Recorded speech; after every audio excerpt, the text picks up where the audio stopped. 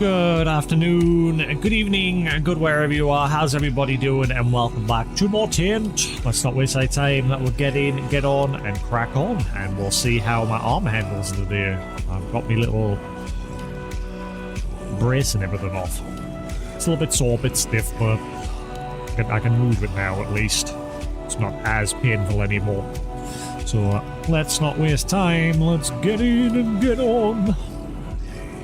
Because I'm going to see Spooderman later. Right, so we've entered this weird, twisted realm where time has pretty much stopped for everybody within it. They can die over and over and over and over, apparently. We're currently investigating what's going on here. This queen of this area has, like, manipulated everyone, and I'm gonna guess she's gonna be the main villain here. Right, and we're helping this nursemaid find all the missing kids.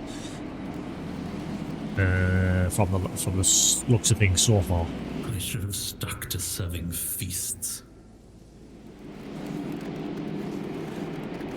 Yes, please.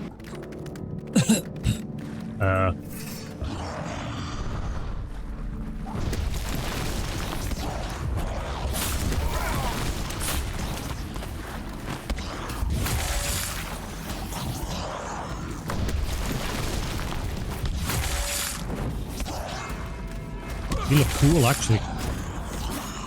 Kinda cool. Ow.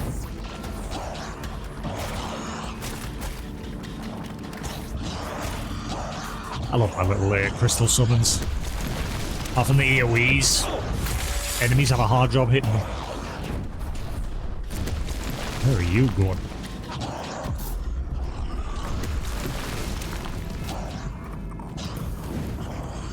Let's just speed up that healing.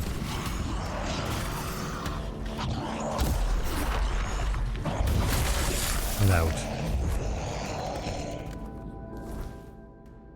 White. Every now and then, someone claims to have barely escaped with their life after encountering weird slime that turned into a white. Such tales, however, are rarely believed, and the self-proclaimed survivors are dismissed as braggarts or drunks. Everyone knows that whites are whites, and weird slimes are weird slimes. Whites are fast and aggressive when approached, and their attacks are difficult to avoid. They are, yet they turn defensive when their attacker gains distance.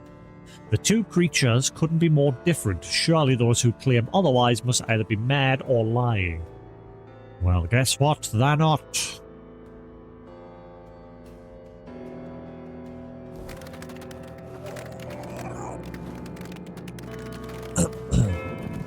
Oh.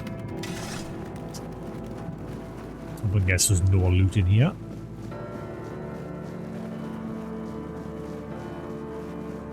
Just a little battle arena.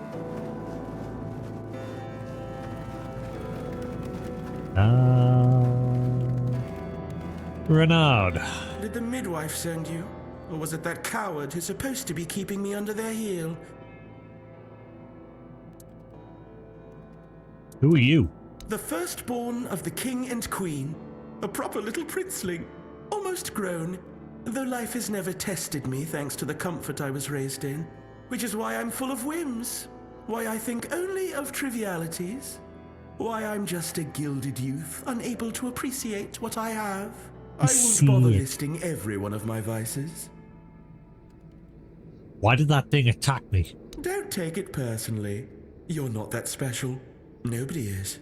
I just wanted you to leave me alone. But as always, everything in this house proves hopelessly useless. Any form of service, flawed and feeble. They lack competence. Next time, I'll find a deeper despair and an emptier void to hide in. Mother won't be pleased with how miserably the court servants perform their duties. She never handled disobedience well. Well then, we can skip pedagogical lectures, as I know you'll force me to return at the end. And later, I'll try to run away again. Actually, you know what? I'm gonna actually prefer playing with controller now. After like last 2 streams playing with controller, I actually prefer that. So I'm going to do that.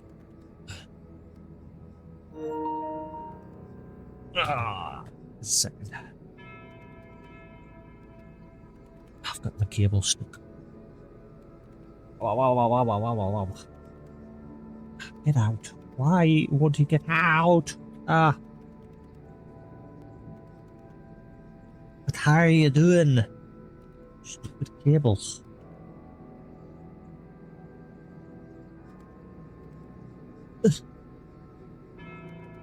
One second. Ow.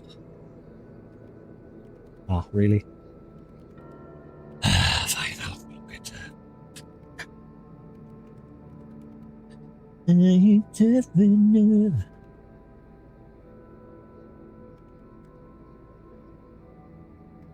Right. Back into that.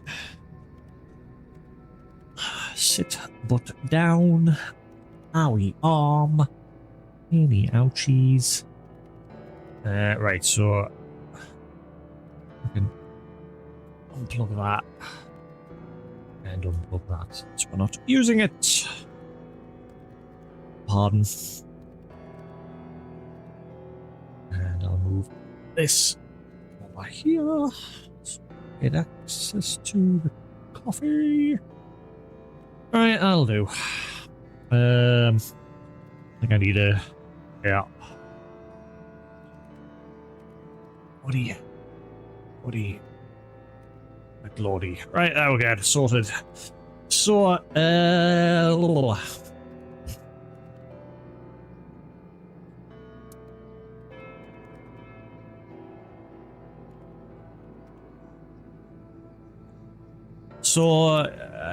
your mother never handled disobedience well. What do you mean? Of all my mother's obsessions, control is her greatest. Everything must bend to her will. That's why I take so much pleasure in defying her. Poor father, letting her trample him like that. It seems a crown on a man's head weighs him down and dulls his mind. The charms of power. Okay. Tell me about your father. They say I take after him. Look closely, and you'll see all you need to know. How pitiful I must be then. Okay.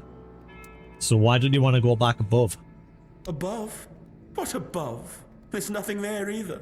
Here, emptiness turns into more emptiness. Nothing begins, nothing ends. The same, over and over again. I'll tell you something.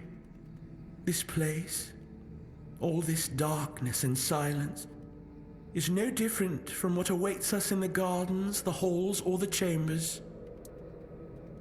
Okay, time to go back to the midwife. Spare yourself the trouble. You don't have to drag me by the hand. I know the way back. The Queen's little lapdog. Phew. You appreciate. You found the young master. Joy, such great joy. I owe you a debt or two. We simple folk, we must stick together. Here, take this. I hope it serves you well. Eternal Guardian Seal. We smacks hell.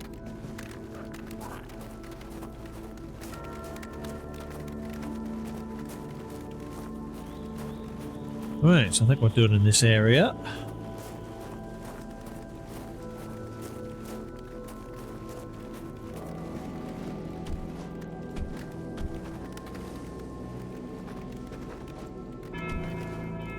This is where that polish, like I said, the one thing that this game lacks is just that little bit of polish, because, look, I'm free to just leave.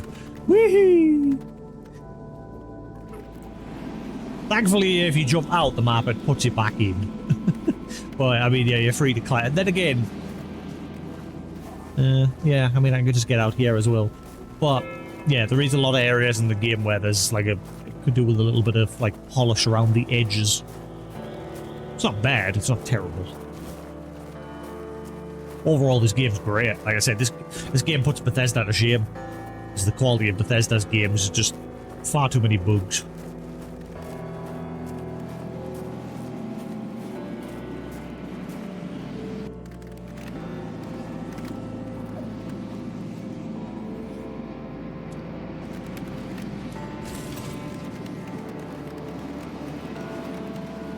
Right, so there's one found. Where did she say the rest was? Basically, I'm guessing I've just got to look for those portals everywhere.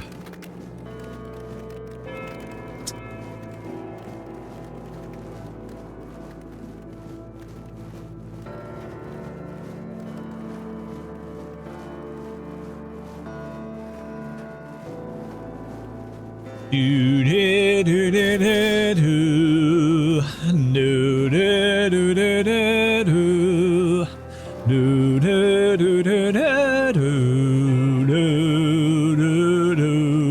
do do do do. I can't wait. I'm going to say Spider-Man. I want to see it in 3D. Like, I don't know why. I just don't like watching them in 3D. But my dad does, so I bought with some 3D glasses and that. My treat. There's a portal down here.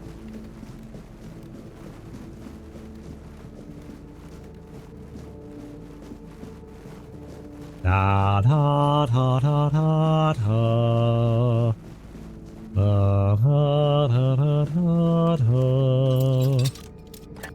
Da da da da da da.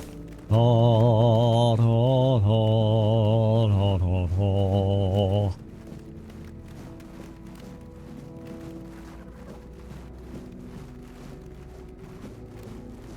Show me the portal to... Okay, maybe they're not all hidden in portals. Why did you kill me? Drowner. I didn't want to. I didn't want to be like that. Who are you? Mum, she used to call me Little Fish sometimes when she was in a good mood. Yeah, so this is the one that was But always in when the bath. she wasn't, she'd call me bastard, misfortune, or mistake. Once, during a bath, I cried that the water was too hot. So she pushed me fully underwater and held me there until I learned. After that, the water was always cold. So she drowned you, basically. Okay, who is your mother? Mama is the most important one. She controls everything. Everything rests on her shoulders. I can't disturb her. And your father? Father. Father is the king, and usually just sits on the throne. Mama always said he was busy, but he just sits there. So she killed him and or brainwashed the husband as well. She pretty much just seized this entire place. So what happened to you after you died? Then I was here, sitting in the water, and I never cried again. Well, there's another one.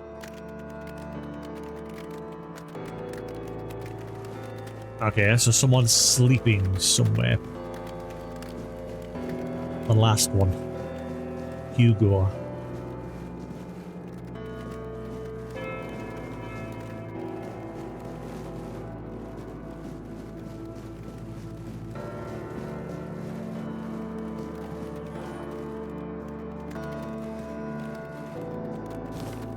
I think he'd be in here.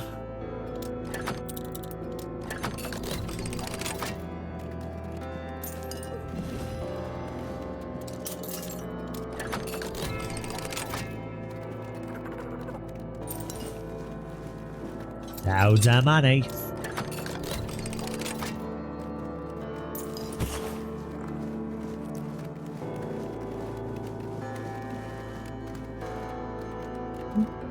Ooh, an origin potion. I mean, I'm yet to use a one to reset my stats, but you never know. Someday, some point down the line, I might try something else. Probably not, but you never know.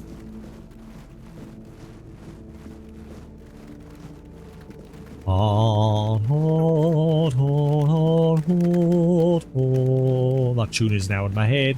I've got the Spoonman. Spoonman! I want a pick and mix! Big pick and mix. Big, I might get 2. So I've got some extra sweets to put in my sweet tube when I get home. Yeah.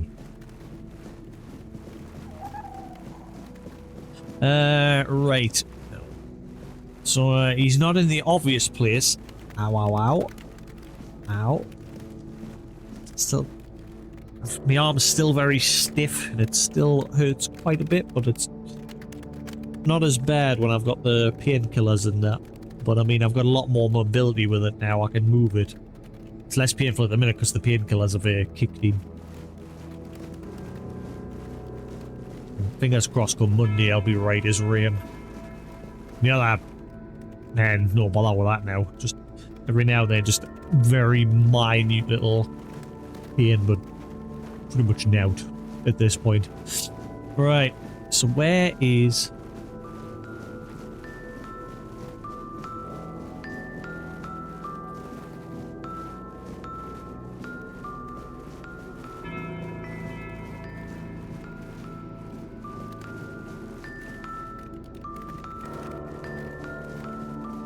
What is with that music? It's only in this spot.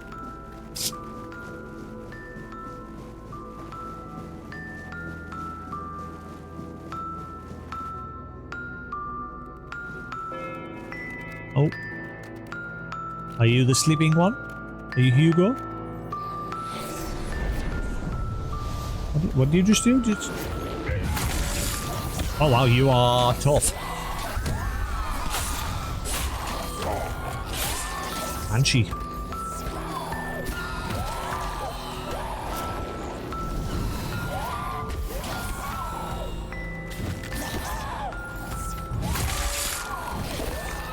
I forgot how you dodge with the controller. La la la la. Got it.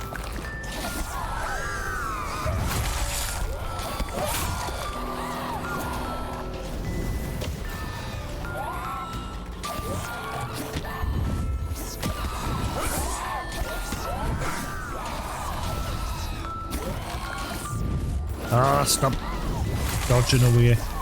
Only I'm allowed to do that.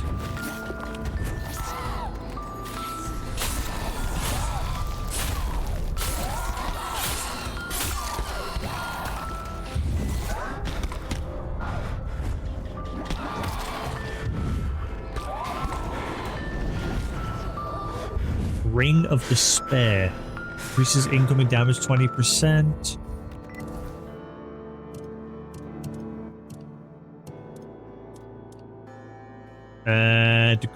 Decreases incoming healing by 75%. Why? Why? I mean, if you want to make the game harder, because the game's not really hard. I mean, the game seems to jump up in difficulty every time I zone to a new area. At least when I came to this second area. But then after you do a couple of quests and kill some people, it just starts to balance out pretty quickly.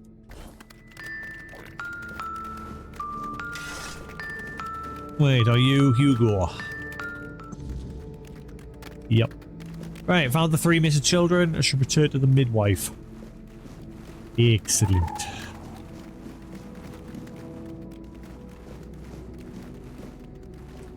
So, what was the story with Hugo? I mean, I got the kid in the bath. That obviously his mother drowned him.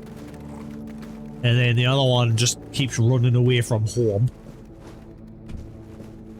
And this one just always sleeps. Was it just that the fact that the... No.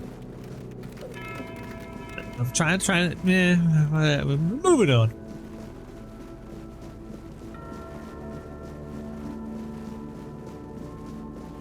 What What was the deal with the despair enemy?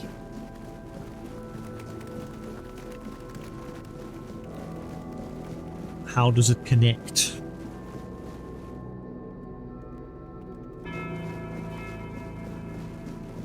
This is the wrong way, isn't it?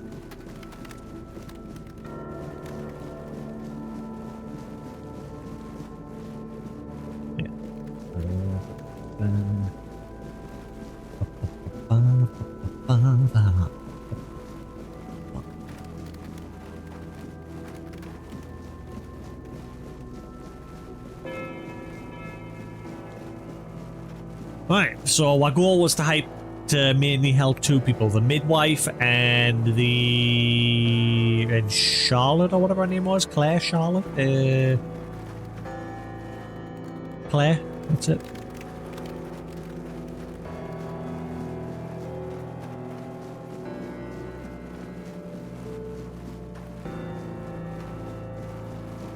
We'll help the midwife now. She wanted to find all the kids that gone missing.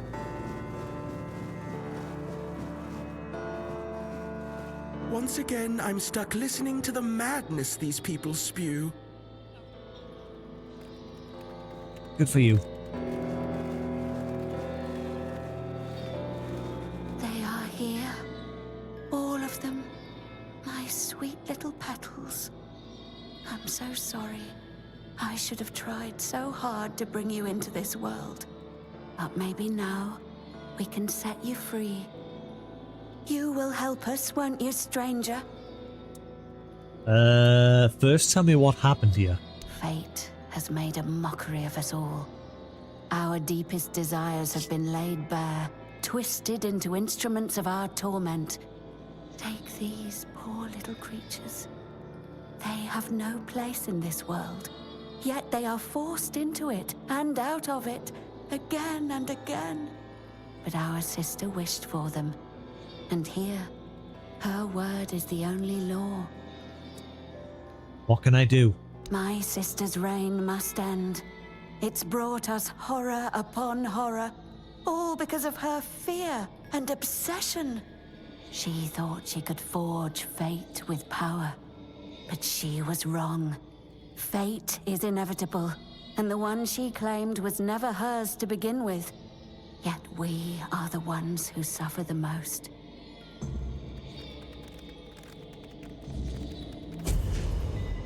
The midwife is one of the three witches and sister to the queen.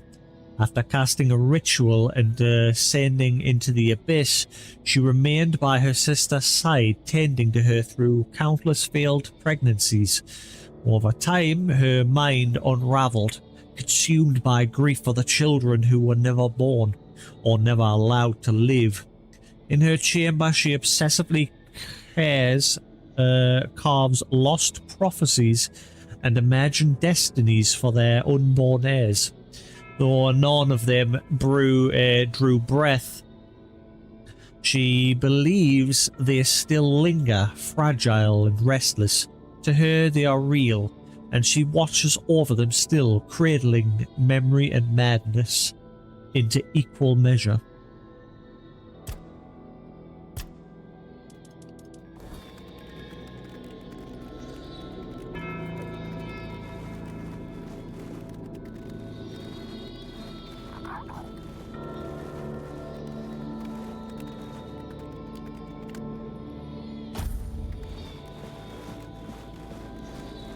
So, where's the others then? How come the other... Oh, there you are.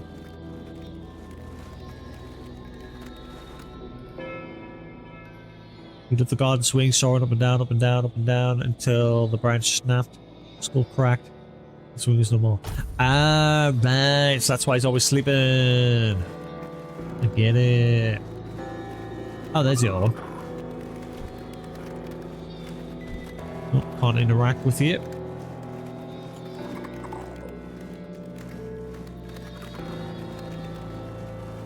Once again, I'm stuck listening. Blah, blah, blah. Cry me a river. Cry me. Alrighty then.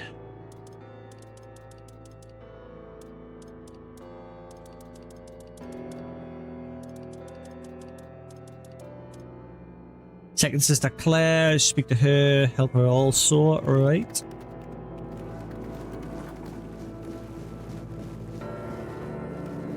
Requires key to chapel. So what was the point in the key that the guy in the entrance gave where he like asked her to kill him so that we could take the key? We did that. What's the point in it? I don't see it helping we're here.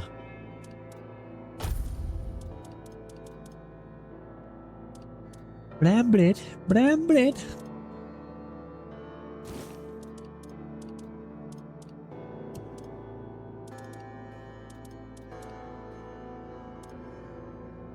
Ow, ow, ow, ow, ow.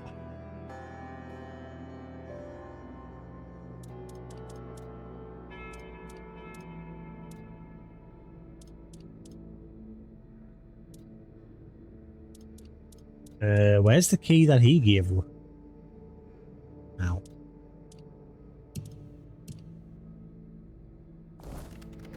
Either way, we're fully exploring this place. Top to bottom. Bottom to top. Loopity loop.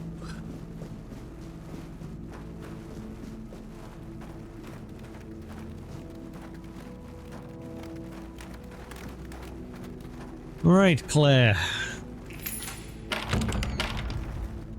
That's a big book. Are we going into the book? I get the feeling we're going into the book. I would like to buy a book. It's like one of the few things I remember from the movie Hocus Pocus. I would like to buy a book. Whatever France. I can't remember the French that she was speaking, but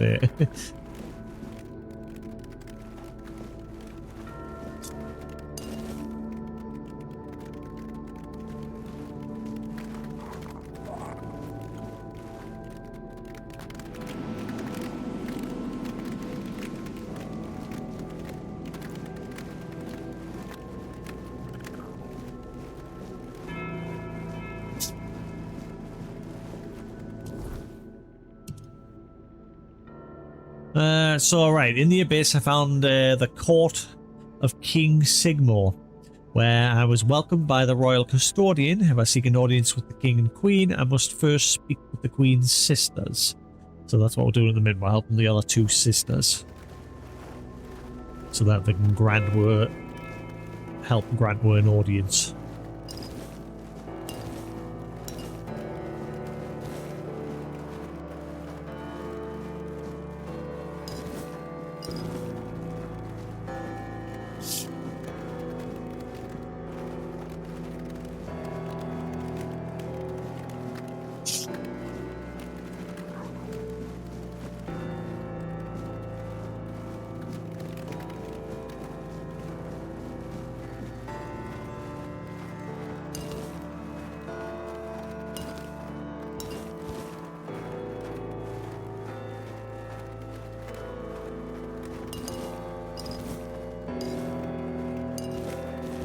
Just food in bookshelves.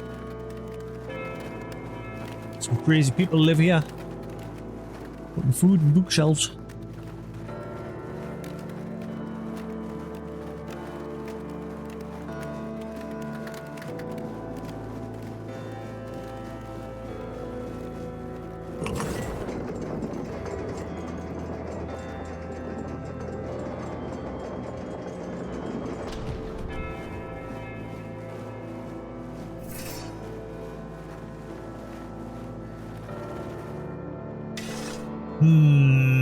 Bet you this picture does something.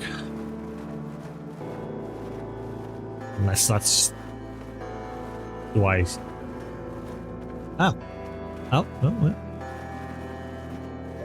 Oh. Yeah, but it still does something.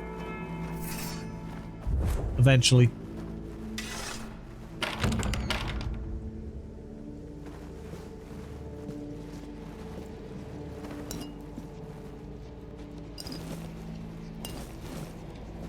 Lots of books.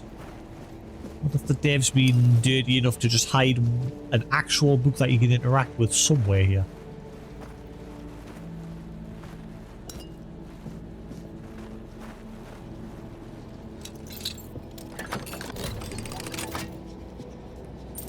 Ooh, diamond. Nice.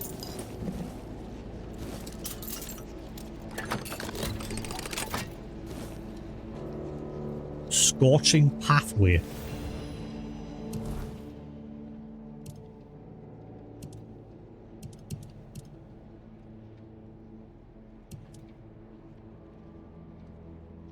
I thought that was worth a lot more. So I got diamond ages ago and it was worth way more than that. Scorching pathway creates creates horizontal burning wave of fire which pierces through all targets, increasing in width and damage through longer charging time.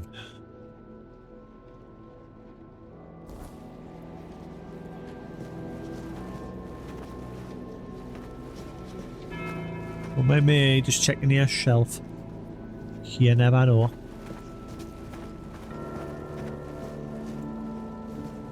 Boss. No, not Boss. Boss in the letters. The letters to Boss, to beloved. What? What letters? These, all of them, I write. How long have you been writing them? Letters to beloved Boss, I write. I'm looking for a druidic tablet. Do you know anything about that? I write only letters to Boss, to beloved. Yours, Claire. Sister has a tablet. Once she had it. Once, sister.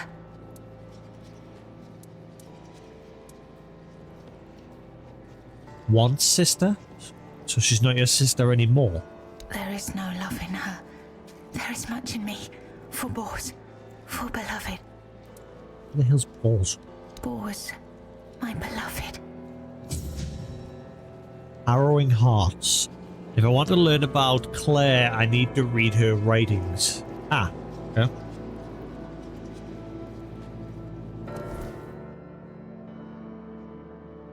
Who is Balls?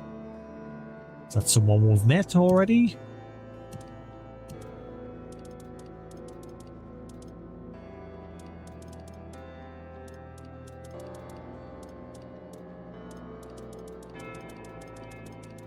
It's the guy that we met at the beginning, is it maybe?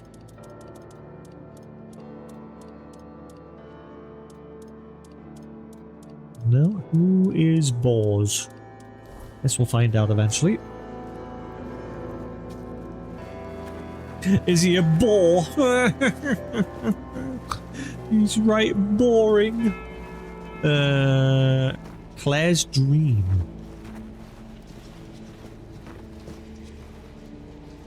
Oh, actually going into it. Ready or not, here I come. Ooh. Once upon a time, there lived a young maiden named Claire. She had 2 sisters, and together they resided in a resplendent castle within a land untouched by the cruelty of time. This is In resplendent? Unchanging The realm, shithole. Oh. there was neither the sorrow of endings nor the joy of beginnings. No sunrises, no sunsets, and no seasons to mark the days. Such was the design of the eldest sister, whose insatiable hunger for control bound the kingdom in eternal stillness. She hoarded love and devotion as a dragon hoards treasure. Yet for all her power, her heart remained empty, cursed to feel nothing for eternity.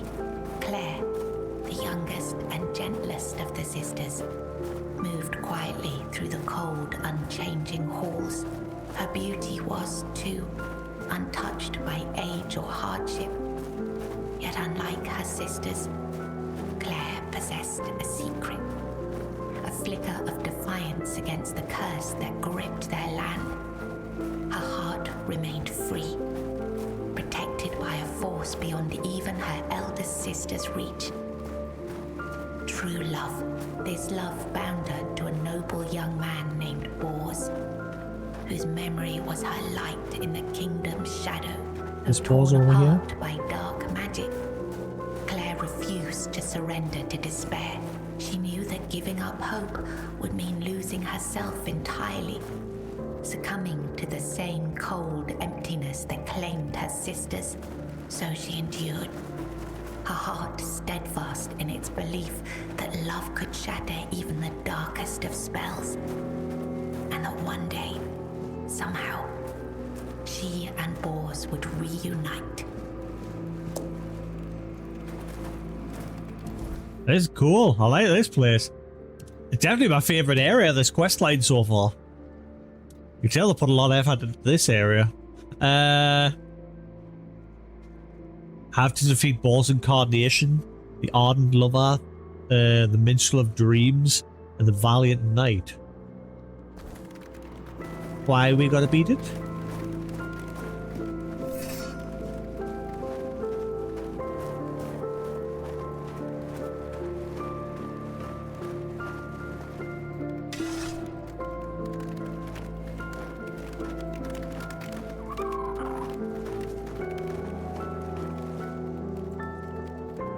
Long ago, there lived a maiden named Claire, fair of face, gentle of heart, cursed by her cruel sister to remain imprisoned in a high tower, forbidden to step beyond its walls or look out of the window. She spent her days weaving a tapestry of the outside world, a world she could glimpse only through the reflection in an enchanted mirror. Yet Claire dared not lift her eyes from the loom, for the curse was absolute. If she ever stopped her weaving to gaze out the window herself, the fragile thread of her life would snap. One day, the mirror revealed a grand procession on the road below. Among them rode a knight clad in gleaming silver armor, a sapphire cape following behind him. His warm eyes and copper hair struck Claire's heart with longing. Unable to resist, she rose and stepped toward the window for a glimpse of the gallant knight. The moment she moved, a terrible pain gripped her chest and the mirror shattered. Claire, knowing the curse had claimed her, fled the tower. She reached the road just as the procession passed, grasped the knight's cape, and collapsed. Sir Bors turned at the sudden tug, leapt from his horse and caught her. Her breath grew faint, and she whispered, "Do not grieve, for I am glad to have seen you, my knight." With those words, her spirit departed. Sir Bors wept bitterly, for never had he seen a maiden of such beauty and grace.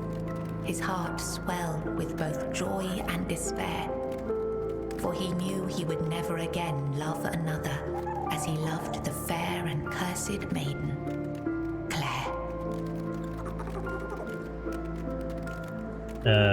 What?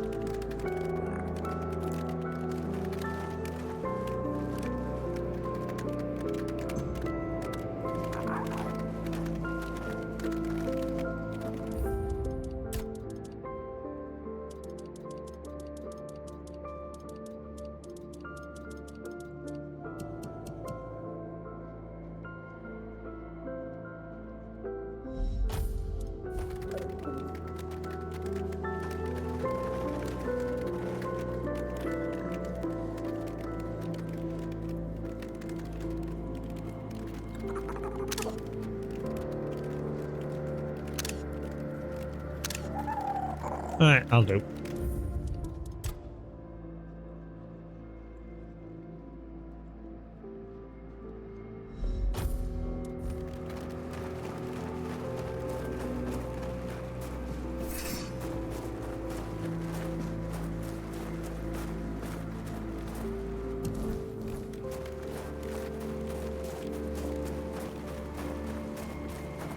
How far away is this one? Let's go for this one.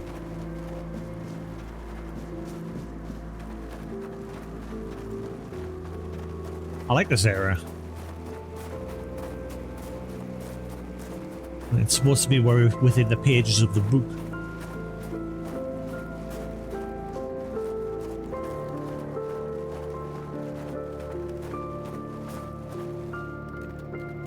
Claire's dream. It was the height of summer when young Bors first laid eyes on working in the fields, his skin bronzed by the sun. He paused as the sound of hooves drew near. A lone maiden approached, her hair shimmering like spun gold, her cheeks rosy and her waist snugly drawn into a spring green corset. While the other peasants bowed their heads, Bors stared unabashedly. Sensing his gaze, the maiden turned sharply, startling her steed. The horse reared and she tumbled from the saddle, straight into Bors's waiting arms. Their eyes met, and in that instant, the maiden felt herself lost. A warmth bloomed upon her cheeks, but a deep foreboding stirred in her stomach, for she knew there would never be another man who could claim her heart so completely. From that day forward, she rode past the fields daily, offering Bors water and sharing quiet moments beneath the shade of a willow tree. Days stretched into nights, and the two surrendered to love. But one day, as the maiden passed the field, her beloved Bors was nowhere to be found. She waited beneath the willow until darkness fell and reluctantly returned to the castle. The next day, and the one after that, she returned. But Bors never did. Summer turned to autumn, and the maiden ceased her rites. She withdrew into the shadowed stillness of her tower, her heart heavy with unending sorrow. Unbeknownst to her, Bors's bones lay bleached and brittle beneath the sun, hidden in the very field where their love had bloomed. For in Sagramor's kingdom, no crime was graver nor punishment swifter than love. So is this like are we playing the role of the person that killed him here? Because obviously we fought him and he's now in the field dead. Made sense with him, but not the knight, because the knight didn't die in the story. Confused.com.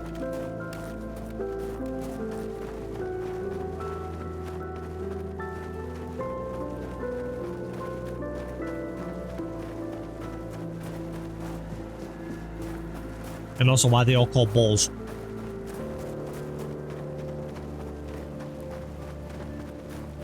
Beautiful dreamer. Blah, blah, blah, blah.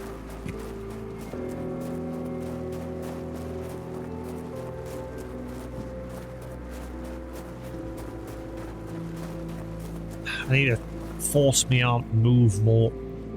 It's one thing, like, obviously it's still a bit sore. It's not terrible anymore. I'm not getting really bad pain like I was. Sometimes I'm lying in bed at night, I do.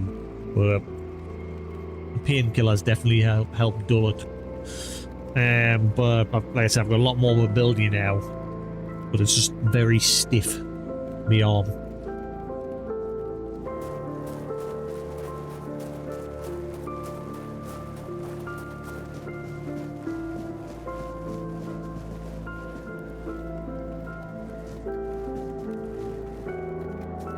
In the days of King Sagramor, there was a wandering minstrel whose songs were full of beauty and sorrow. Among his melodies, one bore the weight of the ballad of a lady named Claire. Claire, a noblewoman of unmatched grace, had been betrayed by her jealous sister, who sold her to a rival lord for power. Locked in a distant tower, her pleas for rescue went unheard. But Bors, who had once sung for her in her father's court and fallen deeply in love, learned of her plight and vowed to save her. He journeyed to the castle where she was held and sang beneath its mist-shrouded walls each night, hoping she might hear him. At last, a faint voice joined his song. Claire, her spirit unbroken despite her captivity. Determined, Bors devised a daring plan. Each evening he sang in the castle hall, lulling the court into an enchanted trance. When the moment was right, he slipped away to free Claire. Together they fled through shadowed halls, hearts pounding with hope. But as they reached the forest edge, disaster struck. The alarm was raised, and the guards gave chase.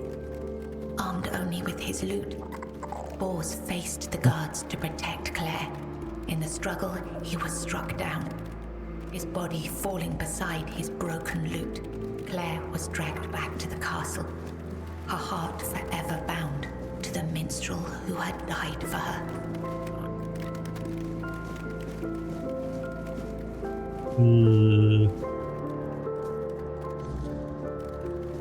I've managed to defeat all Bors incarnations. I should return to Claire.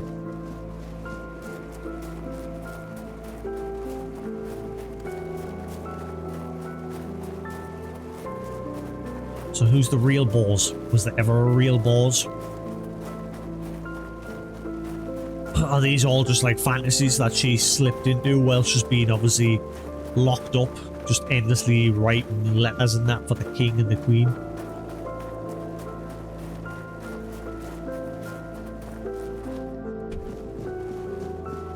Goodbye, cool little world. Cool place.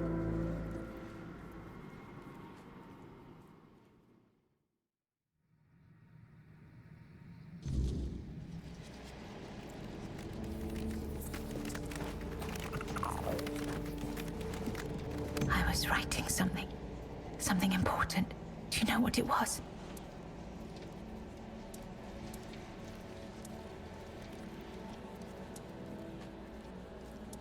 You were writing love letters to Bors, don't you remember? Yes, Bors, my former lover. I have fond memories of him.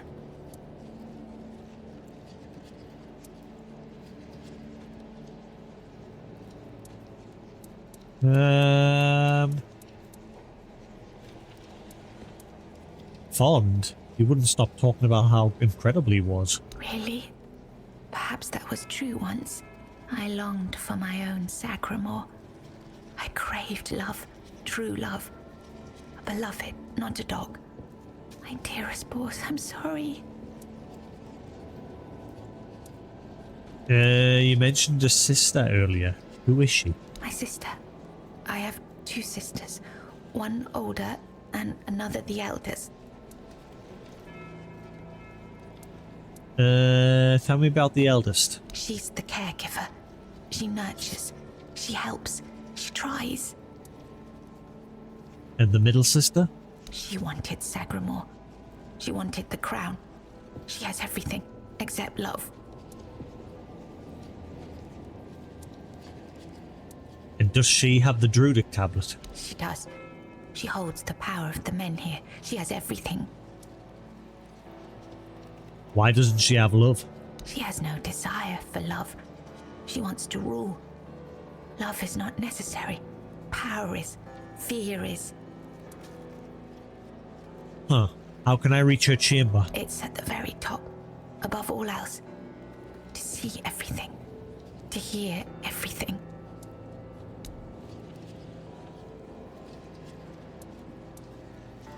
By the way, where did I just go? Here.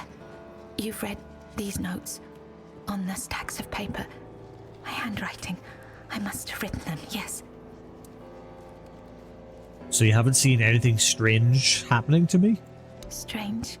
No, I'm sorry. Enough. She sees all, hears all. Her arms are long. They're everywhere. Go now, go.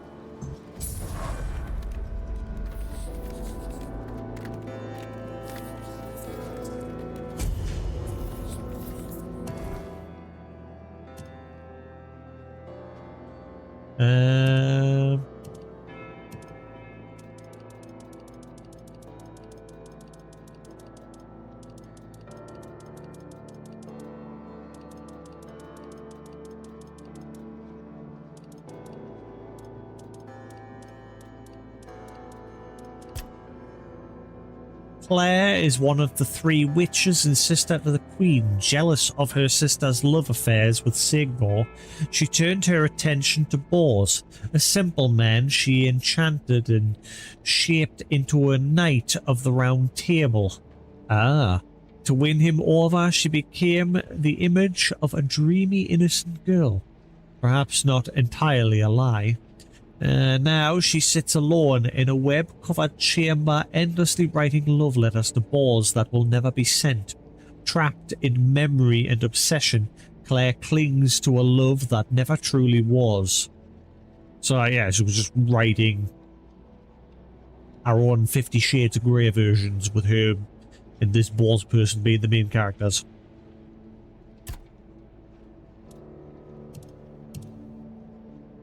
Right, so I've held both the Queen's sisters. I should speak with the custodian.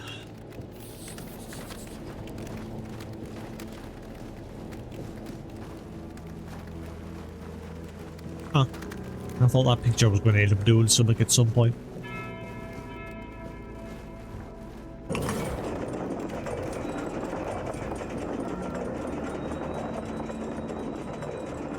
Oh, he's back. Hello again, my lord. Are you ready for your audience with the king and queen? What will it be like? Nobody knows. The king and queen haven't granted an audience to anyone in years. All these poor, lost souls will never get their turn. Only Stygander and I are aware of the passage of time. The rest are stuck, frozen in the moment. But we're not allowed in the throne room, so we have no idea what's going on with the king and queen. If I were you, I'd be sure to mind your manners and follow every order, for your own safety. Okay. I'm going to turn my fan off because it is a bit too cool.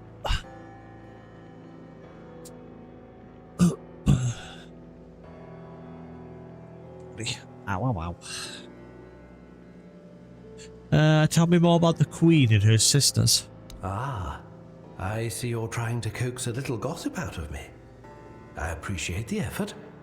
You're the only one around here who can hold a normal conversation. Not many people know that the three sisters are Bandrui, female druids. Interesting, isn't it? Not all druids allow women to engage in their noble profession. They didn't care, though. They did their work, and they did it well. One day, they delivered a prophecy to Sagramore, telling him he was destined to be the next King Arthur. Our king took their words to heart, and made one of them his queen. The other sisters helped the queen maintain the kingdom in its current state. It's not for me to say whether it's right or not. I know my place and the role I've been given. Okay. What about that other door? There was a door into the chapel. I'm as ready as I'll ever be. I'd like to enter. As you wish. Here is the most precious of all keys. It will open the doors leading to the throne room. Oh, and you might have an occasion to see the royal chapel. Ah. Please, don't forget us. Damned for all eternity. Okay, the Queen's sister, the custodian gave me the chapel keys. My way into the throne room. Okay, so what about the door that was back in the main entrance? There was another door back in the main entrance.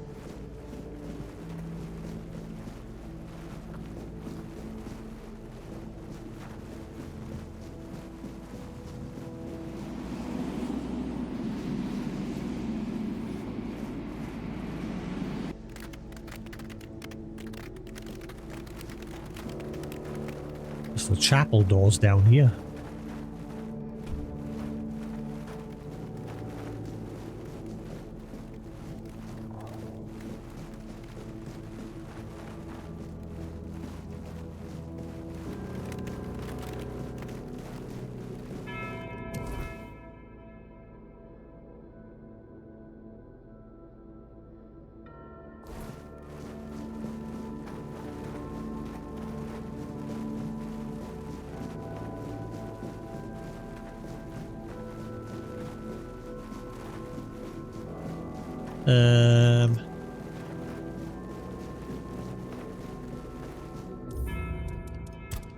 Let's see.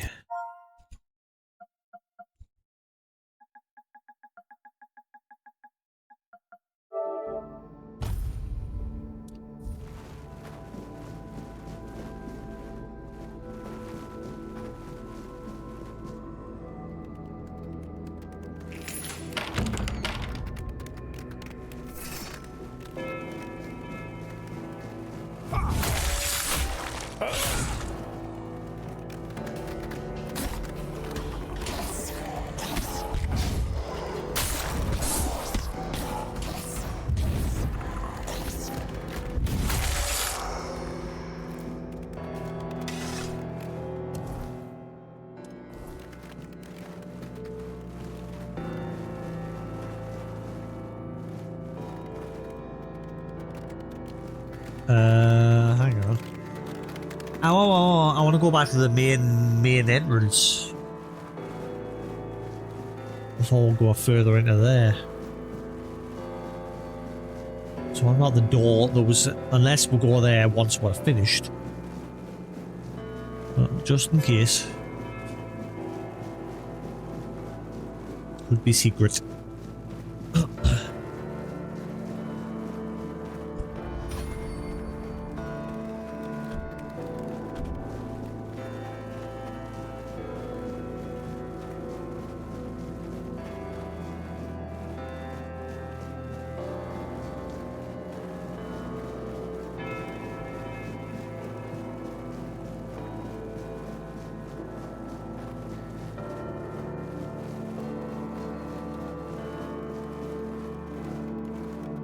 Yeah, what about this door? Unless this will just open once we're leaving. I don't know. Can't think of any other doors that I can access. Oh well, never mind. At least we checked.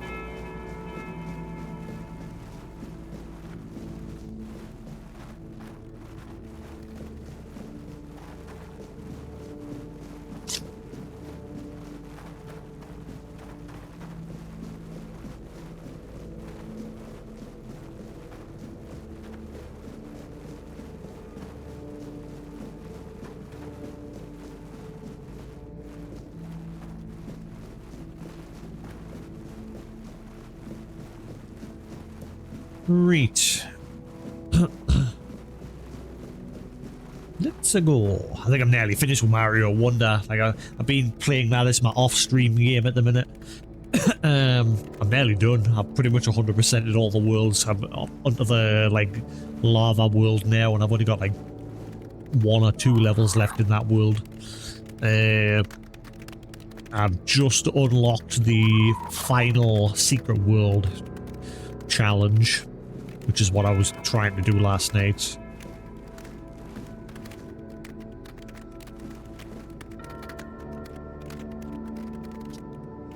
Era of change. You have been noticed. I was chosen to extend you an invitation to speak. But first, you must let me show you something beautiful. The mycelium. Do you agree? Who are you? My role in all of this is insignificant. I am but a small part of the greater whole. Ow, ow.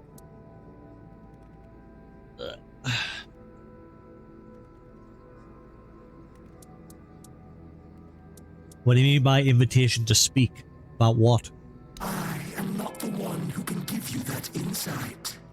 You will learn everything during the conversation. I promise that nothing will be hidden from you. Fine, show me. Splendid.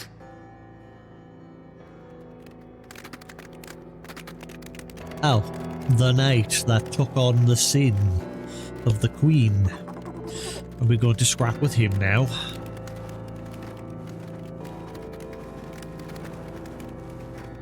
Strigander.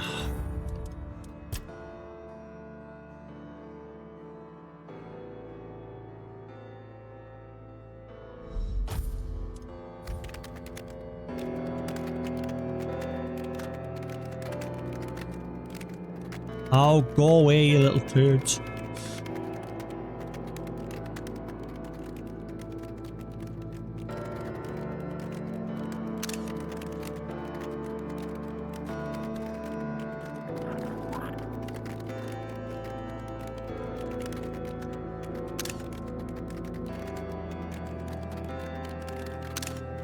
I'll do.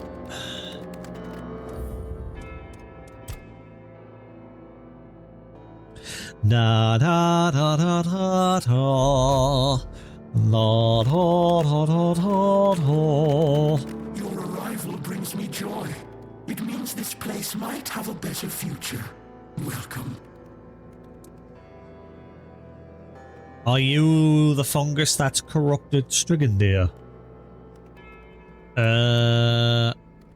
What or who are you? The true natural order, balance, death and life. We have lived together since the dawn of time. Regardless of the decision you make, I will still be, in one form or another. What do you want? Your arrival has sparked real change in this place. For the first time in centuries, I have no doubt this change will only deepen. But I want you to understand what you will bring about. The curse of this place will be lifted. However, with its disappearance, all the inhabitants of this place will die against their will. There is, however, an alternative. Tell me more about this alternative. You will go to my home, the place that is my core, and you will take a part of me.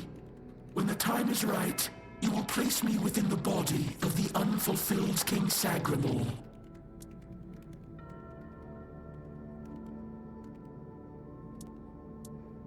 And what will happen then? I will take control of this place through the bodies of the royal couple. This is the only way it can be done. The king and queen are inextricably linked to the origin, the present, and the potential future of this place. They must have a part in this. My growth will be slow, but eventually I will encompass everyone. The new kingdom will be a common good. Right, so it's basically that zombie shroom, zombie fungus that in real life attacks ants and things like that. And it basically zombifies ants, takes control of them, forces them to like walk into like tall grass areas or into tall brush, and then forces the ant to climb up above, and then the ant basically dies and it spreads the spores of this fungus from its higher position so that anything below within the area it spreads, infects them, turns them into zombie ants. It's a real thing, and I've always wondered, imagine if that thing like evolves to the point where it can actually affect us. I don't know if scientists are still messing with it to this day, but there's videos about it on YouTube, like from like I think Arthur C. Clarke and a bunch of other people did documentaries on it years ago. But yeah, there's plenty of like old documentary videos on YouTube about it. It's this fungus that pretty much, you know, the Pokemon Paris, Parasect, they're basically a representation of that as well. Especially when it turns, hey Lou, how we doing? Especially when it turns into Parasect, because that's when the fungus is like fully took over it. Yeah, pretty much like The Last of Us as well. The Last of Us is basically, yeah, that fungus, instead making the jump to humans, instead of just ants. So what if I choose not to do it? I cannot force this decision upon you. I am not able to threaten you, nor do I wish to. But after you complete your task, this place will die with all its inhabitants. That is all. No more, no less. So then, what is your choice? There will be no other opportunity for this conversation. I don't want to strain Sir Stegander's body for too long.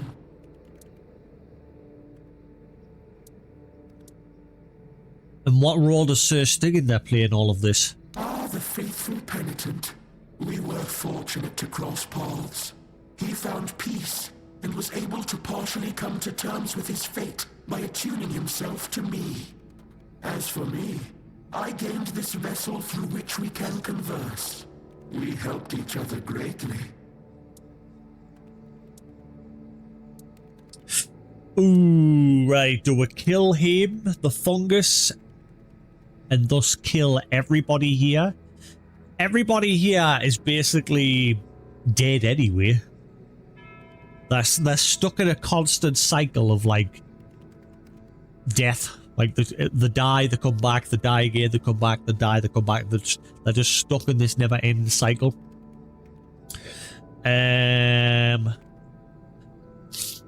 So what is the Queen's role in all of this? What's the deal with her and the tablets? And then, obviously, we've got this fungus thing that's taken over everything. So how does it all connect? We're missing some bits here, and yet we're being made to make a choice already.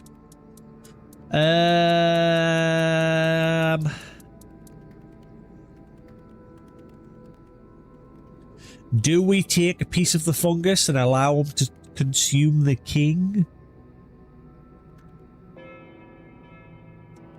And we've already learned that the king just sits there on the throne doing nothing, like he's already pretty much dead from the sounds of things. Huh. Do we allow this thing to spread or do we kill it? That is the question.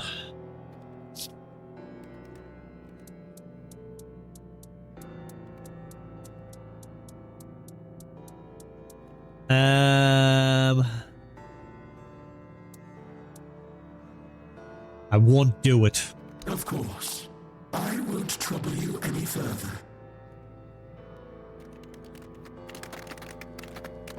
Ow. Fuck. I thought we were gonna fight. I wanted to fight. Damn it.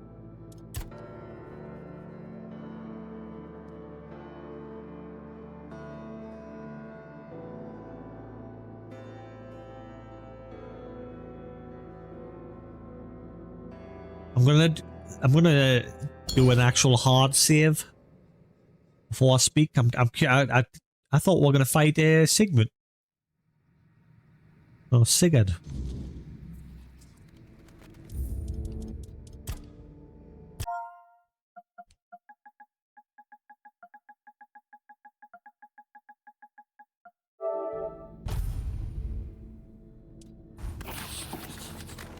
Okay, just in case. The trigger. You're but I want to occur. There. You and it. I cannot force this, but I will keep my good sir. As for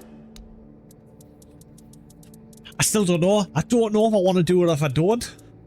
I'm curious what happens if I do. But I kind of want to put everyone out their misery as well. Like they're stuck in this never-ending cycle.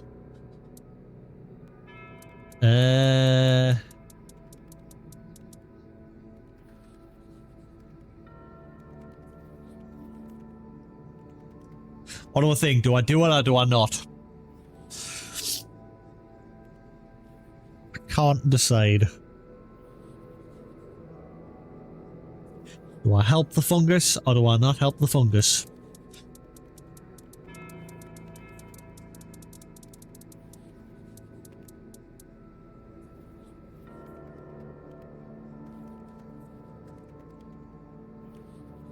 Oh, got some coffee on us.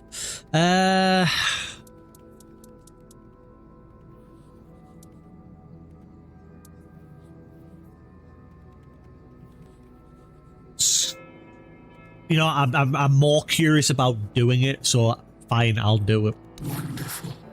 When the moment comes, plant us within the king's breast. Let him finally rest. We shall take this place. Thank you, on behalf of the inhabitants of this place. Optional, if I want to offer the kingdom new fate, I must... hang on. I must infect the king's body. I aided the queen's sisters. Okay.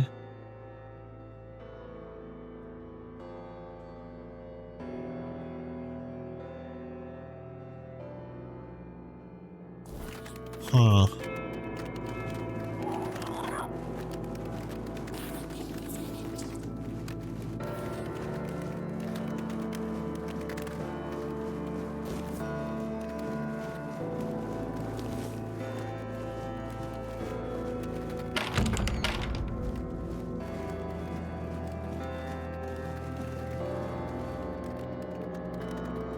Nah, my bike's still at work because my arm's it's better, but it's still.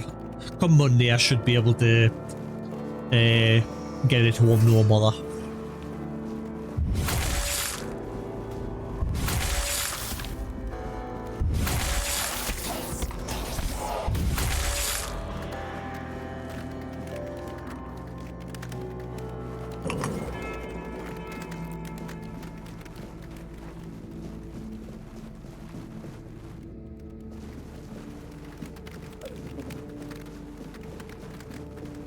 Okay, so where does this take us?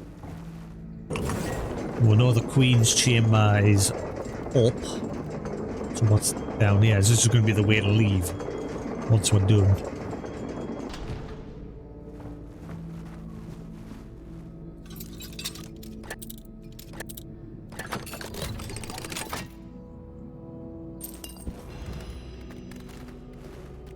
The hollow core.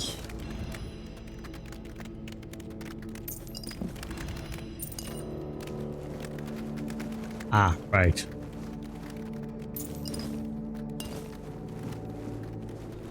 So, yeah, looks like this is the way we're going to leave eventually. We can't do it just yet.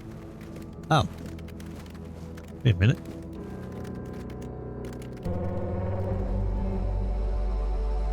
Wait, hang on. Hang on. Hang on. Hang on. Hang on. Hang on. Hang on. Hang on. Hang on. Hang on.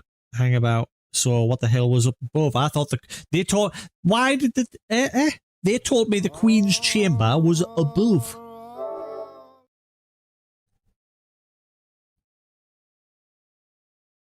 I thought that's where they meant the throne room was. Son of a dinghy.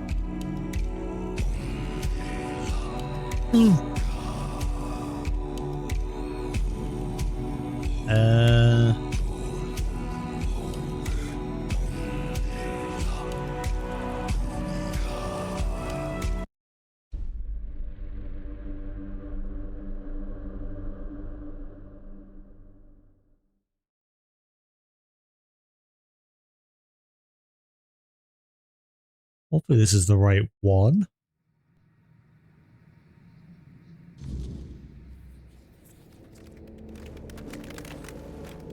Right, yeah, cool.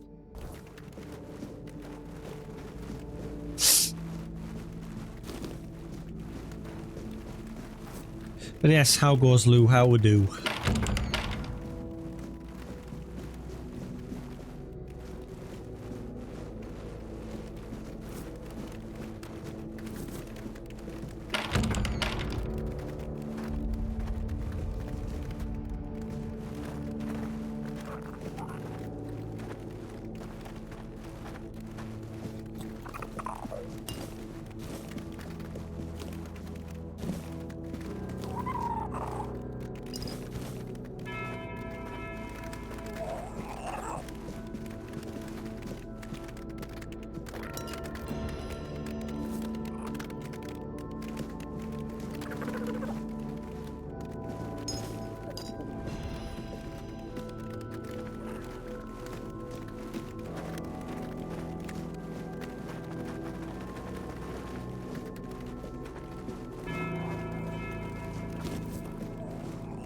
Oh, this place looks fantastic. Okay, I see journal entry 1. Number 2, sorry. So where's number 1?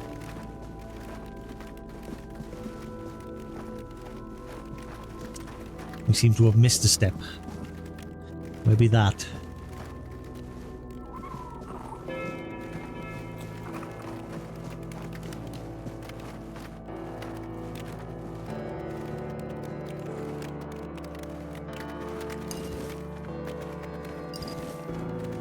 I don't see volume 2. Sigmar's Dream Journal Part 1. Part 1. The Bandrui stand at the crossroads, their eyes hollow, their hands red. One weaves, one cuts, one watches. So is that the 3 sisters?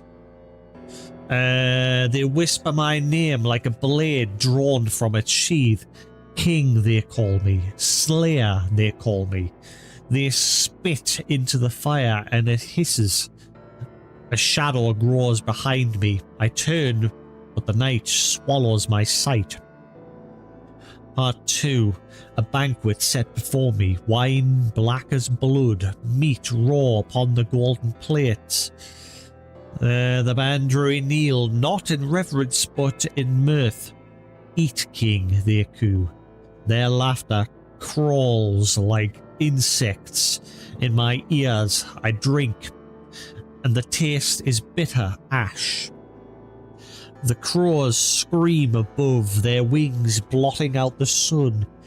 The youngest smirks, a feast for kings. The second tilts her head, but not for you. The eldest bares her teeth, not yet. Okay. Part 3. I walk barefoot through a river of swords. Bandrui stand upon the bank, their lips stained with prophecy. Step lightly, king, the eldest warns. But the water rises, my reflection does not follow. It lingers, watching, waiting. 1,000 hands reach from the depths, grasping, clawing. No man may claim the throne uncut, they whisper. I wake, fingers slick with blood.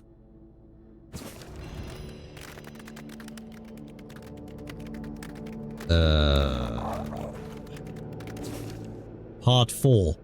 2 crowns lie before me, one of ivory heavy with war, the other of bone light as breath. The Bandrui circle, their voices weaving fate into the air. Which will you wear, king? My hand moves to the iron, but the bone shifts, creeping towards my brow. Choose quickly, for the wind carries whispers of usurpers. The moment lingers, stretching, breaking. 5. I sit upon my throne, but it is made of roots, binding, twisting, growing through my ribs. The Bandrui hum, hands raised in mock benediction. A king must be the land, and the land must take its due. My voice is hollow when I call for my sword. A crown of briars tightens, and the throne whispers, not yet, not yet.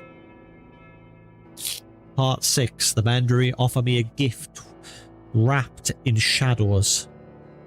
A blade, a crown, a shroud. Their eyes gleam, knowing I take it. And the world shudders. The ground opens and I fall into mist, into darkness, into prophecy made flesh. Their voices rise, laughing, lamenting.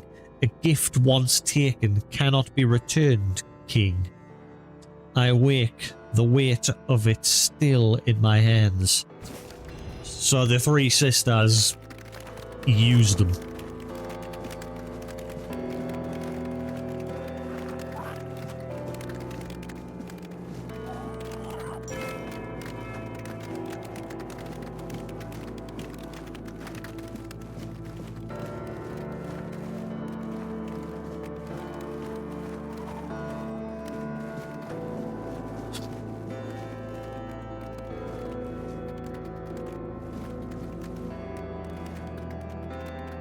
not creepy at all.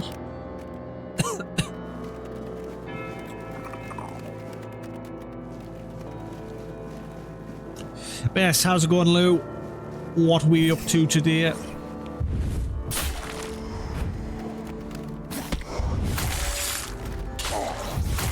Ow.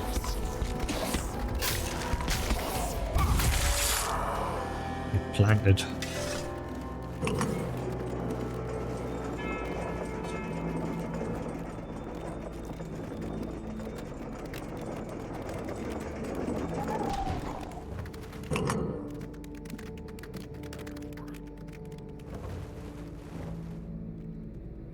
Is everything running alright? Is the video and audio fine? You hear me fine? We all good?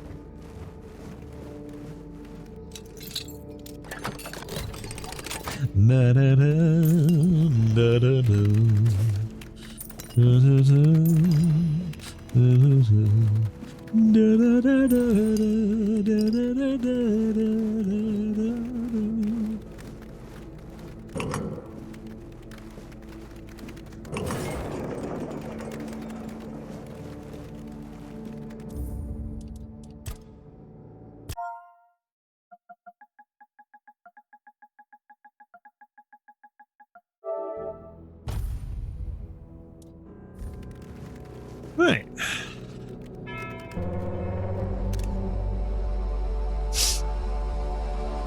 Well, there's the Queen.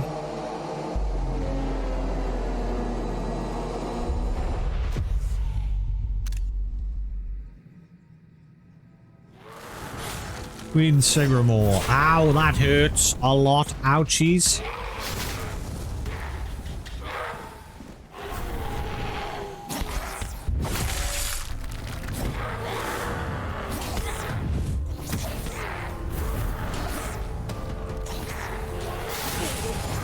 Holy crap! You do some damage. Omle do some damage.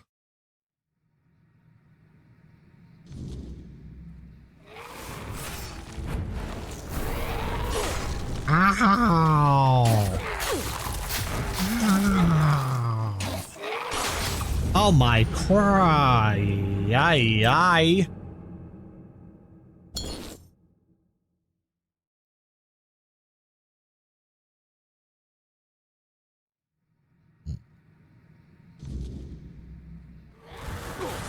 I dodged to the side. What the hell? Wow. Good job I did a manual save just in case. I mean, now that matters, we're stuck here. We can't leave. Because I can't set a bonfire or anything.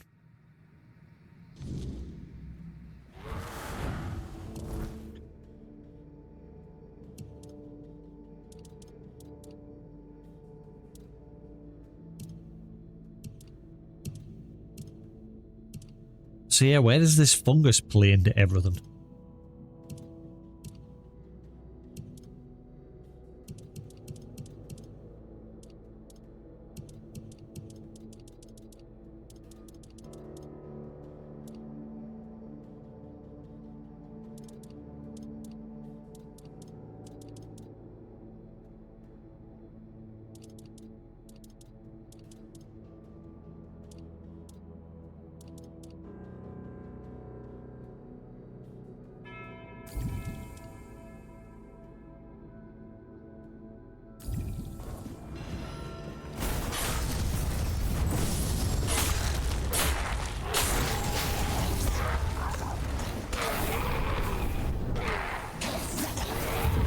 And you move a lot.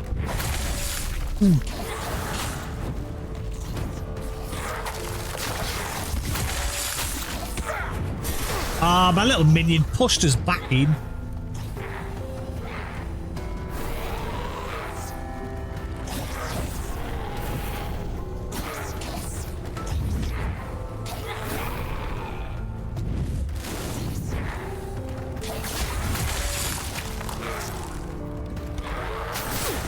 Ow.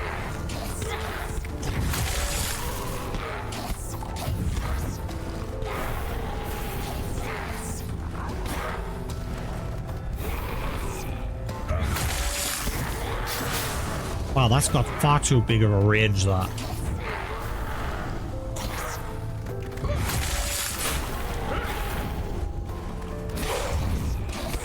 Move.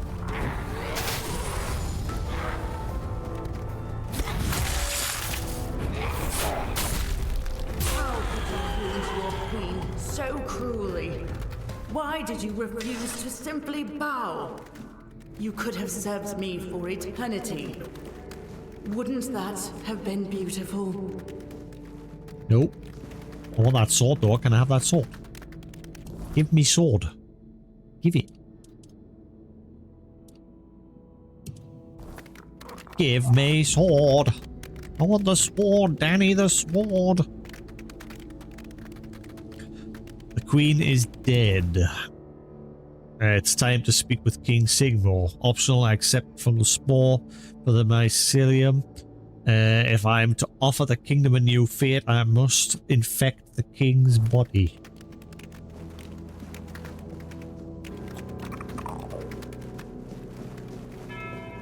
Alright, yeah, so this is the door back to the main. Okay.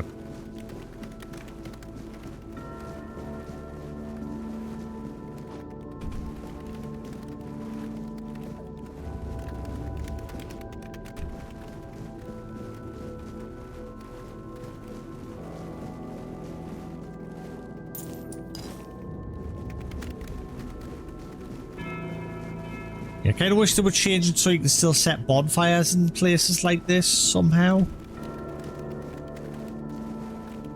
So we're gonna level up.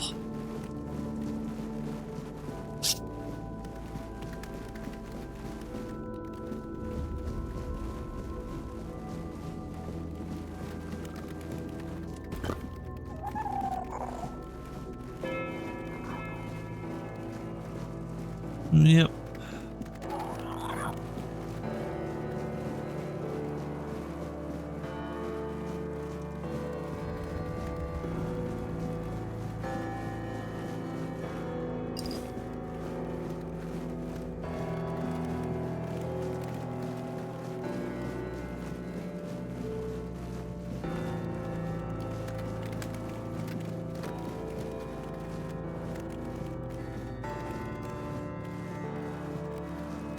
Ah, there we are. Spectral sword.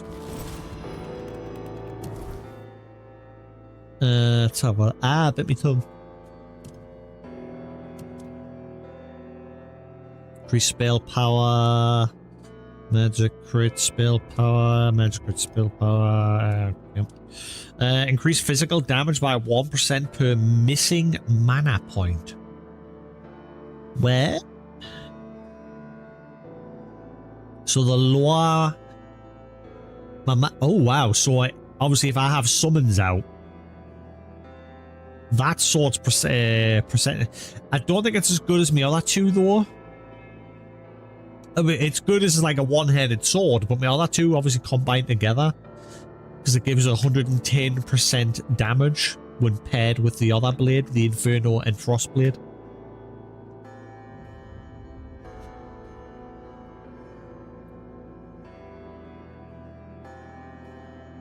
So I wouldn't say the Spectral Sword's better. I mean, its base damage is way better. But the percentage damage to boost it, on the other hand, I don't know. And it's two-handed. I just noticed that. Meh.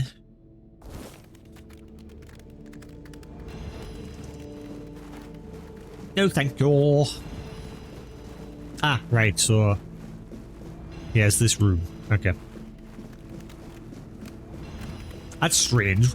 We came in through there, and yet it loaded over that way for the fight and everything.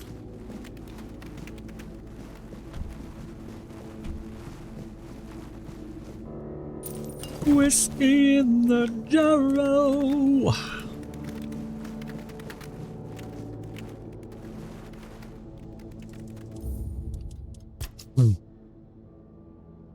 Atop your throne of thorns, you sit.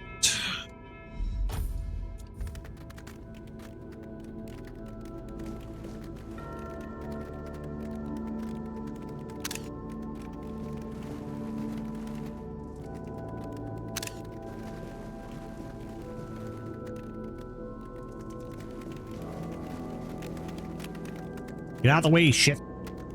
Go away.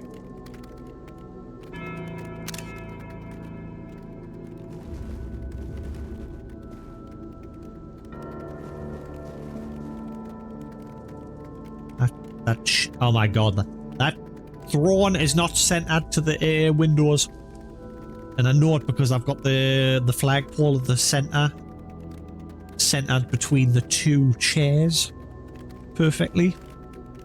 But look at the top point of the flagpole; it's not like centered to that stained glass window at the back. Devs, fix it. What's it do?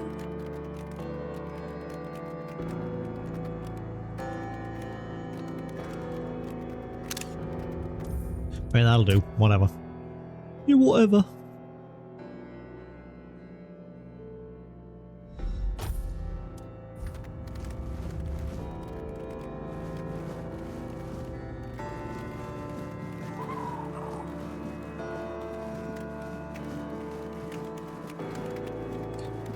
Gone. Is she? Gone from one eternity straight into another. Oh, how I wish we'd had one more day. A proper one. Marked by the sun setting on us forever. Once, I dreaded it. The relentless passage of time. And now, all that's left is tomorrow, and tomorrow, and tomorrow.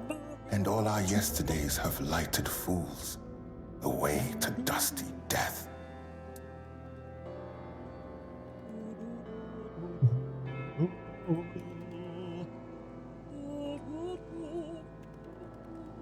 Are we? No.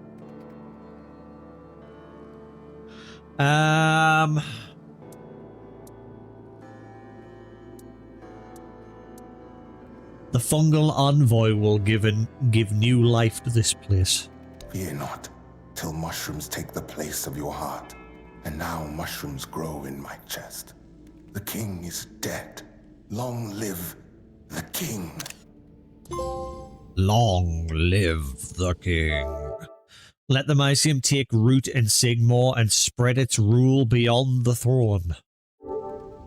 So what happens now? Now it all ends. The lofty dream, the endless torment, and the fruits of our vanity.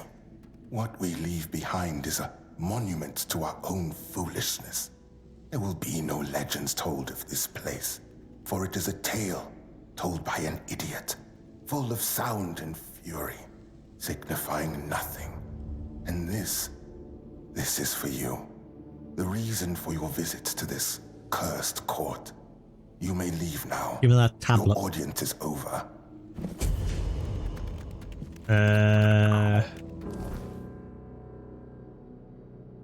Sigmar's Abyss, subterranean realm once ruled by King Sigmar of House Tarian, now lost to time and legend. According to tales, the king vanished with his court after consorting with druidic sisters who prophesied his rise. Their magic sank his stronghold beneath the land, sealing it from the world above. Entry to the Abyss lies at the bottom of the lake near Connacht, where ancient wards once barred the way. Since the seal was broken, strange creatures have emerged from the depths, and rumours of a forsaken kingdom have begun to spread.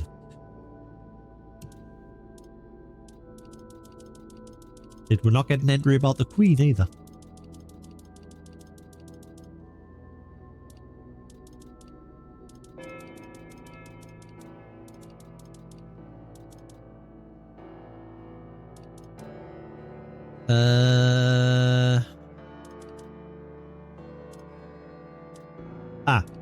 Queen Sigmar, one of the Bandri, non-wielded subtlety so cruelly as the Queen, wife to King Sigmar and architect of his fall. Once a druidic witch of quiet power, she bound herself to Sigmar after his rise, trading whispers for a crown. In time, her hunger outgrew his. When the castle sank into the abyss, it was her spell that sealed it, transforming ambition into isolation, conquest into control. She rules now in the shadows and stillness, sovereign of a private realm no army can breach. None of her children survived infancy or youth, their deaths surrounded by strange omens and silence that even her sisters refused to speak of.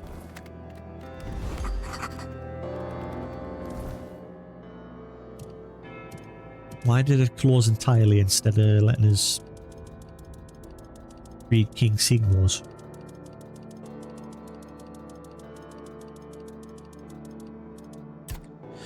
King Sigmar, born into the Tarian lineage, Sigmar was a northern noble, prophesied by 3 witch druids to become the second Arthur. Entranced by their vision, he abandoned his first wife and son, marrying one of the witches. When Camelot challenged his claim, the witches cast a powerful spell, plunging Sigmar's castle into the abyss to shield him. Manipulated by his new queen, Sigmar believed his way. This was to secure his future as Avalon's rightful ruler, although she sought only to reign over her secluded domain. So, yeah, in fear of Arthur and his reign, Camelot cast a spell to isolate this place outside of time and... Okay.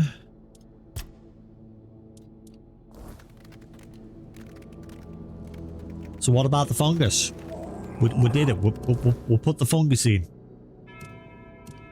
There's nothing going to happen with that. Just, that's it. Cracked Menhir Rights Tablet. Half of the Menhir rights granted by King Sigmar, it pulses with a strange lingering power.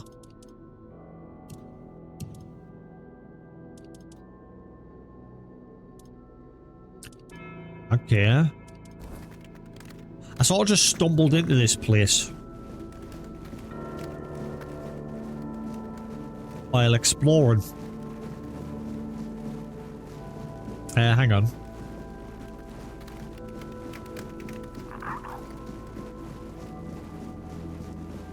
You have saved this kingdom from oblivion. You have saved this kingdom from oblivion. Okay, so it's already took over. Is it going to have some sort of knock-on effect in the... back in the normal world? Ah, see, this door's now open as well.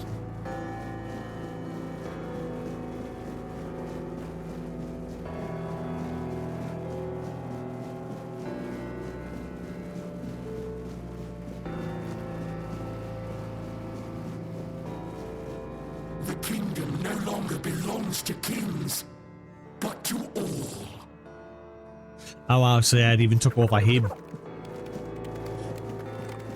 Okay, so what if I like go speak to the other 2 sisters?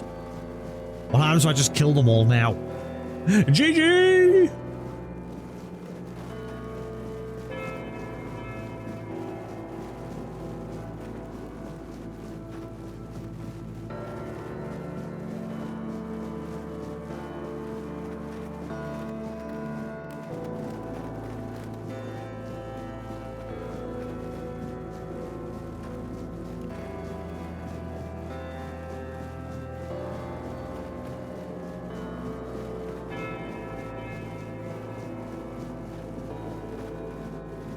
No hunger, no pain, just life in its purest form. We must grow.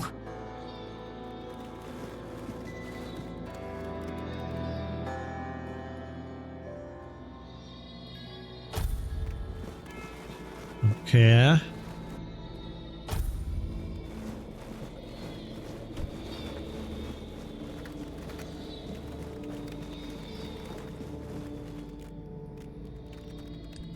How do I get into the other sister's room again? I forgot.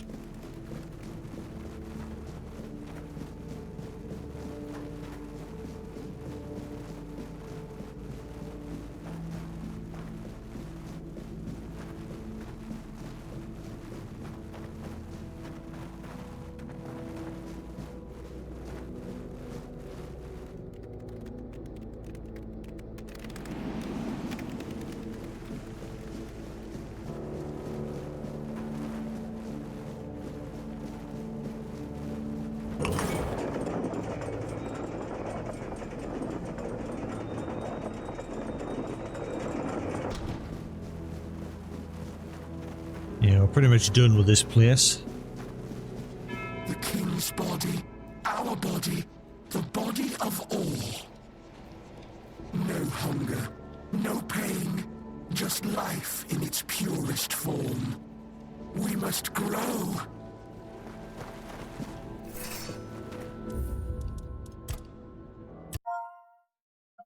I'm curious.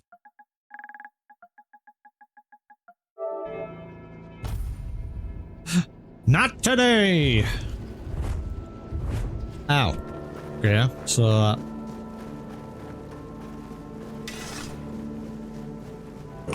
I can't get rid of them?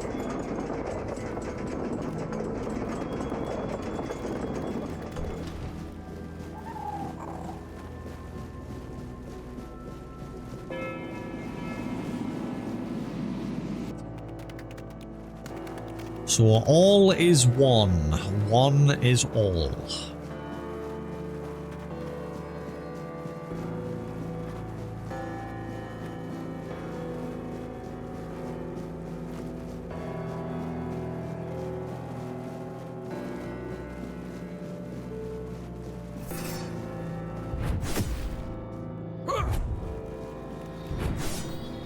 Yeah, looks like we can't do anything about it. Fate is sealed.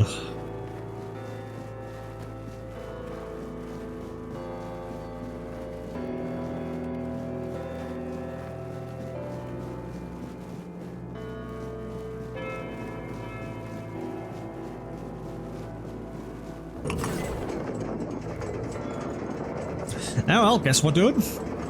I mean, the quest has completed. There's no more objectives. We'll just leave.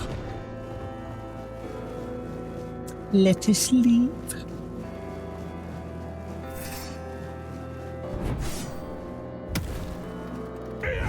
Yep.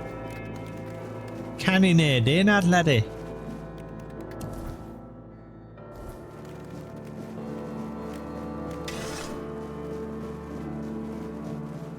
Does that mean I've got to walk all the way back to the end? Hang on, what about the big massive crystal thing that's walking around the lake? How do I get to that? That's like walking around in the moat outside. How do I want to fight that. I've got an itchy leg. Itchy.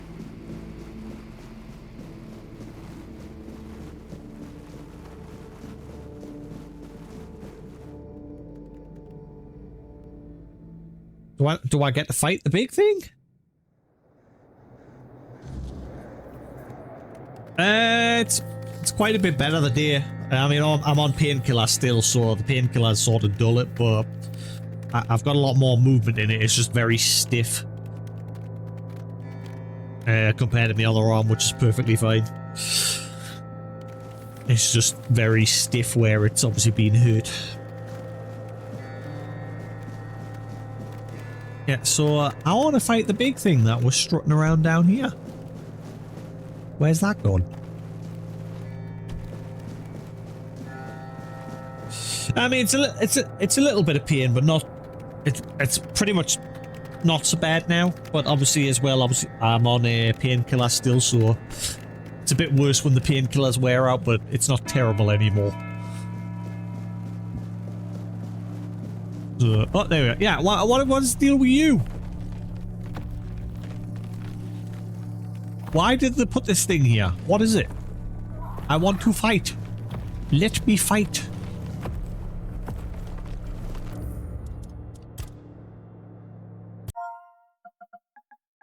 But yes, how we doing, New Vegas? How are we getting on? Happy weekend. Freedom. Ah, shit. Oh. Okay. Just insta-death. Doing good. Going to see Spooderman later tonight in 3D. Get myself a nice big pick and mix. Yeah. So it was payday yesterday, so I'm treating myself and my dad. We're going to go see Spooderman. Yeah, it came out yesterday. But it looks like it's going to be a massive hit because it is fully booked everywhere across the whole of the UK.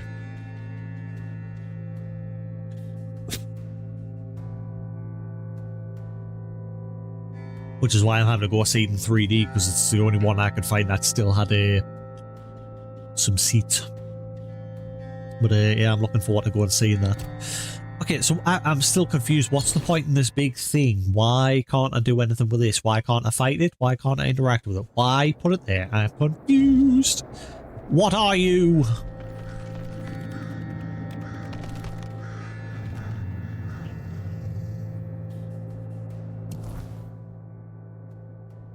What are you? Are you?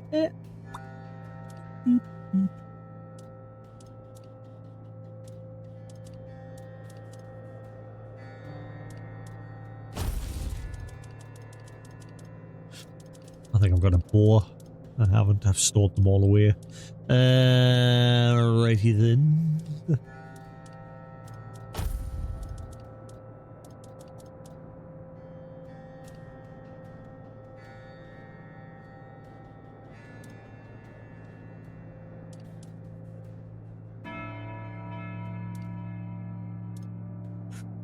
I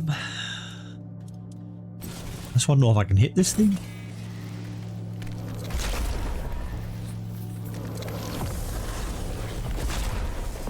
Oh, I hit it. Hello. What are you going to do about it? What are you going to do? I'll kick your ass.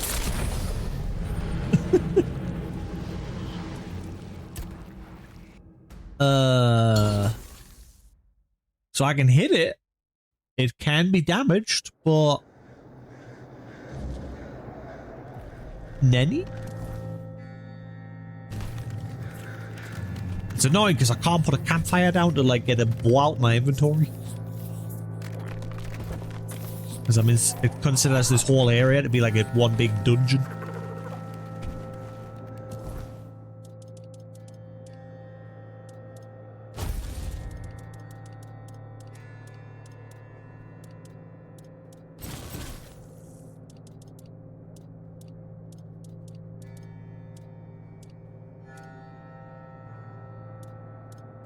Unless, hang on.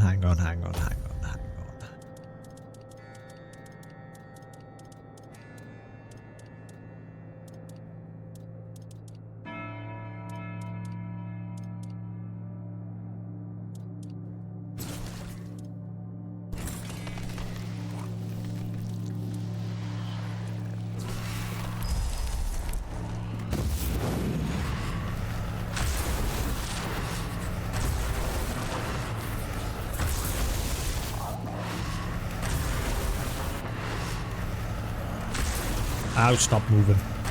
Stop moving! Dude.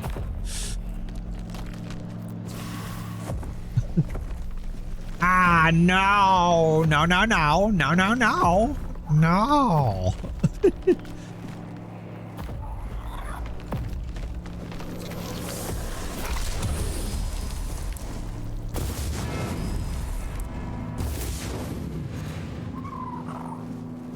Right, get ready to fire the missiles.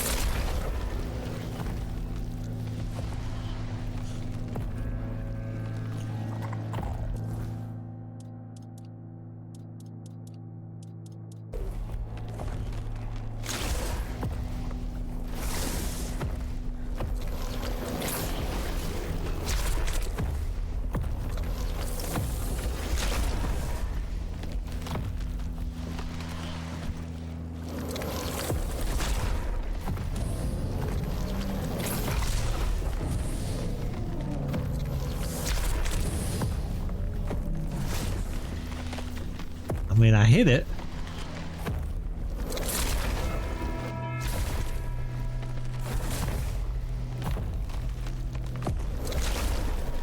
This would be so much easier if I had a bow.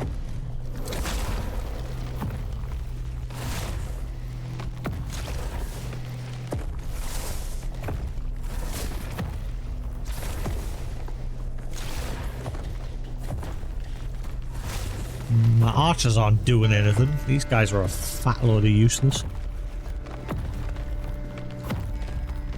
There's got to be a way to get... Oh, there's another one over there. I want to fight these. Why can't I fight these?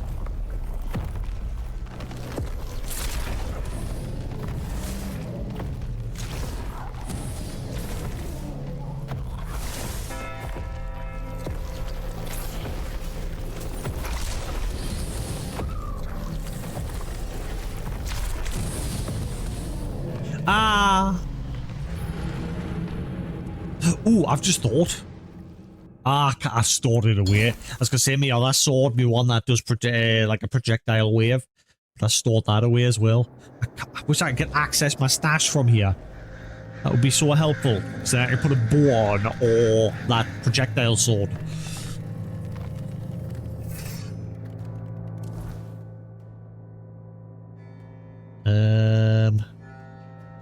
Think.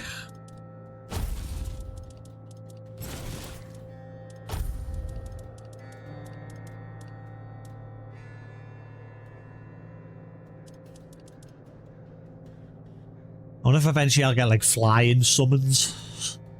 That would be handy.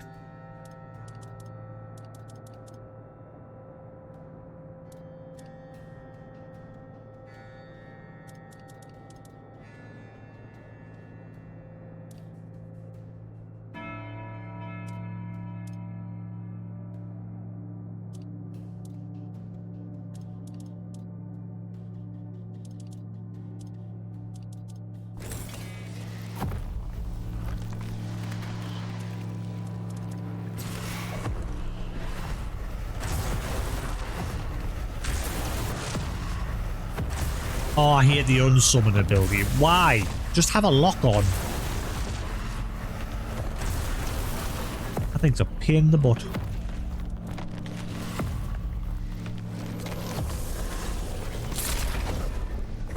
Damn it.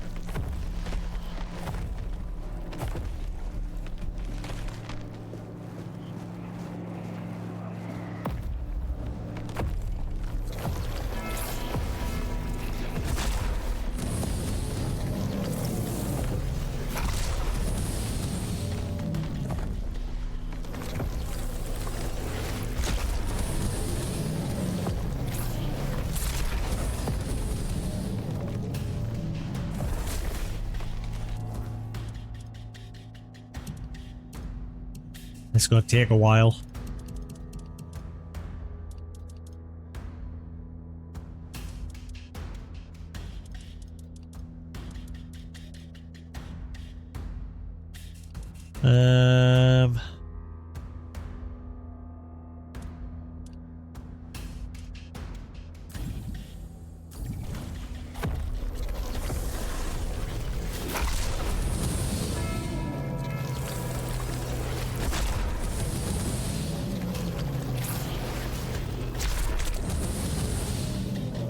Come on, I did like a massive chunk of damage earlier, now I'm doing now.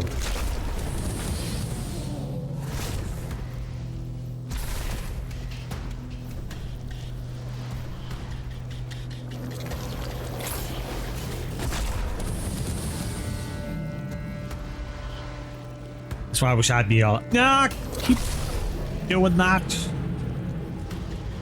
Huh. Why? Why? I'm so confused. Why put them there if I can't fight them? I can hit them. I'm damaging them, but it's just taking forever. I need a better means to hit them, but... Let's go back to that dude that sells things. I'm sure he didn't have anything.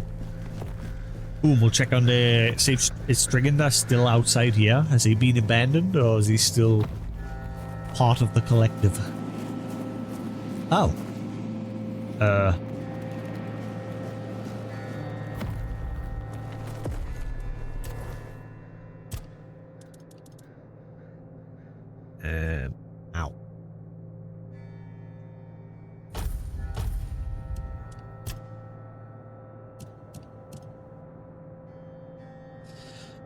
Huh.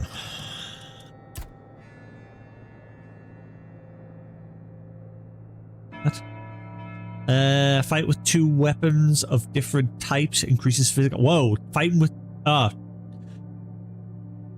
guessing it doesn't mean elemental types, so yeah, so it means like if I have a sword in one hand and a dagger in the other. So that one's not really going to help. Fighting with 2 weapons of the same type increases. Aha.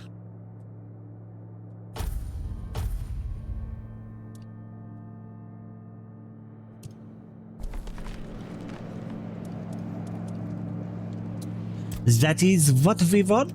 Yeah.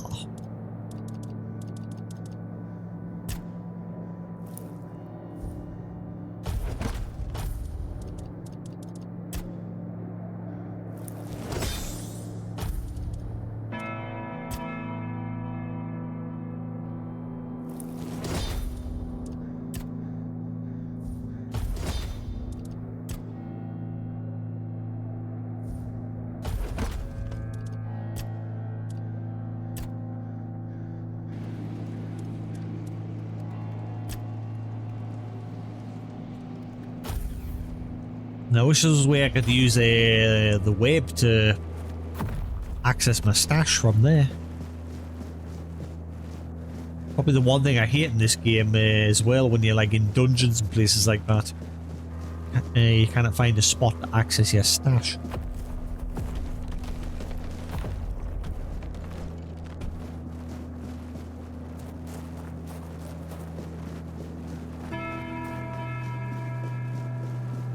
So what if I go all the way back to the merchant dude? Is he also consumed by them?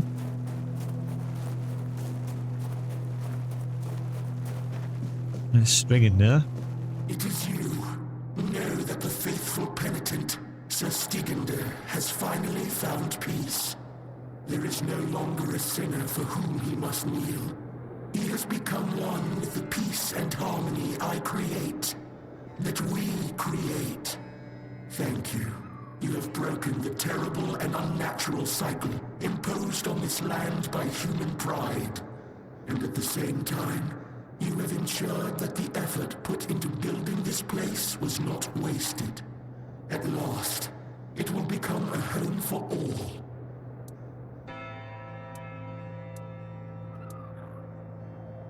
How long will it take for you to claim the entire kingdom? Our growth will be slow at first, but in the end, we will claim the entire abyss of King Sagramore. In peace and silence, we will unite what has been divided for so many centuries. Can I speak with Sir Strigander? You are already speaking with him, Savior. He is now part of something greater, just like everyone else. Though you have kept yourself for yourself, you are still a part of us. Farewell. Fungal Envoy's Museum. What's that? So if I didn't come here to speak to him, I wouldn't have gotten that. That was something missable. Fungal Envoy's Mycelium. Increases max stamina by 5. Increases melee critical chance by 10. Poo-poo. It's a bit garbage. No one shall bow to anyone. Right, okay, so what about the shopkeep? What about that dude?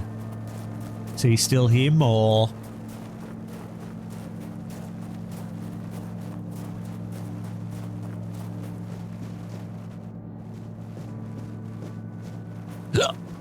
Buh.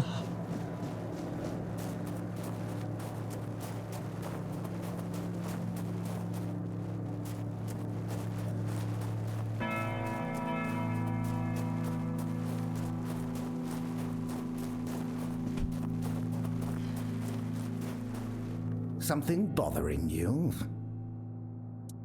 Ah, so he's still himself. Let's trade.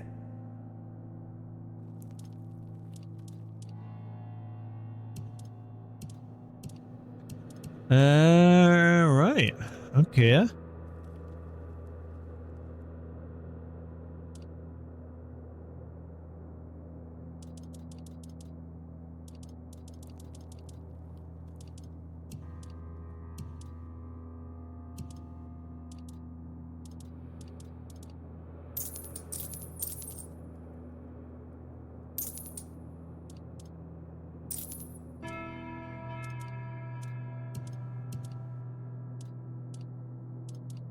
Ooh, why's that got a star on it?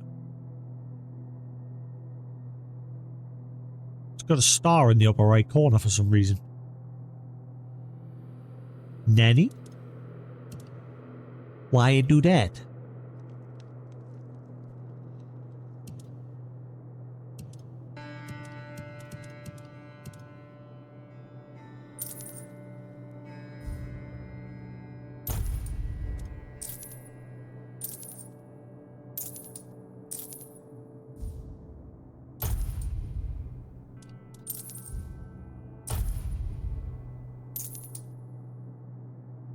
Alright, okay. Well, money isn't a problem for we anymore, that's for sure.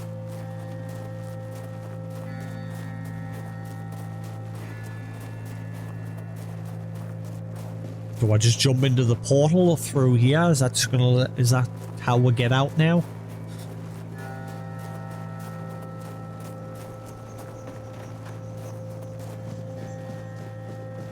I like this place. Wasn't as long as I thought, but I liked it, especially the part where we went into the one of the sisters' like dream books, journals, because everything looked like more like inside the pages of a book.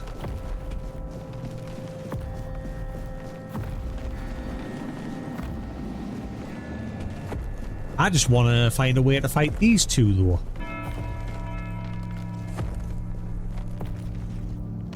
If only I had a bow on us.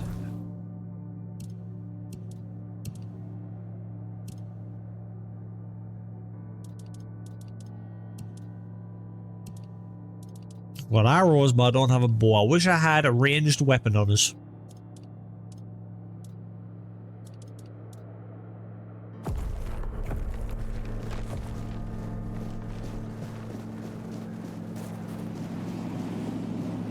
Oh well. GG!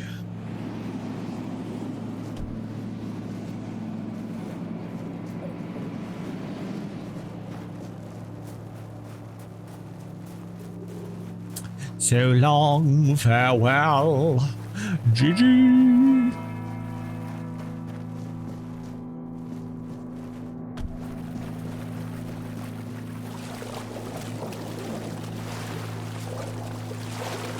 Hello?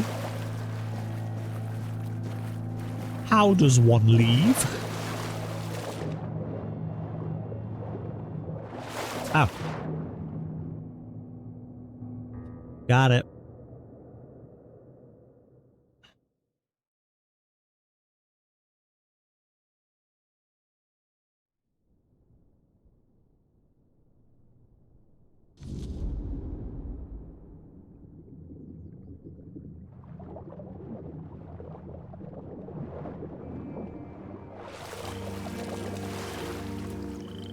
I have returned.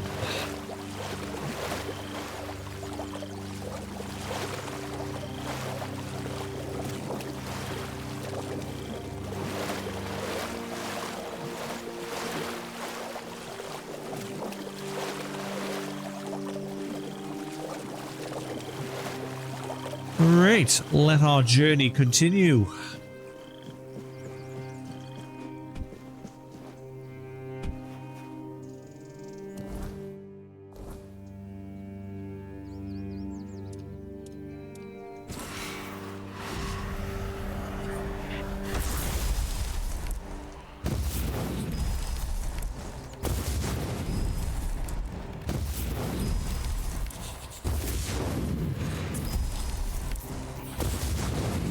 Alright, let's go kick some butt.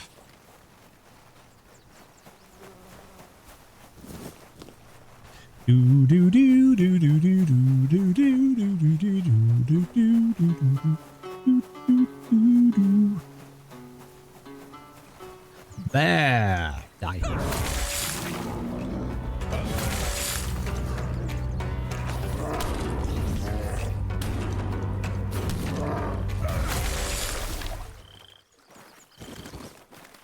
Right, you guarding anything? Any buried booty? You are indeed. Ooh. Butter. So what's everyone else up to today? How are we all doing? What are we playing? Are we all going to see Spooderman the day? Are we all... What we're doing? What we got planned? How are we all going to enjoy our weekend?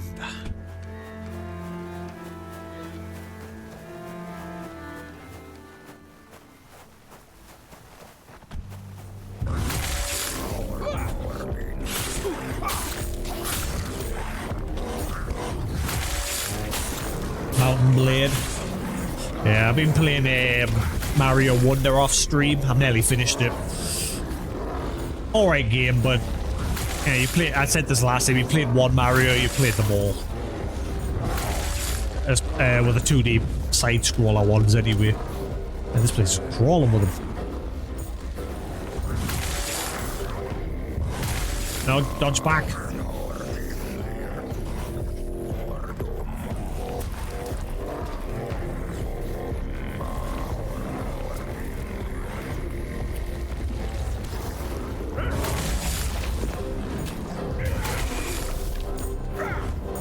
I got both of them there. Alright.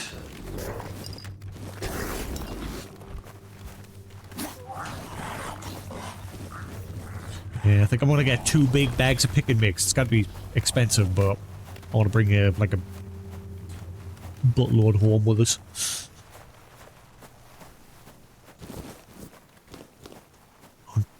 Just treat myself. Alright, let's do the Stag Shrine.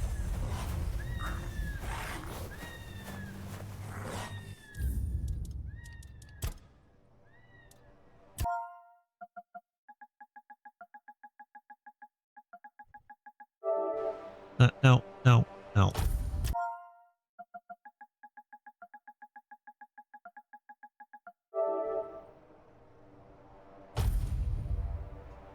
But after that, I gotta save.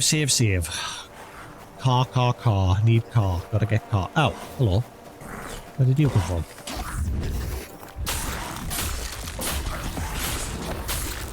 Shut up.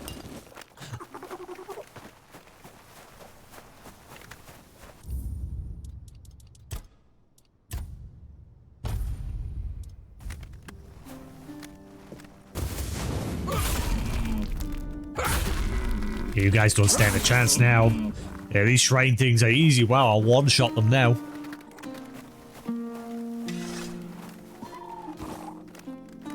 Thank you. Right, I forgot what I was doing before I stumbled into that place. I was sort of just exploring, I think. I don't remember if I was going anywhere specific.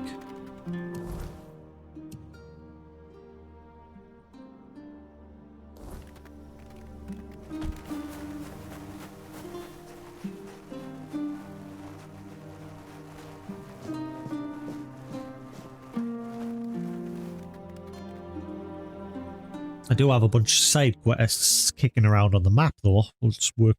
Oh yeah, I think I was going to go do the last 2 bounties that I had. I've been here before, haven't I? Yeah, I've been here before.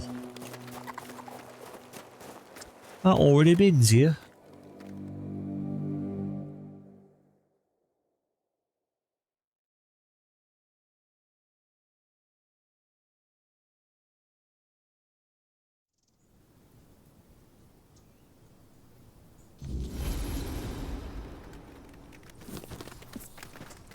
Right, let's have a look-see at the quests. Wayward Son. Delum told me about a crypt where his family should be buried. Maybe I'll find the truth. Right, okay, so yeah.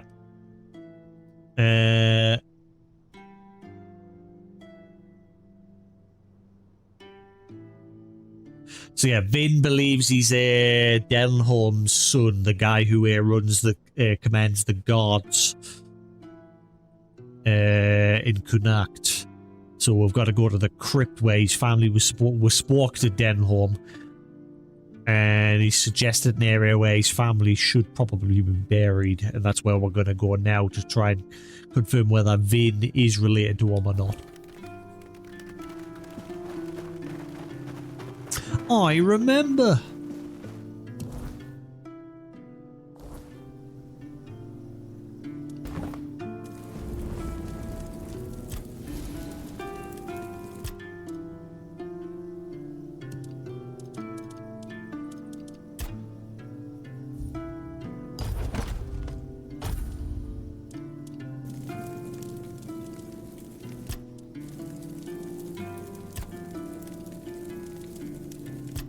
Hurry.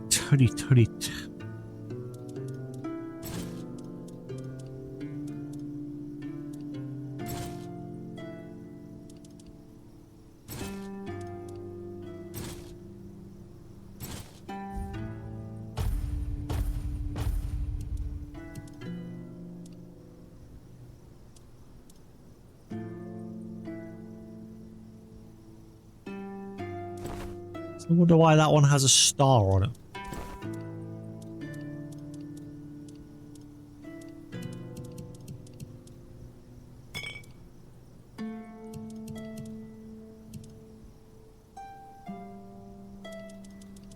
I can store all these away now, God.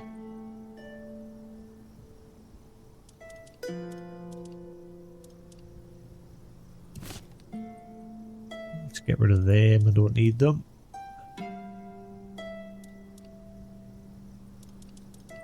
See, I don't know if I need to keep any of these on us. I don't think I do. I think once you've read them, you're fine. Apart from, like, the bounties.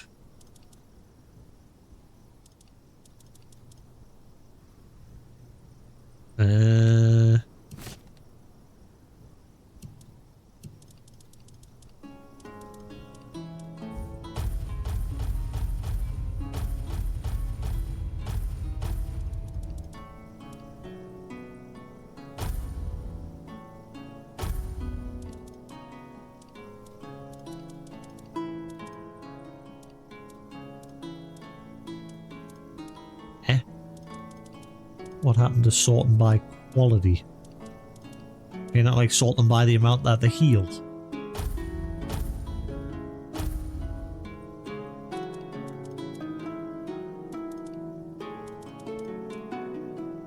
Screw it.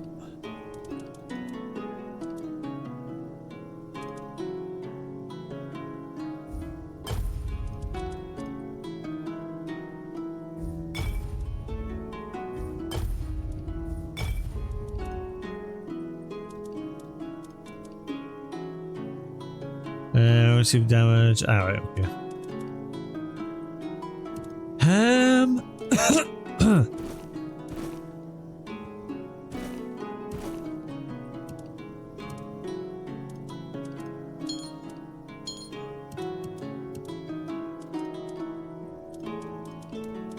Right, that'll have to do.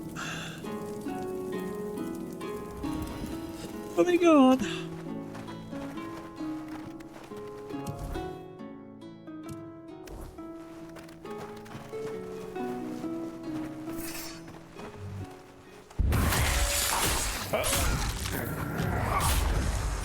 Get out. Get out of it. So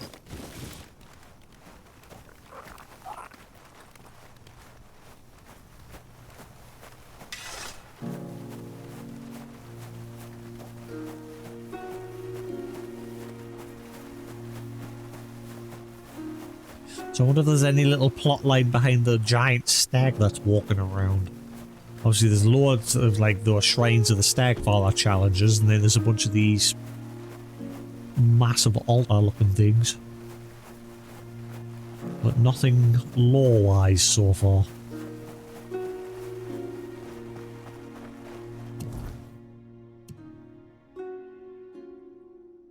Bed Adventures. Ah, it's where we met the witch that turned the dude back in town into a pig. Because his creepy stalker girlfriend wanted to keep him all to himself. He decided to stay as a pig because he didn't want to go back to her, and he liked the fact that he was getting taken care of. He didn't like being a god. So we'll just let him stay as a pig. And now he's Bacon. Kevin Bacon.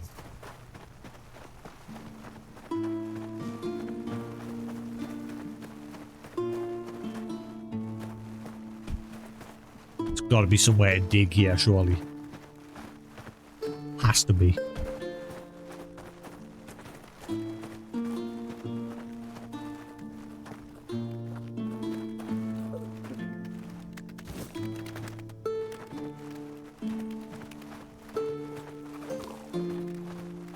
There's now here is the... What's this?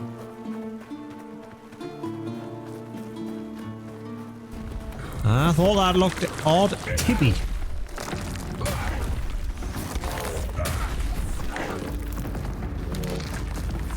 Tibby's a bit of a chonker.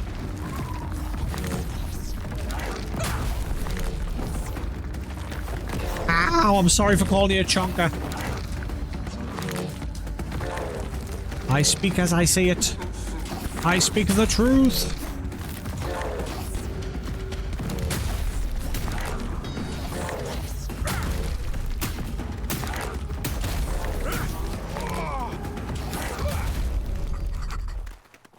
Tibby. Most caretakers tend to the living. Tibby tends to the dead. Once a child who wandered off too often among the graves, he now stands as their guardian. Bound to the cemetery by promises uttered long ago, he speaks with the dead, listens to their stories, and ensures their peace is undisturbed. To outsiders, he is a towering, solemn figure of stone and vines, but to those who rest beneath the soil, he simply is Tibby, the boy who never left.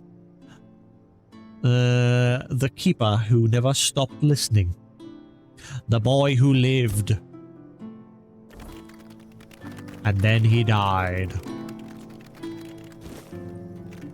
Undying watch. Ooh, I can summon him with that? I don't know how those ones work. Let's have a look-see. Got loads like that. I just don't know how to use them. See this whole charging thing. Charge by killing. Summon an undead Camelot defender for 90 seconds. Eh?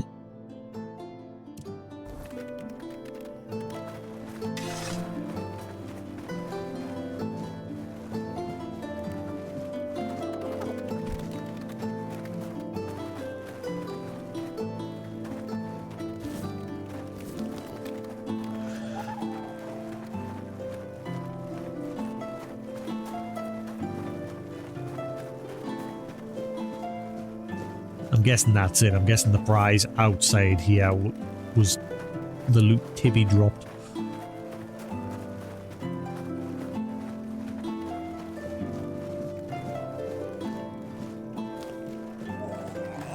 Yeah. Alright, cool. Let's go inside.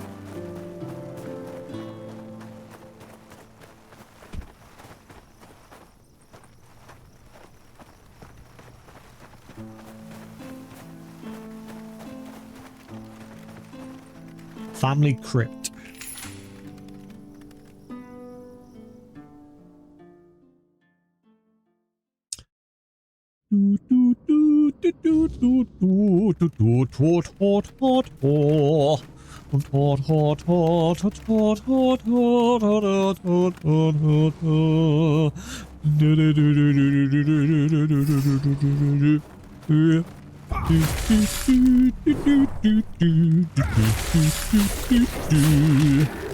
Tales from the crypt. Ow.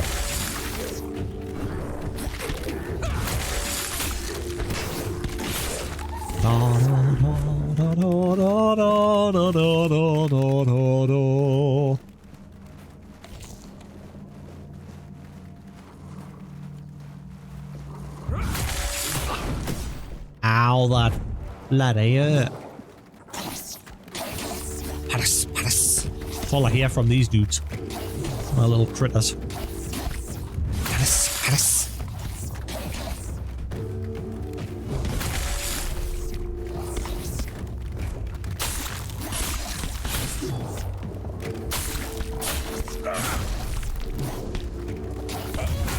die. Again. Ooh, ooh, ooh, ooh, ooh. Morven, his legacy of valor endures in the heart of battle, igniting the hearts of those who follow. Morgan Freeman. Gilbert and Eileen. Their path ended in the embrace of the forest, binding them together for all eternity. Myra. Passed in the grace of old age, may her gentle spirit, hand in hand with the All-Mother, guide lost souls to light and peace.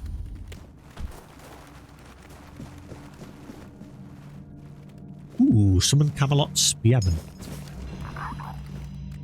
Eldrin, his song silenced by the cruel winds of fate, yet his melody lingers, carried on the breeze. Empty. What is this? Garrick, Elandra, and Lauren, swallowed by the sea's endless sway, father, mother, and son, bound as one forever.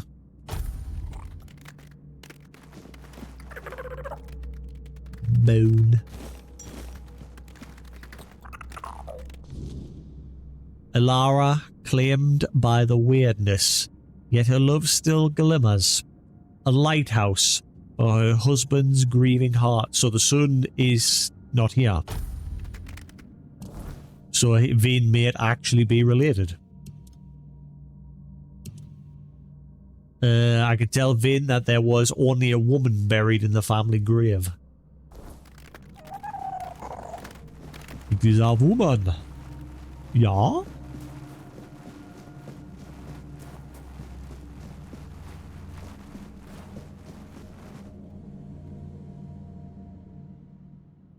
I do do do do do do do do do do do.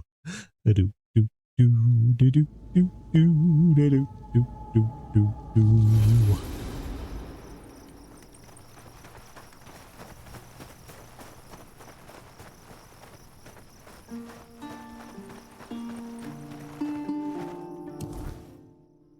Alrighty then.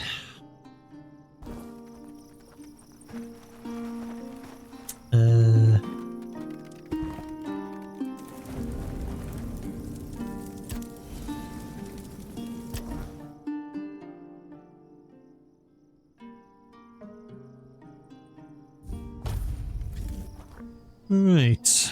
Time is it? Loads of time. Ugh.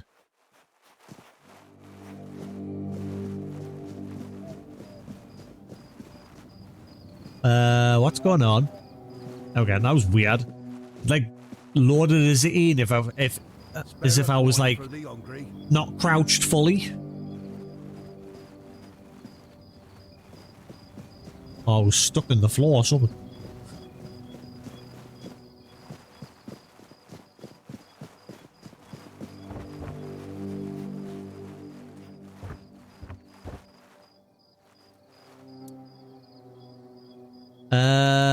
About your bounties you posted. Yes. Yeah, I have a few deserters for you. Good. Keep it up. I have no respect for cowards. I'll await your return. Excellent.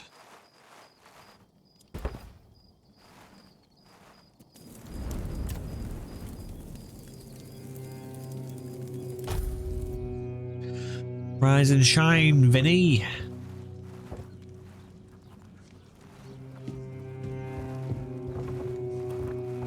You're back.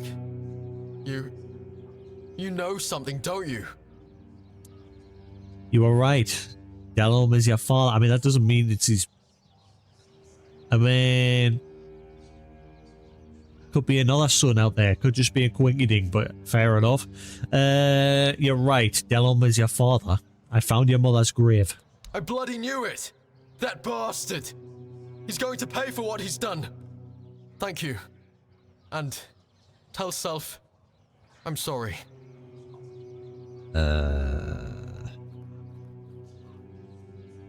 Oh shit. He's gonna die, isn't he? I knew it. Oh wow, Vin is dead. I need to report to self. Stay out of my way. You do realize you just killed your son. You just killed your son. I saw your family's grave, but your son's body wasn't there. You. What? Why? And you think... what? That my son might still be alive? Not anymore. I don't know whether to thank you or run you through for meddling with my family's grave. But if what you're saying is true, then there might still be hope. Maybe you're not wrong. You've given me a lot to think about. Hang on. I'll await your return. Wait. That's it? We're not gonna say it, by the way, you just killed your son? You're standing on his corpse. What? Oh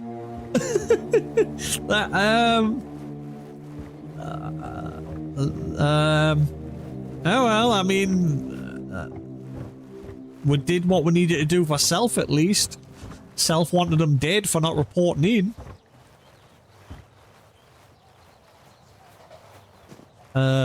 Yeah.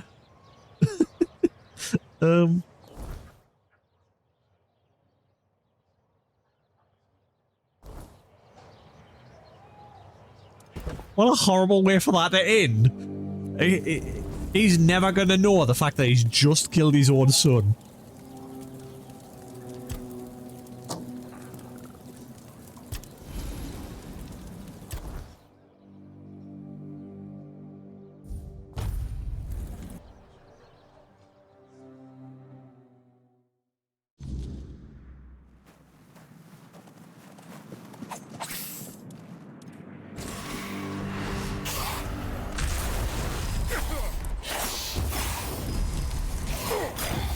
Ow.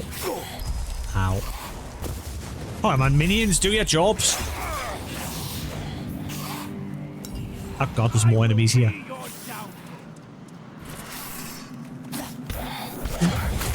Jog on.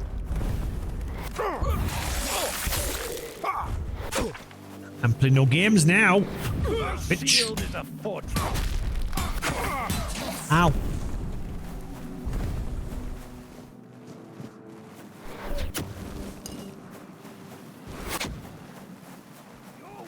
Right, you.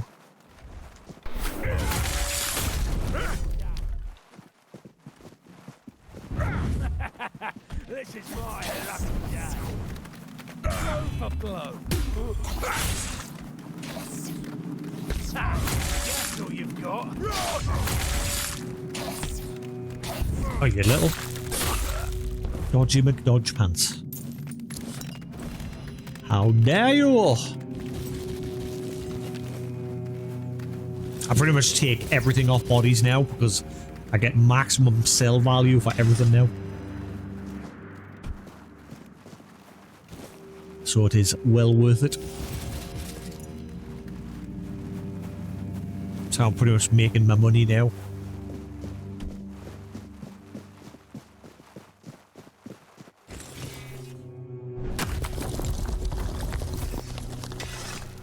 Right, Self. Good news, I suppose. Vin is dead. He wasn't reporting in because he was wanting to get vengeance on his dad. His dad killed him. He doesn't know that he just killed his own son. It's just after 1 PM here in the UK.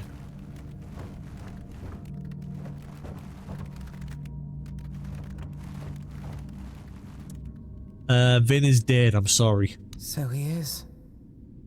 When you join the Children of Morrigan, we become your only family. The only grudges worth pursuing are ours. Vin forgot that. It's a bit of a setback, but perhaps it's for the best. We can't afford to have such forgetful people in our ranks. What's done is done. I won't hold it against you. But not one my fault. But enough of this. I must say, my fledgling, you've surpassed my expectations. So much so that I believe it's time for the next step of your fledging. I want you to make your way to the Forlorn Swords. High in the mountains there, you'll find a very particular nest. All you need to do is fall asleep. And what'll happen? Well, that's for you to find out, isn't it? I can't tell you more than that. Ow. You can't or you won't? Both. And I just need to sleep. Yes. Don't worry. We will see each other again. Now fly, my fledgling. When I see you Sweet dreams. Self. Self is an enigma. Even among the children of Morrigan, a shadow with a voice, a figure without a past. They weave their way through Avalon's undercurrents with quiet authority. They claim no other name. Self is all they need. Sharp-minded and unwavering, they command those who prove themselves worthy and discard those who do not. To be noticed by Self is either a promise of greatness or a death sentence, but their loyalty lies only with the children and the grander vision they serve. In their presence, one truth becomes clear. Choice is an illusion, and fate is a game they play well. Sweet dreams. Self instructed me to find a crow's nest in the Forlorn Swords and sleep there.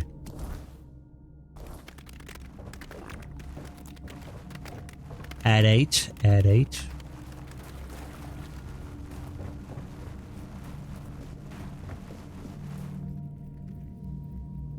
Don't think we're doing this one yet though, because I think that's in the next region.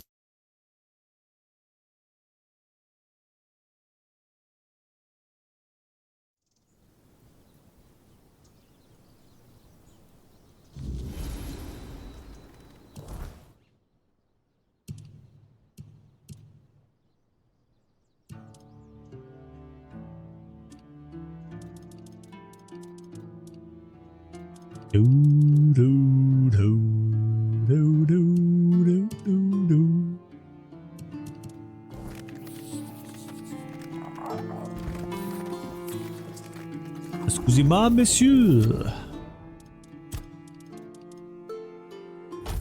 I'm pretty much getting every stat apart from Dex to 10.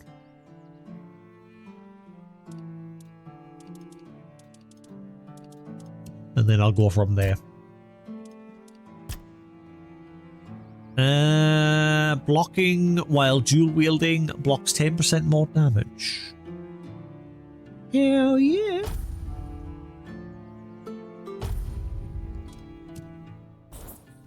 Great.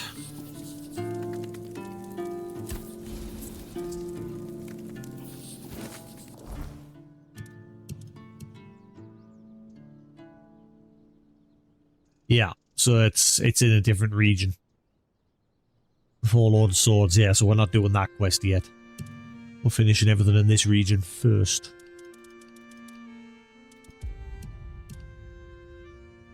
Ah, yeah, there's something I forgot. In the previous region, what the hell is the point in that potion that the alchemist gave were in the Horns of the South? Can it actually like trigger a quest? Or is it just nout?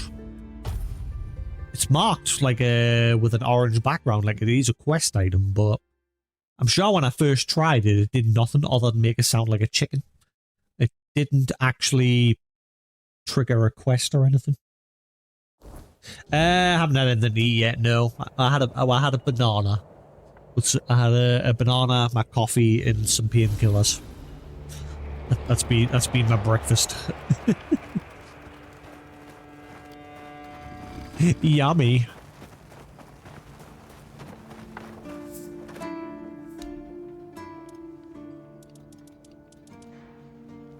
Well, I've got loads of money now, so I can improve my armor.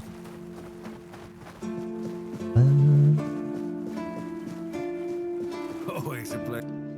Da da da da da da.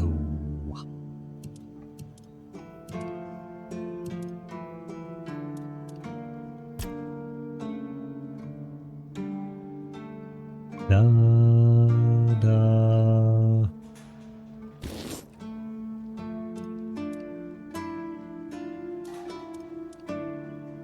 Now, what do you get?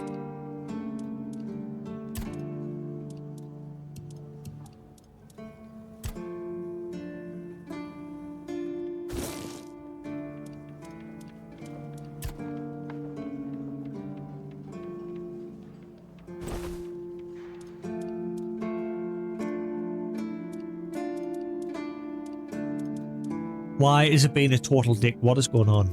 Menu is fucking weird. Right, so that's already +4.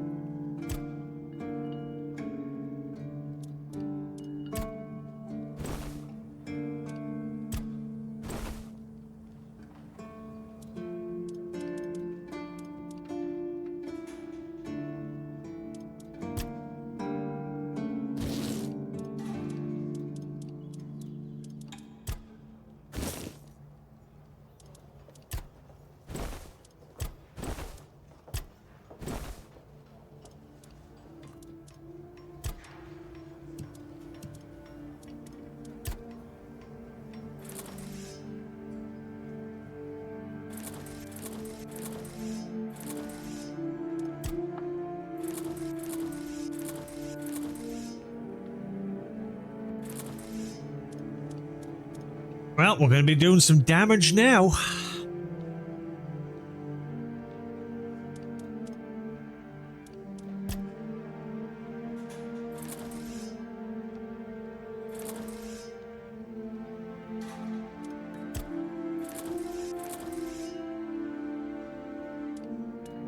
Alright, I'll do.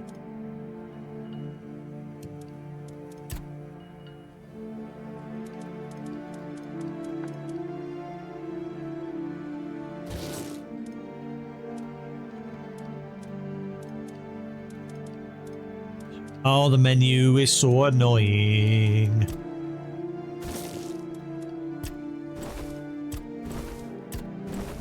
Alright, that'll go up. That'll do.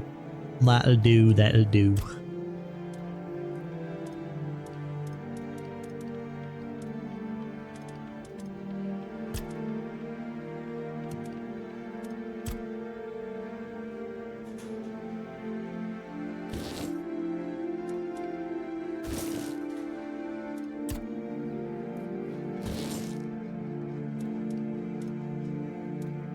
Ah, right. I'm all out of meteorite. There again.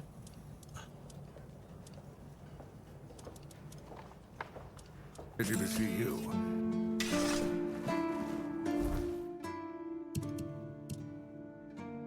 Champion. So I am pretty much a walking powerhouse right now.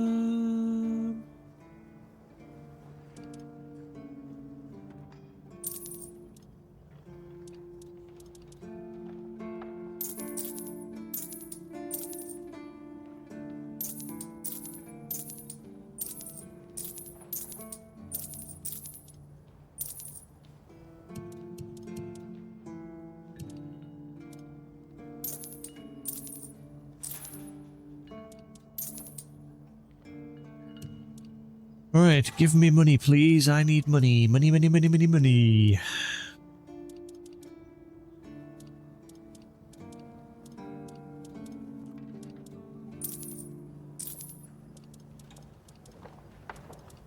I'm gonna have to just sell everything.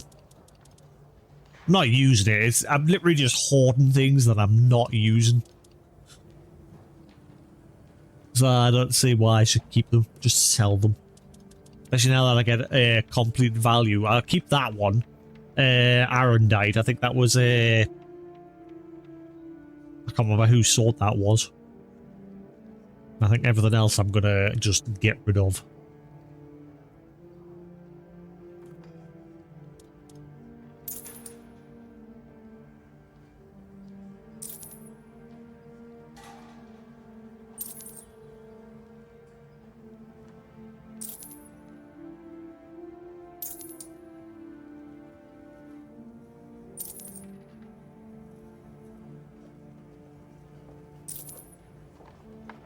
Honorary sword.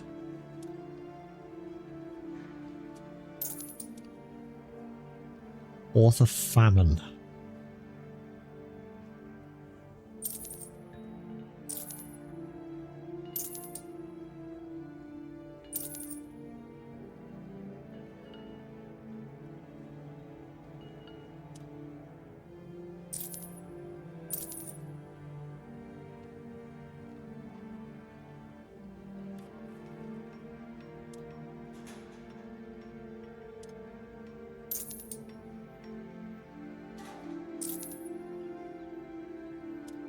Weird shovel. Oh, right.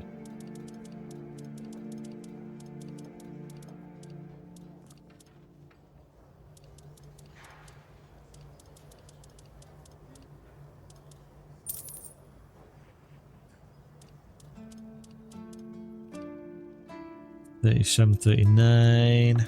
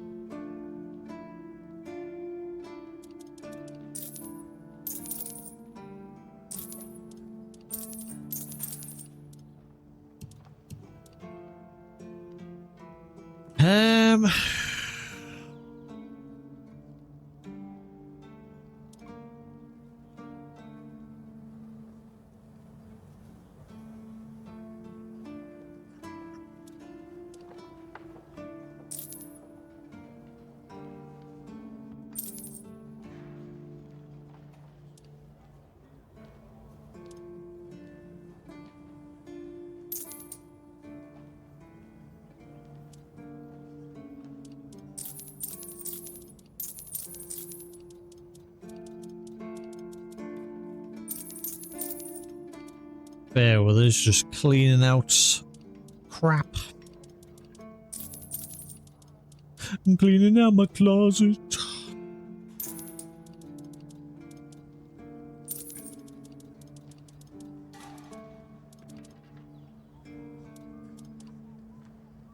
Hello?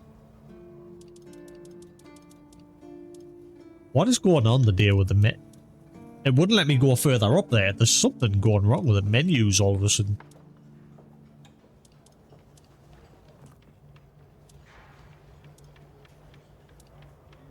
Whoa, that sell for 10,000? Holy crap.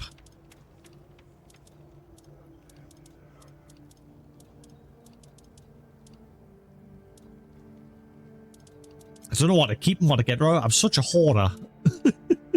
Help!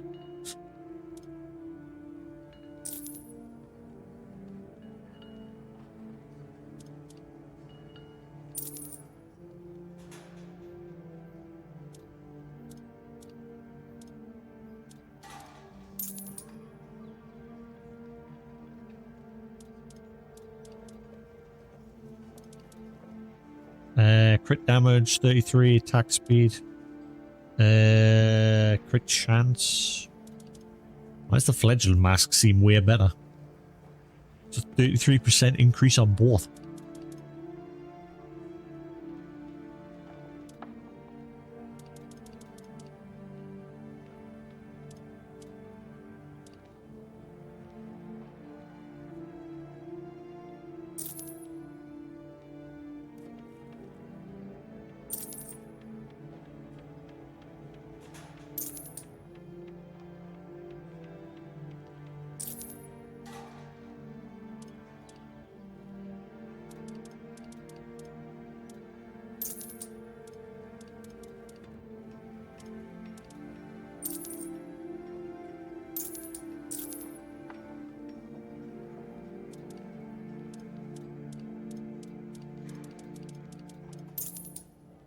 Increase physical damage 33% when your health. Bleh. Increase magic. Critic chance. Legend Garb. Physical attacks regenerate 10% damage. Still stamina. Keep that one. Horde Dweller. Keep that one. Hatchling.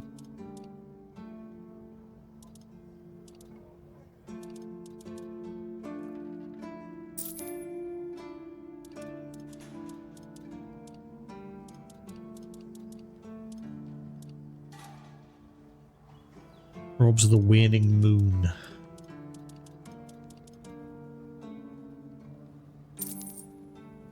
Royal Butcher's Armor. Is there much point to keeping the Butcher's Armor? It's shit.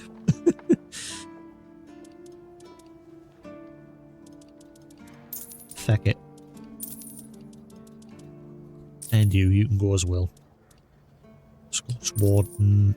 Sir Lancelot, keep that. Steel Pathfinder's Armor.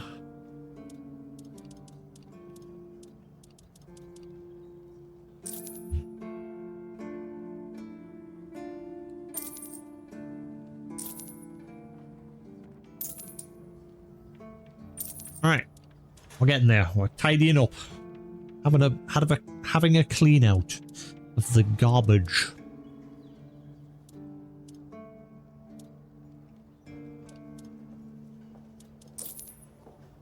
Max mana, Dual Knight, increase enemy stamina loss, attack speed.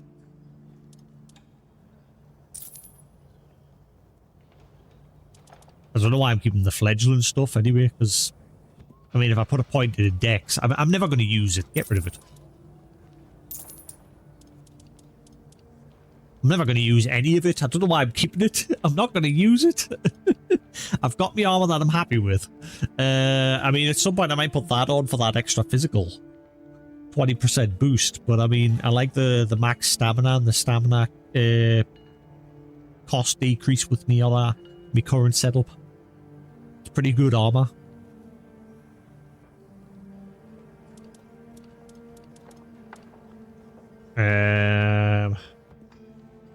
Crit damage 25% when your health. So see, that's garbage because you've got to have your health below 20% for it to even work. So, poopy.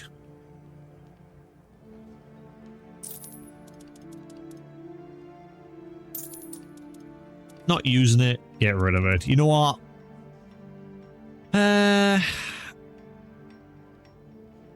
Get rid of it. Get rid of it. Get rid of it.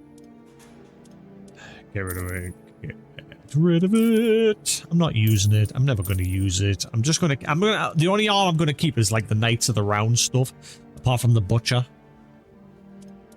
So I'm just going to keep Lancelot and that Shroom head, because I don't know why it's got that star on the top. I think that's just, it's favorited, isn't it? R3. Ah, that's why. Okay. Figured it out.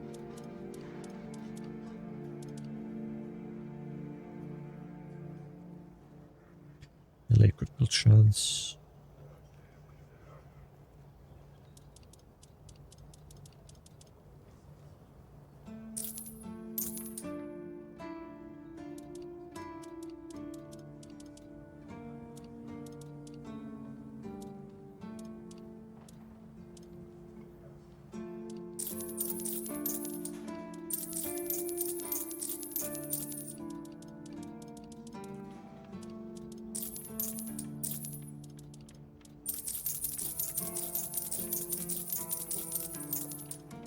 I have made my decision.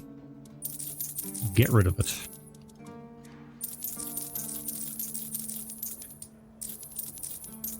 Ain't using it. I'll keep the capes though. And I'll keep my accessories. For now. Right, that'll do.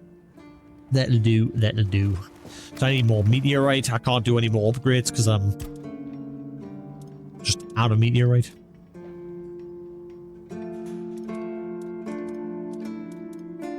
And then you keep that screaming breastplate because I'm not sure if there's a quest tied to it or not. Great, that'll do.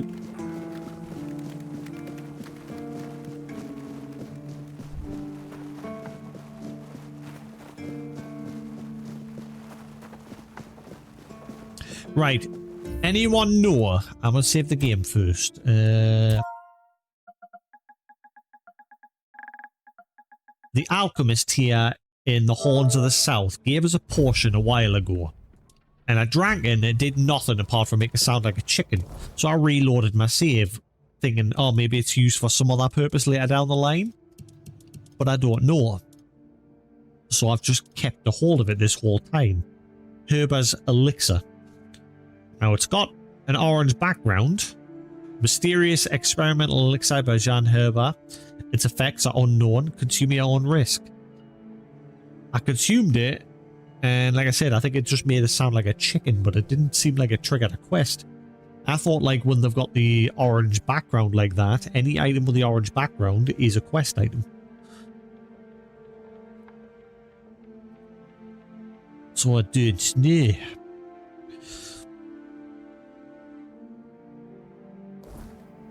Which is the reason why I've come back here.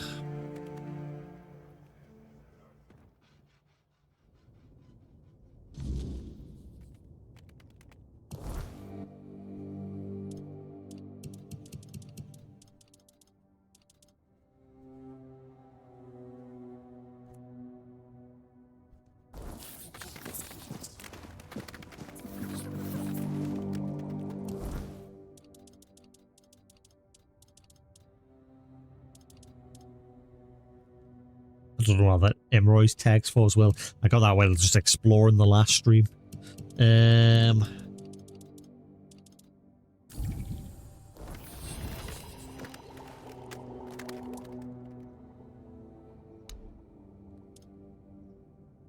So yeah, that's it. It doesn't do anything. Confused.com.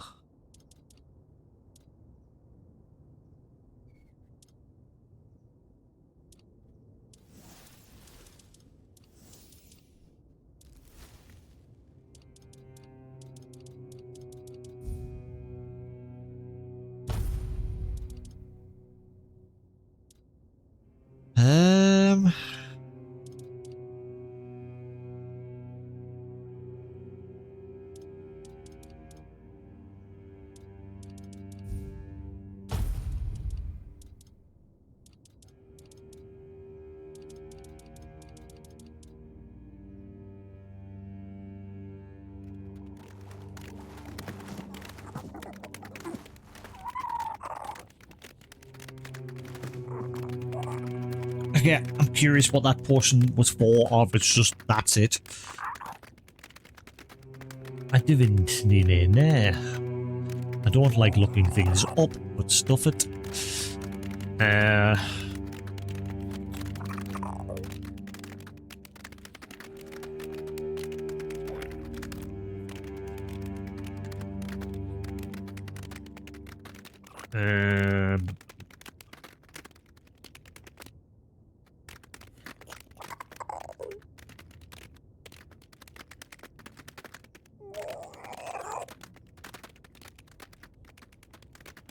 It does have an effect, finding it's part of the quest. Ah! Okay, uh-oh. Ah, no, I might have cocked up. Shit. Actually, no, I think I reloaded. I think I reloaded a while ago. Okay, I now know what it's supposed to be for. But it might be too late.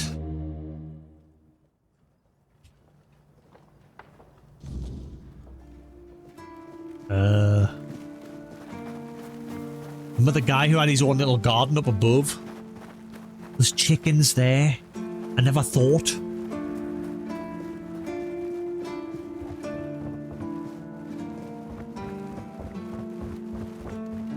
Let's see if this actually works. It might be too late now because that guy's dead. The guy who ran this little garden up here. He dead. Oh no. Yeah, I think it's too late. Oh, wait. Seed, leftover fish, crumbs of everyday life. I want some good seed. I'd love some good seed. Not bad seed and fish bones, bitter. Ugh, nasty. How much fish can you eat? Want good seed. Go away. Go, stupid human. Go. Human? Why human's still here? Shoo, shoo, shoo. Hello, nice to meet you. Oh, no! Not another one! Listen, did you perhaps drink some weird concoction lately? Actually, I did drink a potion with an unspecified effect. Human-Heber, I see! I know it must be an entirely new situation for you. If you're feeling hot flashes, you should just lie down. Try to sleep. There, calm down. It'll all be better soon. Damned human. Human? Damn human? Who are you? What? Unless I've grown 4 arms, I should still be a chicken. What's wrong with your lot? Do you always ask such stupid questions? What are you doing here? Pecking, clucking. What else am I supposed to be? Pardon me, Avalonian. Quacking doing. If you want an egg, don't ask me. I'm not one of those henhouse floozies. Now get lost. This might be where that item came in that I got from that farmer. There was an item that it's a quest item, but I never knew what it was for. It might fall into this one.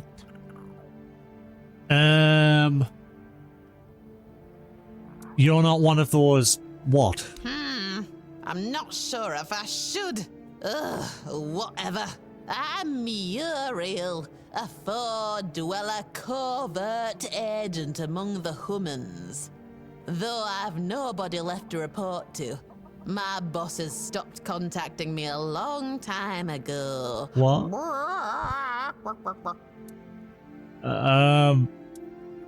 You're a four-dweller? No, I've been a chicken for over 600 years. Damn, you're really dim, aren't you? What was your mission? Observe, learn, and forward intel. Spy, basically.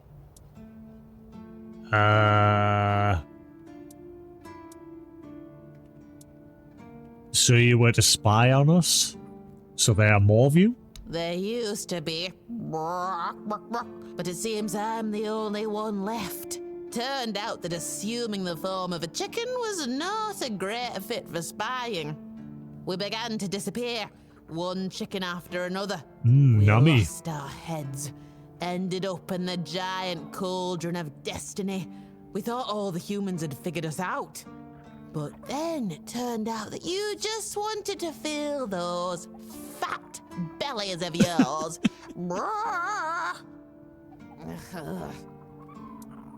Okay.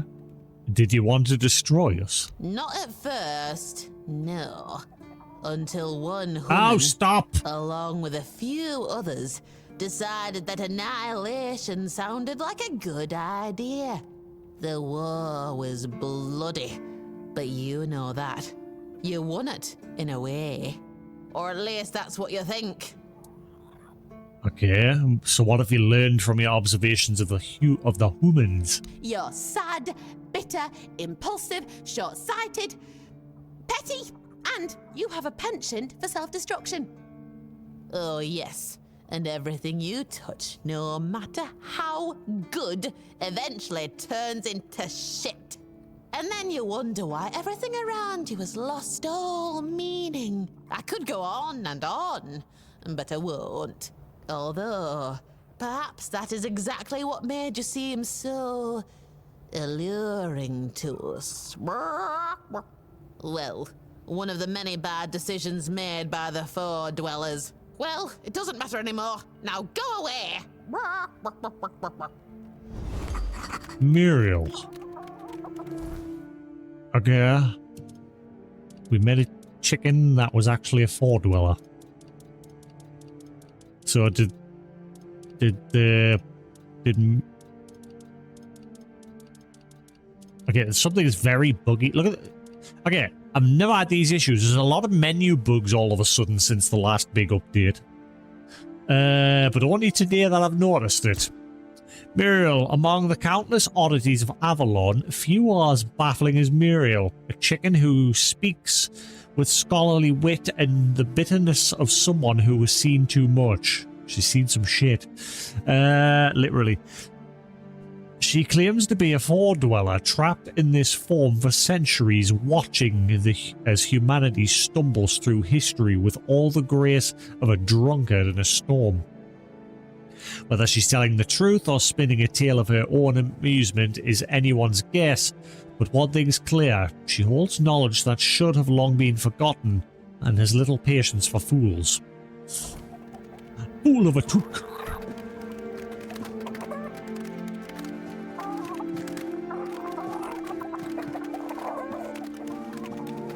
So, is that it?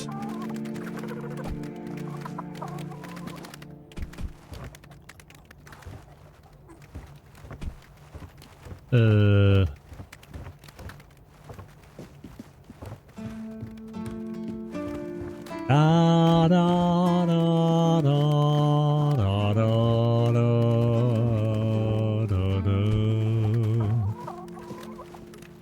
La, da, da. Talk to me. Da, da, da.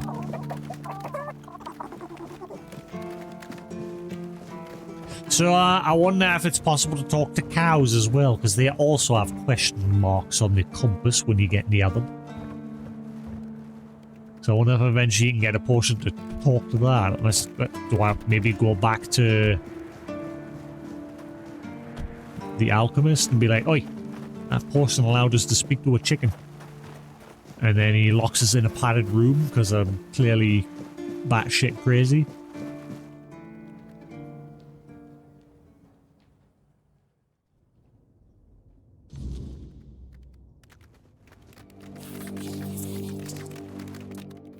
Oh. Okay, that's pretty much GG. It doesn't go any further than that. Alright. At least we know.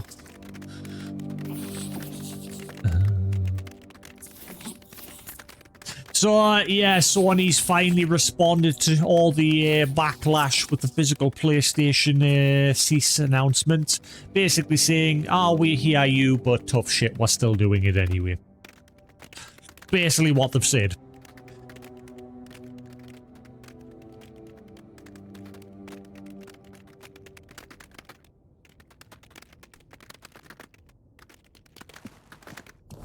So that's that. If they ain't going to backpedal on it, like I've said myself, and I'm not the only one, I've noticed a lot of comments are now saying the same thing. If we're going all digital, okay, and we have to, I've said this last stream as well, if we're going all digital going forward, there's no point in buying a console anymore. Just buy a PC, because that's all it'll be at the end of the day. If that's the case, it's just a platform that's locked into its own ecosystem, you know what I mean? There's no like physical, the one good thing, because obviously PC used to have physical, but they like phased that out years ago, and back then it wasn't so bad back then for that reason. Like PC just naturally had Steam and all these other digital platforms to begin with. You had multiple platforms that you could choose from: Steam, GOG, okay, you've got Epic, you've got Origin, there was one years ago that I can't remember the name, but there's multiple platforms to choose from. But now, like I said, when it comes to console, the one thing that console still had was the fact that you could still get the physical media. That's what made it stand out still. But now Sony's basically said, get stuffed, we're cancelling it whether you like it or not. So now, you've basically got Xbox, PlayStation, and PC. They're all just going to be digital storefronts at that point. So no point to Xbox, no point to PlayStation anymore. At least Xbox, when they release games, you can get them on PC. Sony has backpedaled on their decision to putting their games on PC and said, nah, we want you on our console. So, and then further to that point, the PlayStation 6 is rumored to going to cost more than $1,000. If that's the case, they can definitely fucking just go and do one. I'd rather just buy a PC, which is what I'm going to do. If I have to choose an all-digital platform, I am 100... And this is another... There was an article I read today on a Push Square, like the site that's wholly dedicated to PlayStation news, all things PlayStation. And they said the exact same thing that I said, that there's basically no point. If you have to choose an all-digital platform, might as well just go PC. And because they had the same exact frame of thought as I do, and I'm sure many others do, Sony is the worst customer-focused platform, period. They have the worst customer service, the worst refund policy. If you so much as hit download, like say you buy a game digitally, if you so much as hit download, that's it. You're not entitled to your money back. Even if you don't play it, if you download it and delete it, doesn't matter. You've still hit download, you're not getting your money back. That's how Sony runs their business. Whereas Steam, you've got 48 hours, isn't it? Or is it, you've got 48 hours plus a maximum of 2-hour playtime. If you play more than 2 hours, you're not getting your money back. And if you have the game, I think you've got within 14 days, sorry. I think it's 14 days you can get your refund. As well as the whole 2-hour playtime thing. No, the PlayStation 6 won't have a disc drive. Obviously, they are going completely discless. I think they did this on purpose. You know, with the PlayStation 5 Pro, they didn't include the disc drive. That was them testing the waters, I think. I bought the disc drive attachment. It's on my Pro now for that reason, because I want my option to buy games physically.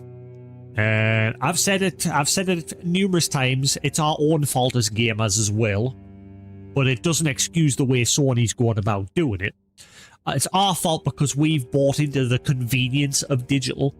You know, if a game releases, I've said this myself a few times, if a game is releasing midnight when I was out of work, if I wanted to play that game on midnight, I'd buy it digitally rather than going to the shop and getting the game. And obviously these days, like I said, there are no shops where I live where I can physically get games. I have to go to the next, like, city, town over, or order online. Which is why sometimes I'd buy digital, because it became a bit more convenient. But because Sony's now doing this, it's now making me buy my games physically now, despite Sony and their stupid decision.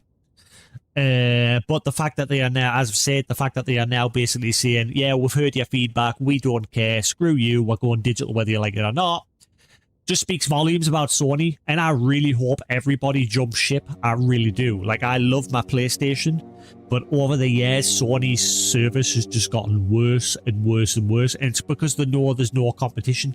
Xbox has royally screwed their own platform, Microsoft.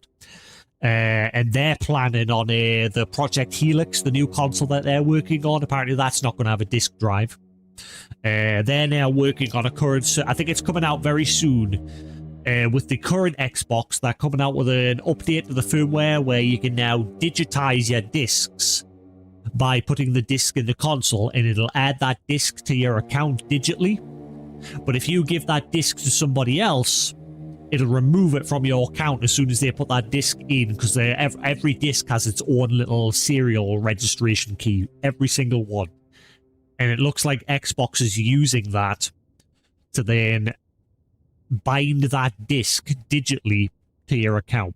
But if you trade it in, or if you give it to somebody else, they put it in their console, it removes that digital right from you. But it's not going to matter if the next console is not going to include the option to have a disc drive anyway, so no point there. So, yeah. Microsoft, they've royally screwed their own platform, so they're pretty much dead in the water anyway these days. Sony knows that, and that's why Sony knows they've got no competition. They can just do whatever the hell they want. But, like I said, hopefully people will wise up. Most people are commenting on every media post, every video, everything that Sony is posting now is just met with constant backlash. No one's talking about whatever it is that they're posting or announcement. They're just saying, screw you, not interested in your system anymore. But whether people actually stick to that, because you know what'll happen. Some people will be humming and hawing right now. They will be mourning. But as soon as the PS6 comes around, you know some people are going to go out and buy it. I probably may later down the line. I'm not buying it. If it's going to be $1,000, I won't be buying it at that price. Hell no. I'd rather get a PC, like I said. And because, like I said, if I have to choose between a digital storefront, I won't choose Sony because their customer service is absolutely god-awful. It is the worst. I'd rather use Steam and GOG. GOG for older games, and the fact that with GOG, every game you buy, it's yours. There's no hidden DRM shit in the background. It's yours. And I really hope that happens with GOG. I hope a lot of people from the PlayStation and Xbox go to GOG. And I hope GOG just starts building and building. Because GOG is a good platform, but it's not quite there as... It's not quite as big as Steam. And obviously I don't have anything bad with Steam. Steam isn't perfect though, because obviously they don't give you ownership of your games. It's the same as PlayStation with Steam. As soon as you hit checkout, there's a little terms of service basically saying that you don't own the rights to that game. And that needs to change. If we're going to an all-digital future, that little bit needs to change. If we buy our game, it should be ours.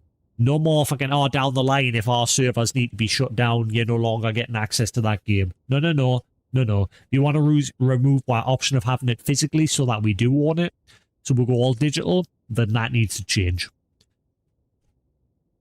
What's that? Many PlayStations clearly felt placing else otherwise, with some players calling for a worldwide boycott. So yeah, I've noticed there's a group. It's not a massive group. It is gaining more and more people. But the problem is, it's not a huge group. There are a lot of people commenting on Sony stuff, videos and social media posts. Almost everybody. But again, it's how many people actually take action that's going to make the difference. If you're just commenting on the video saying, I don't like this decision anymore, I'm not going to support you, but you don't actually go through with it and you still support them, then you're not helping the situation. You're still just adding to the problem. Which is why, like I said, my choice at the moment is I'm buying all my games physically again. I'm not buying anything off the PlayStation Store unless it's a game that is digital only. There is no physical release. Because, you know, some games do that still. You know, some indie games just don't have a physical release. Then I'll buy them that instance. But if there is a means to get it physically now, I'm buying it physically. But whereas this whole boycott thing, where there's a petition, people are saying, right, come mid-August, mid this month for a week, everyone needs to disconnect their PlayStation from the PlayStation Network in protest. That could work if everybody does it, but I guarantee not a high enough number of people will do it. I guarantee it. 100% guaranteed. All the Fortnite players and Call of Duty players and all that, and all the Twitch streamers, they're not going to do it. One or two might. But people want to play their Fortnite. People want to play their whatever. Again, it's whether people can just put up with not having that PlayStation for a week and do it to protest, turn it off, disconnect from the internet, stop playing it.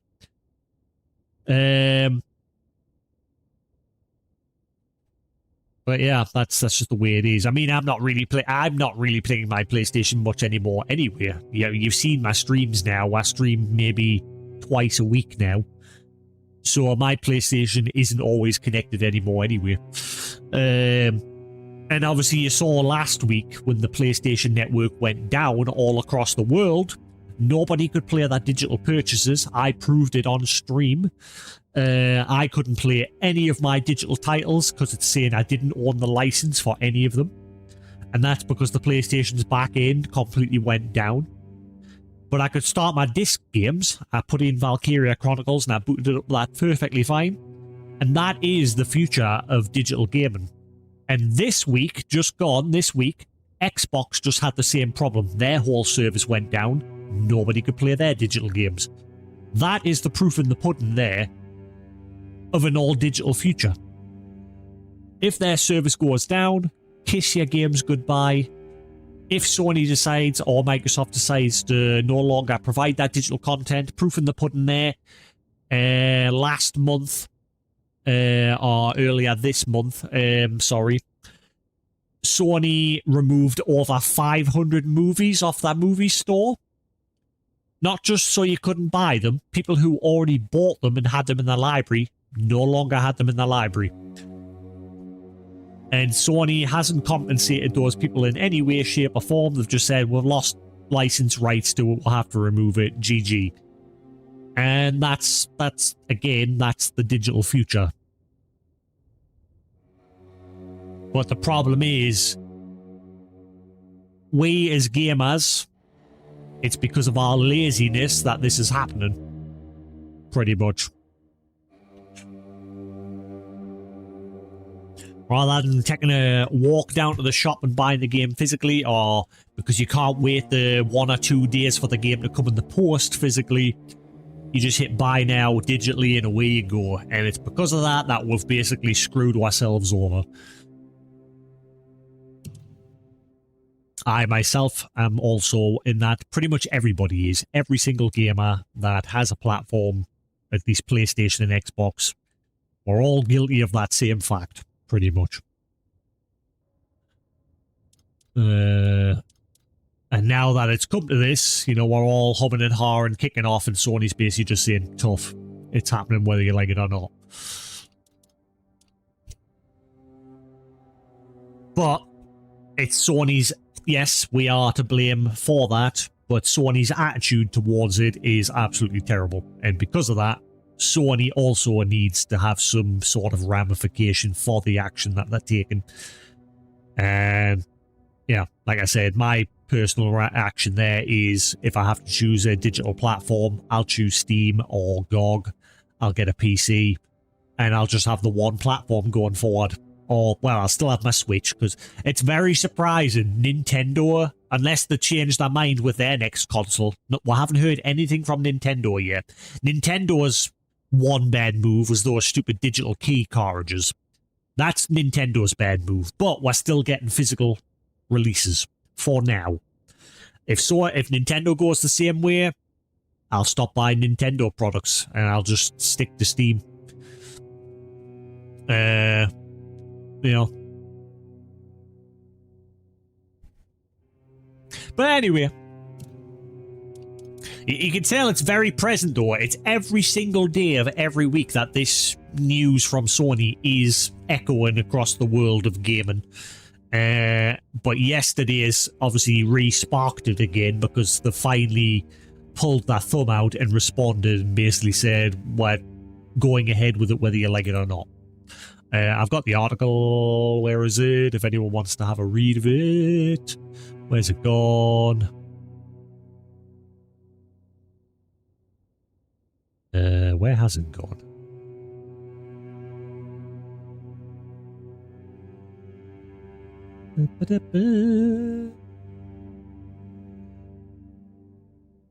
Ah, right, there you go. Sony knows how you feel about no more discs, but it's going to it's not going to reverse course. There it is. Yeah, if you're interested, you want to read of it. Why didn't that? Huh, what's going on? I can't seem to... Ah, there we are. There it is. I mean, it's not just on there. Push Square is a website that's been dedicated to PlayStation for years, but there's multiple other outlets are reporting on it as well. Like Eurogamer's got pretty much the exact same article on their site as well. Yeah, Sony vows to press on with diskless plans, saying digitization is progressing across all media despite heavy protests from players. It's funny, what I found funny and more annoying was though that they've shut down they're shutting down their disc production facility, and they've already converted one of them into a facility for making vinyl players, music players for vinyls, another disc-based medium. And a one that I probably think makes less sales than, I don't know, I'm not 100% for that, but I would assume it makes less sales than the gaming industry. I don't know. But I mean, that form of media is coming back though. People are buying older, like, music-based players and they're ditching Spotify and things like that because they're sick of having to, obviously with the cost of living just keep going up and up and up all year round. People are looking for alternative means to save money, and a lot of people are now ditching things like Spotify so they don't have to pay monthly, and they're going back to buying the physical medium again, discs and CDs and vinyls and that.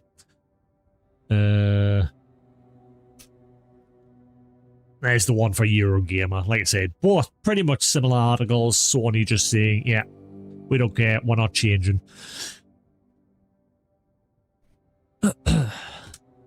Anyway.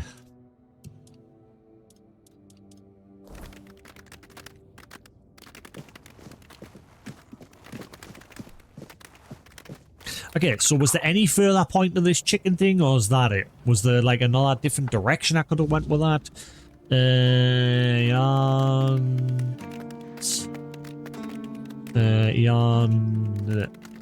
Herber's Elixir.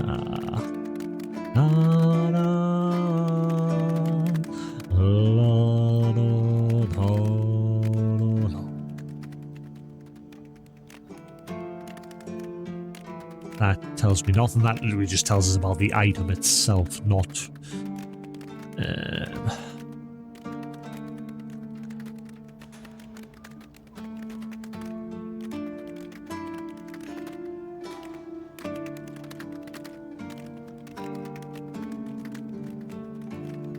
I can't find anything on this elixir.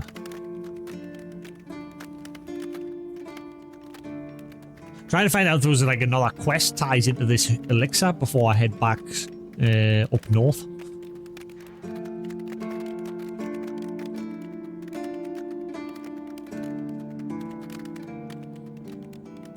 All of the like wikis dedicated to Tainted Grail have absolutely no info. Just on the character himself. Oh well, never mind, moving on. Right. I'm now curious, is there anywhere else I might have seen some chickens? Trying to now think. Obviously, I know there's cows and that roaming around. We've already spoke to a guy who got turned into a pig. But I'm curious if there's other chickens, if that portion effect is now permanent and there's other, like, 4 dwellers that decided to turn themselves into chickens. For some stupid reason. Chicken. I don't think there was any back at the village down the road. Can't remember there being any anywhere else. Nah, I can't remember any. Right, let's just get back and we'll crack on with what next objective. We'll get our next bounty out the way.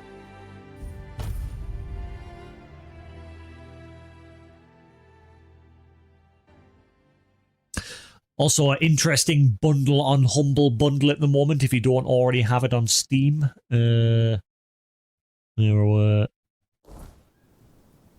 Copy link.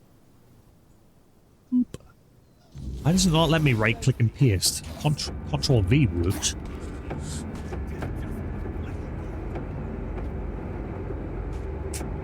Yeah, there's a massive like Dungeons and Dragons bundle. I already have them. I got them a long time ago. It's like a lot of classic D&D games.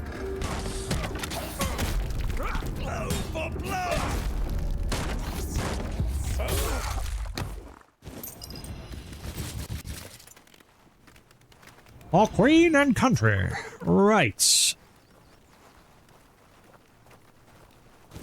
Let's head on out in a boot. I mean, if I just follow the path, it'll be golden.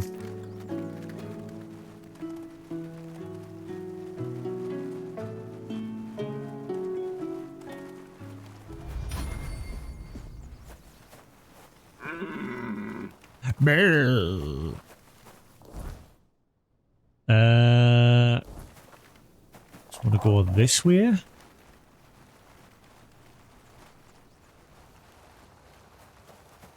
Who goes there? I'm going to destroy everything now that I've upgraded my armor. And you guys aren't doing that much damage to us now either. Hot crotch, hot crotch.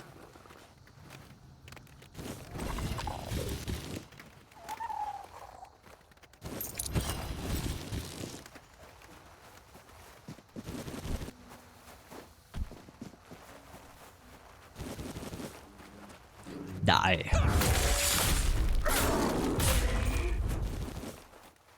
I still don't know what to do with the guy with the mushrooms, like.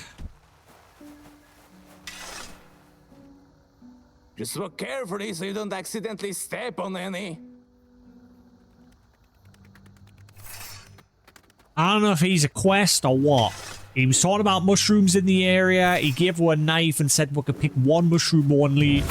And nothing. Like, it didn't trigger it as a quest or anything.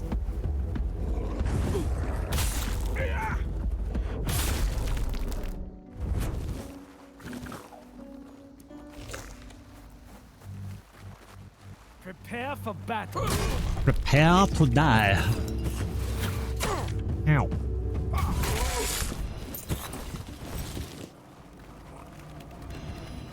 GG. I don't know if I should just kill him or like if he's got a quest or what. I've sort of just left him alone.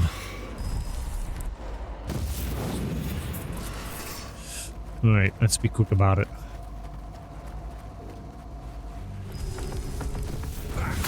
Oh wow, you... Okay, I've like greatly upgraded my weapons and now. Ah! I've hugely upgraded, but I'm still getting my butt handed to us. How?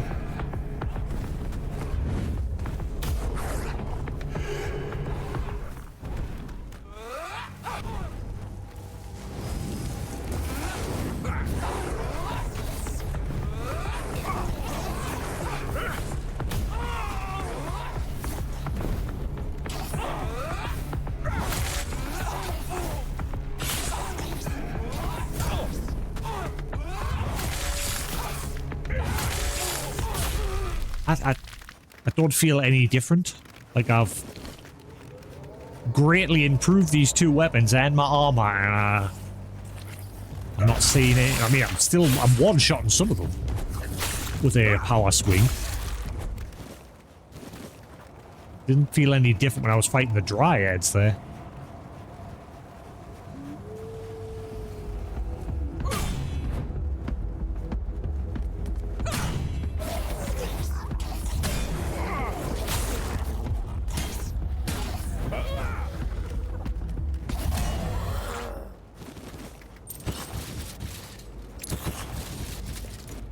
Give me all your booty.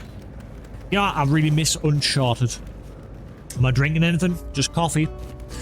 Coffee, coffee. Ever since starting my job, that's all I do now is drink coffee. Coffee, coffee, coffee. Just black coffee, no sugar, no milk, just coffee.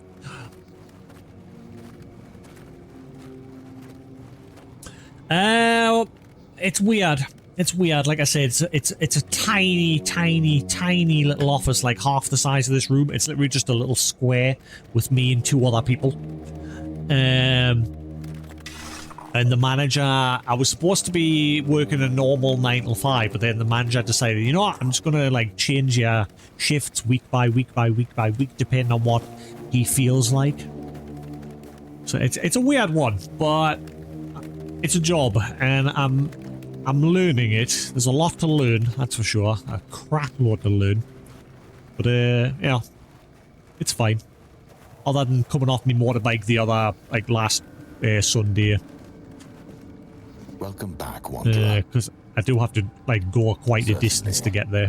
Here's what I have. Oh, I really want to get a car now. That's for damn sure. But the job itself, it's alright. I mean, it was on the news the other day that fuel here in the UK was supposed to be going down, but I've not noticed it yet. But I mean, I just ride a little motorbike, so it doesn't cost us a whole lot. It used to cost us £7 to fill the tank of my motorbike. £7 now only fills half the tank. So it's doubled in like the last 10 years.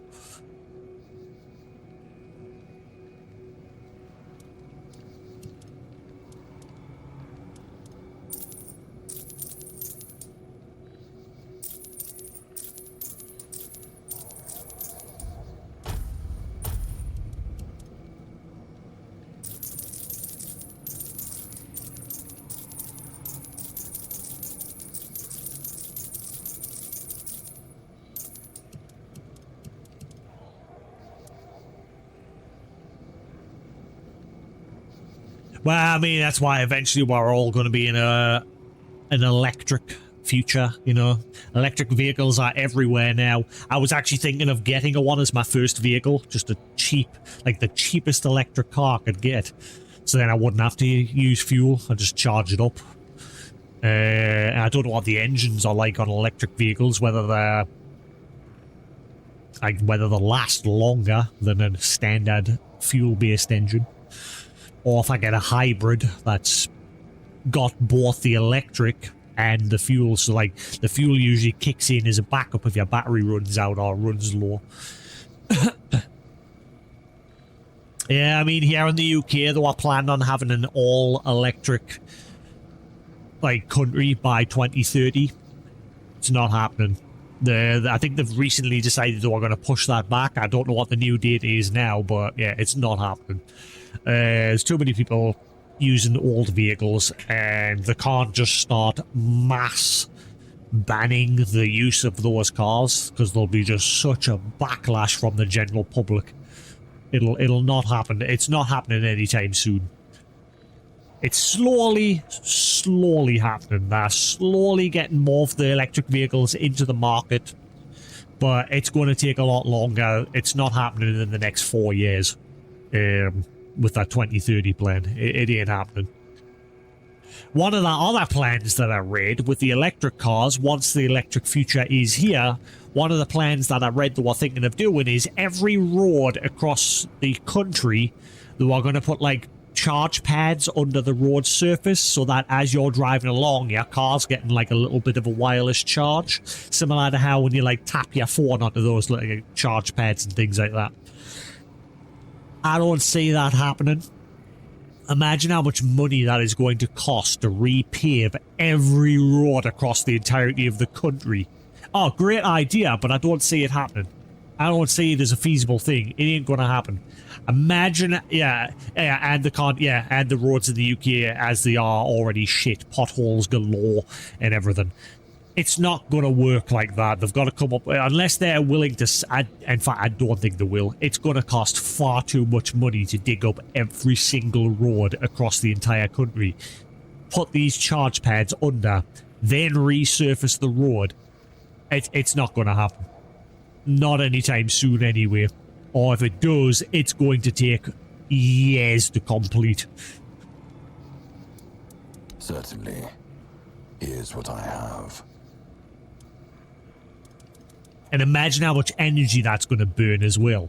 Those pads constantly under the road emitting energy 24/7 all year round. Imagine what that's going to be like. I get the feeling they'll only do it. I don't think it'll be every single road. It'll just be on like the major roads, like the big roads, like the A1. The A1's like the major road of the UK. Goes from top to bottom. That'll probably be the first one to get done, because that is the major road. So roads like that, little side country roads, they'll probably just keep them as normal roads. Because you still get a charge when you go onto a main road, which will keep you covered, hopefully, depending on how the technology works and how quick it charges. So I don't think it'll be all roads. It'll just be major ones, and then like minor, some of the minor roads, depending on where they are and how frequently they're used.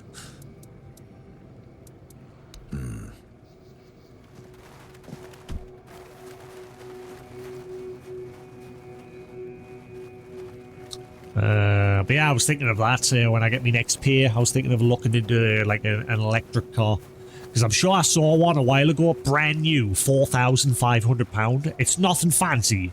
It's like a really small 2-seater car, but it's cheap. And if it gets my car insurance down, happy days.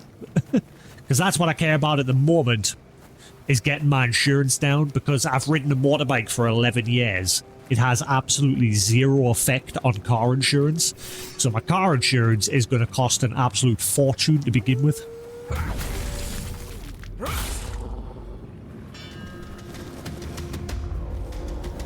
I wonder if I can take him on now.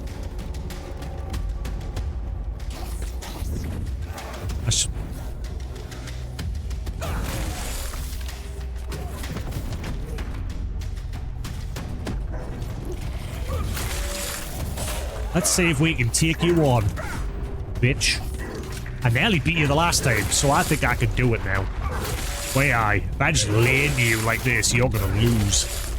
I'm gonna finally beat you today. Yeah, and you don't do as much damage anymore. Oh, never mind, I spoke too soon. I can beat you though.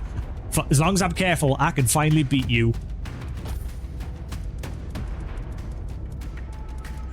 Revenge shall be mine.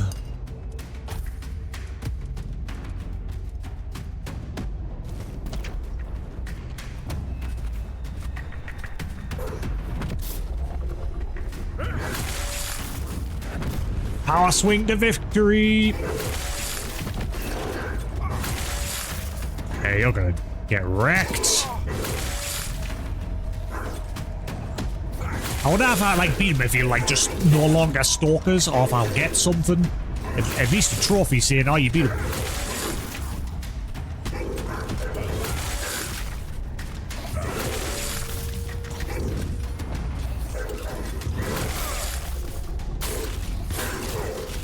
Ow. Yeah, I think one of them was from Japan or somewhere, one that I was looking at like 2 years ago.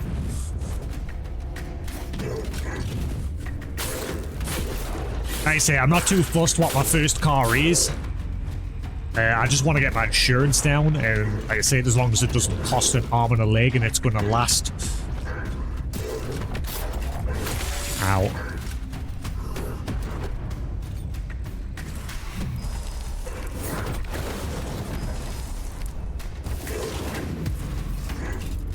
Forearm King, you shall die.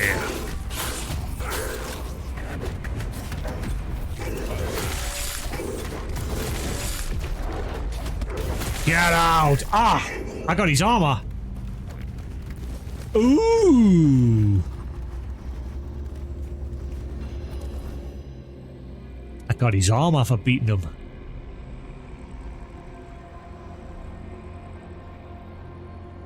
I think that's why my dad said I should get an electric car, because I think he said the insurance will be cheaper. Especially because you're not, like, using a vehicle that's polluting the environment. I think he did say electric insurance is supposed to be a bit cheaper. I'm not sure, I haven't looked into it. Max stamina by 11. Decreased stamina. Oh wait, I'm looking at the wrong one. Restores 50 stamina when an enemy dies nearby.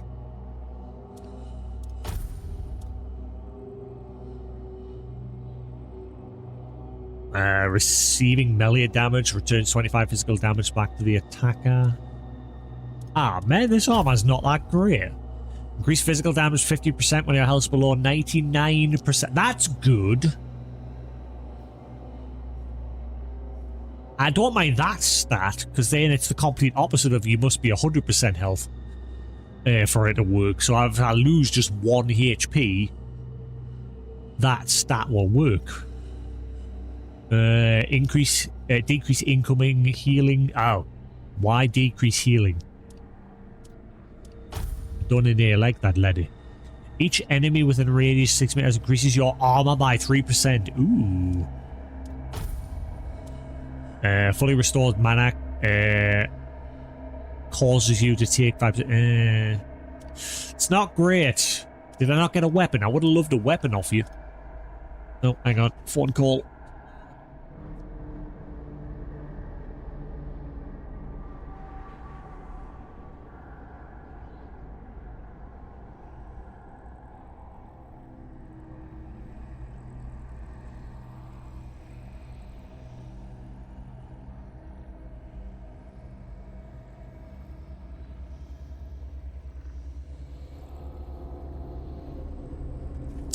Great. Yeah, I would have liked if he had dropped a sword. That would have been quite nice.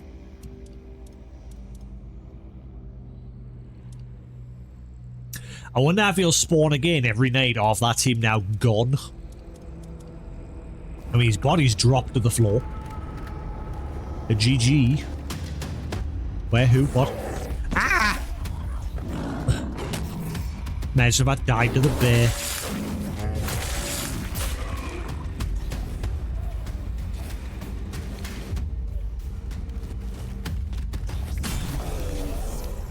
Get out.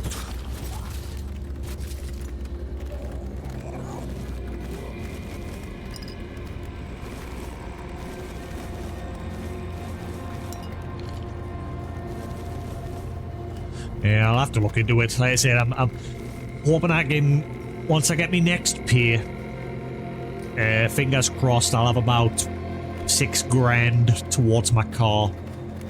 So, hopefully with that I can get myself something decent. Not fancy. Like I said, my main goal is just get something so I can get the insurance down.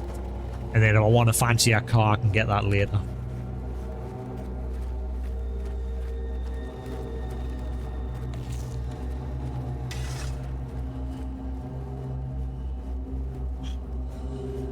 I want a Mini.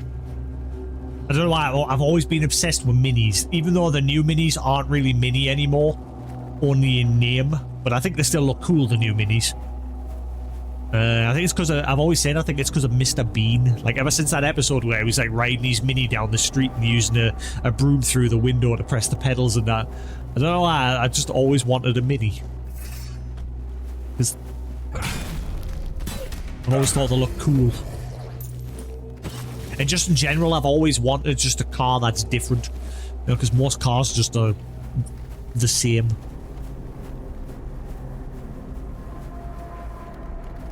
Alright, never mind, he jumped out of automatically anyway. It's like when I first got my motorbike, I was looking into weird motorbikes and I found a motorbike that has a full shell around it, like it's got a roof and everything, so like you don't get rained on and you don't really need a bike suit. Obviously it's still safe to wear one because you're on a motorbike. But it looked interesting, but the problem with it was you need like the full bike license.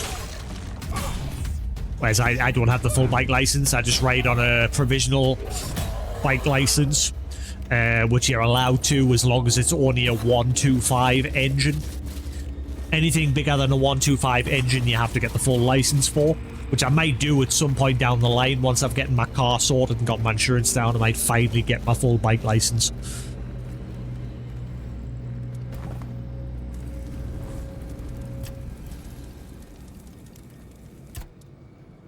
But, I mean, my frame of mind when it comes to the motorbike, or cars as well, like, I don't know why people spend thousands and thousands on these super fast cars, because you're not allowed to go faster than 70 miles an hour anyway. If you do, you're breaking the law, so what's the point?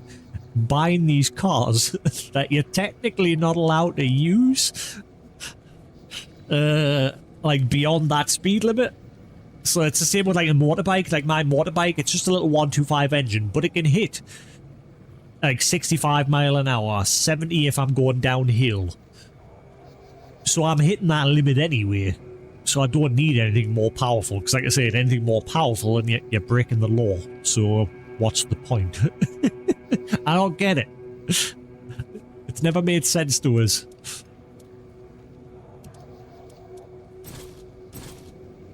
Except my dad, he's got a much bigger motorbike, much more powerful, but you can't really, you know, take advantage of it.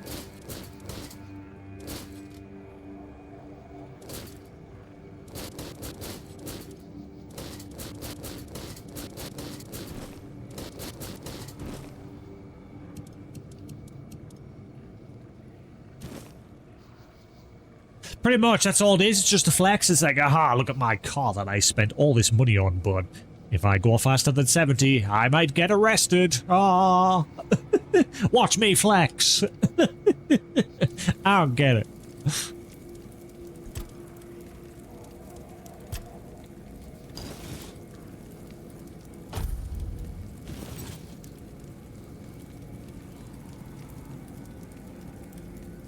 The Ashen Vow. Oh, is that a shield, is it? Yeah.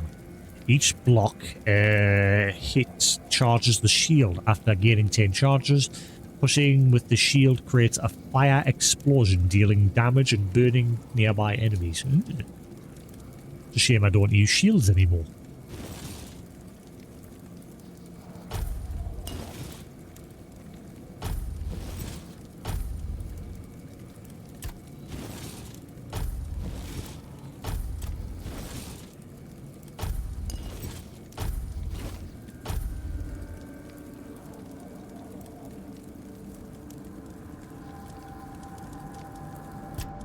I've always said one of my dream cars is a Porsche 911. Again, I like cars that have a nice, sleek-looking body, because 90% of cars just look like a shoebox. You know what I mean? They've just got this square boxed shape to them. Whereas things like Porsches like have that nice curved body to it. And I've always liked the look of them. Same with the Mini. Like I said, I like the Mini because it's like got that curved look to it. But yeah, I'd just be buying it purely because it's a car that I like and for that flex. But, you know, if I could afford one, I would. But at the same time, there's not much point.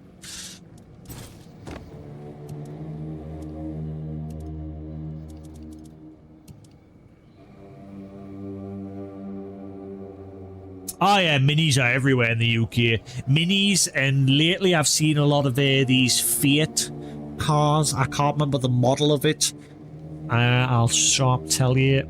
It's a car that I nearly bought as my first car. This little, when I went car shopping, it was like this diesel Fiat. Because what I'm thinking, basically my first car, I wouldn't. It's either going to be electric or a diesel, because diesel engines last a lot longer. Let's have a look. See, Fiat.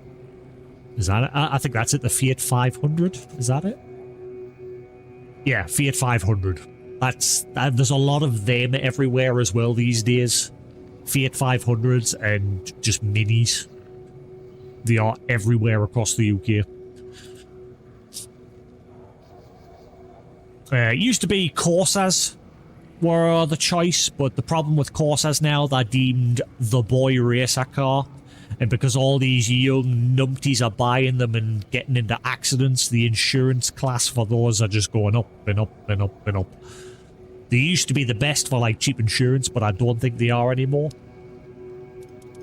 And again, it's because like these boy racers just ruin it for everybody by acting like total idiots on the road. Anyone like that should just have their license immediately took off them. If they're going to be a danger to someone else on the road, and they slap on the wrist and some points on their license, just take their license off them.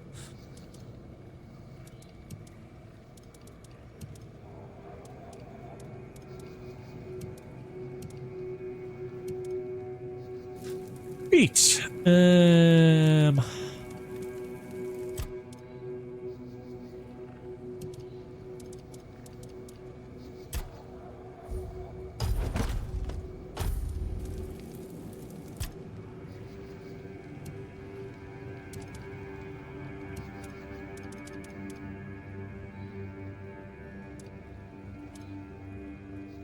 Fantastic.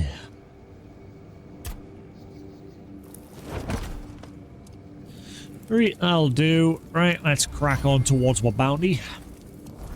I forgot the name of the bounty that we're chasing at the minute. Thorn the Bloodbound, and then we're going to go north to Sanguinor the Crimson. And I think that's all the bounties there are. I think I've done all the others. There may be one other somewhere else. Fortune Ties, Sweet Dreams. No, I think that is the last 2 bounties for this region. Yeah.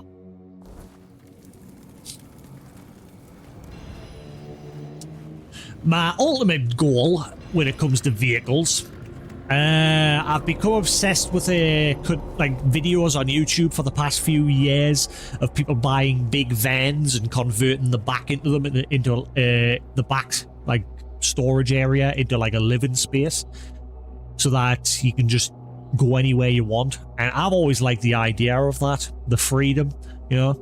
It's like, where am I going to go today? Where am I going to park up today and enjoy the scenery? And just it's always appealed to us for the last couple of years. There's a lad where I live.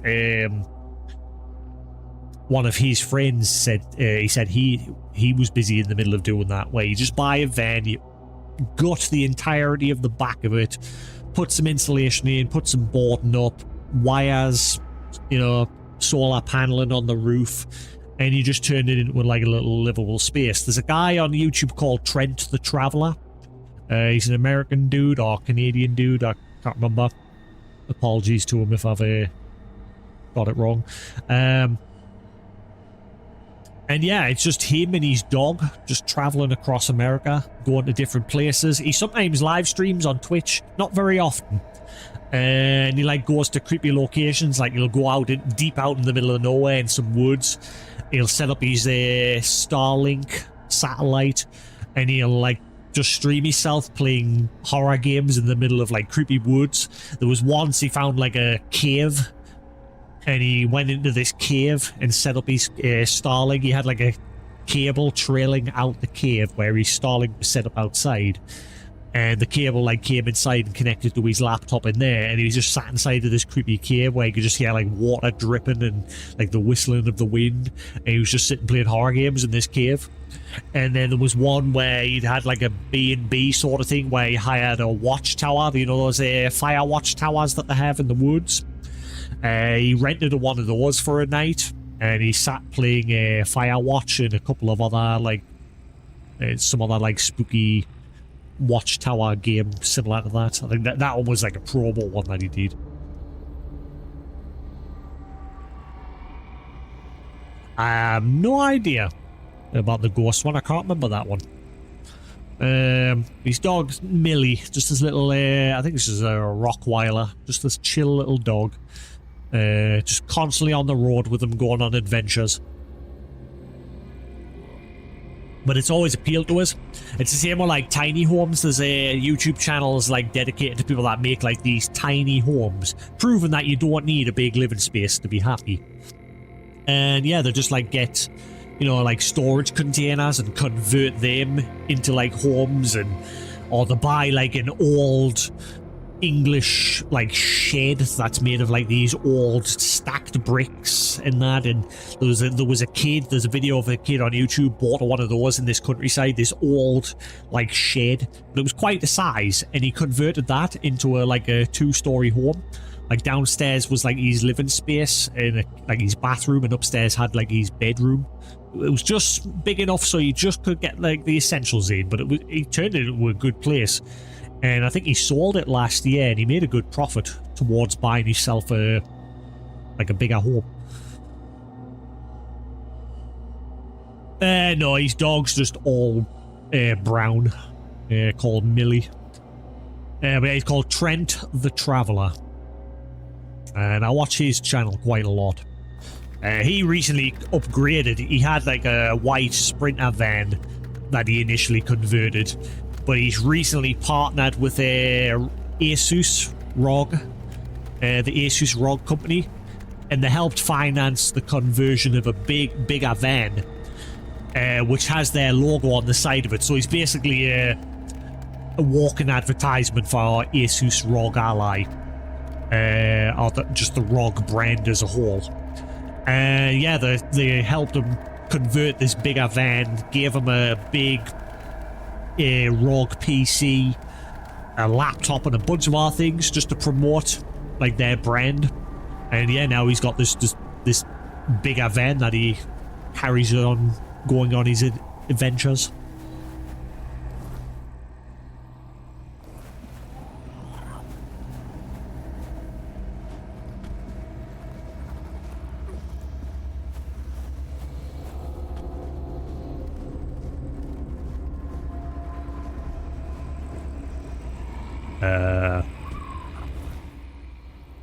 I mean, I'm getting near to the mouth of this dragon or whatever it is. Not where I want to be going. I need to be going this direction. If I can.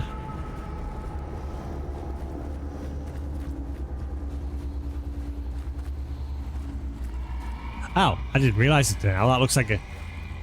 Oh, no, it's the bones. Never mind. I thought that was like a statue of... Like an old statue, head, body, but that's part of the bones of this massive creature.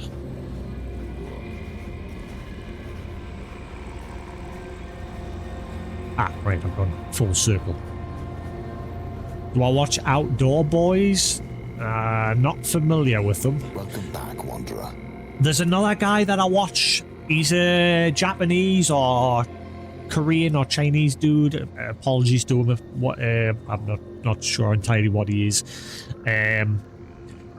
But yeah, he does like similar sort of things where he's just got like a really small car / van. It's hard to describe what it is. But he's converted the back end of that. He can't like stand up in it. He can like kneel and sit up and everything. He can move around decently in it. And he doesn't speak. It's just ambience, his videos. It's just...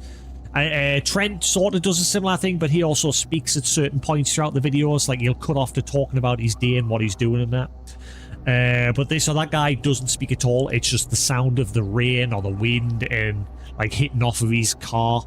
And it's just him sitting in the back of that playing video games. Cooking himself food on his little portable stove and his little portable battery bank thing that he has. He has this massive portable battery bank. And he's a very relaxing for that fact that, like I said, he's not speaking. Oh, hang on. Someone's shouting. Do I know what the Plus games are going to be? Not a clue. Don't care. I don't play for PlayStation Plus. I stopped paying for that last year. Because I just never really took advantage of the Plus stuff and hardly ever play online anymore.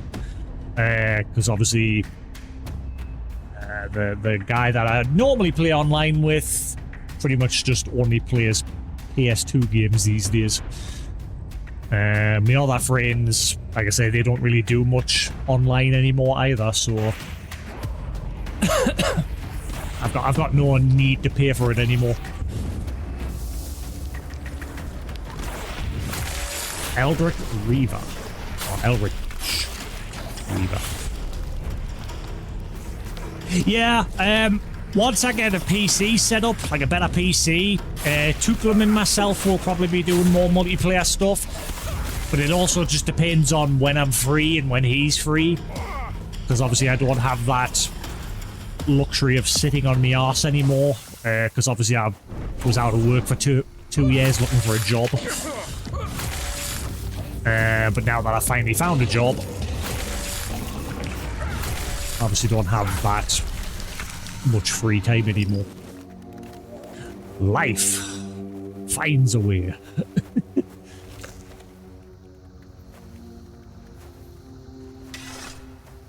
But yeah, I remember last time we chatted, me and Took, we did go over Steam and we sat and picked out a couple of possible multiplayer games that we could play. I want to play some, like, proper multiplayer games, not like, you know, Peeking that's great for little bite-sized multiplayer sessions, but I want to play something proper. Like, I want to play Baldur's Gate 1 and 2, because I haven't touched Baldur's Gate 3 yet, because I've not played the first two.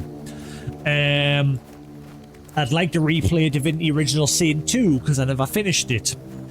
You know, games like that, proper like games with multiplayer.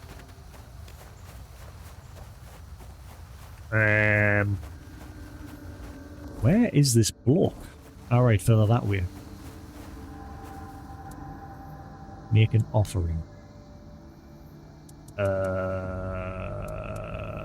Have some weird meat. Experience 10.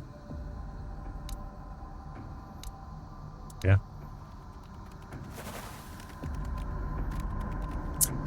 No, I didn't. It was just me and Koos. Me and Koos beat Divinity 1. Then we played Divinity 2 when that released, but we played it on, like, the hardest setting. And we just didn't like the changes that they made. Like, every character, every enemy has armor now, so you've got, like, a health pool and then armor on top of it, and on the harder difficulty, it was just taking forever to get anywhere, and it just sort of burned what out, so we stopped playing. But I'd like to revisit it and give it another go. Probably just play it on a slightly lower difficulty. I didn't like that change that they made, because the first game didn't have that, where everybody had armor on top of their health. What about Gears of War and Halo? Me and Koos played through all of the Gears of War games. I played all of the Halo games myself, solo on hardest difficulty. Because I like the challenge on Legendary with Halo. I've got Halo, fucking the remake of the first one there for the PlayStation 5, which is still very strange to me that that's a thing, but, you know. I have Halo Wars 1 and 2. I played a little bit of the first one.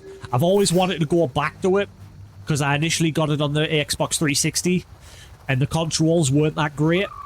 I now have them on Steam, so with keyboard and mouse it'll be a lot better. Whee boing.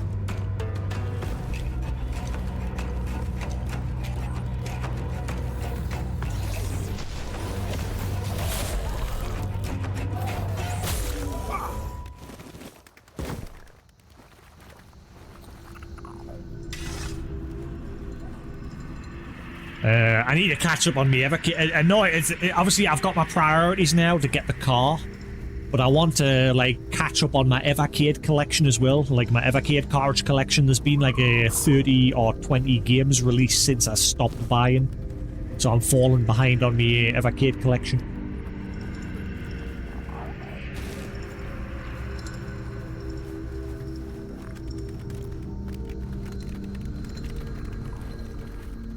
Are we there yet? No, we're nearly there.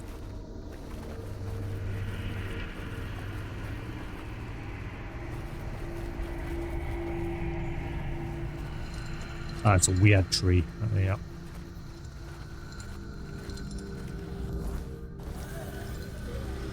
Oh, hang on, I've lost most of my summons.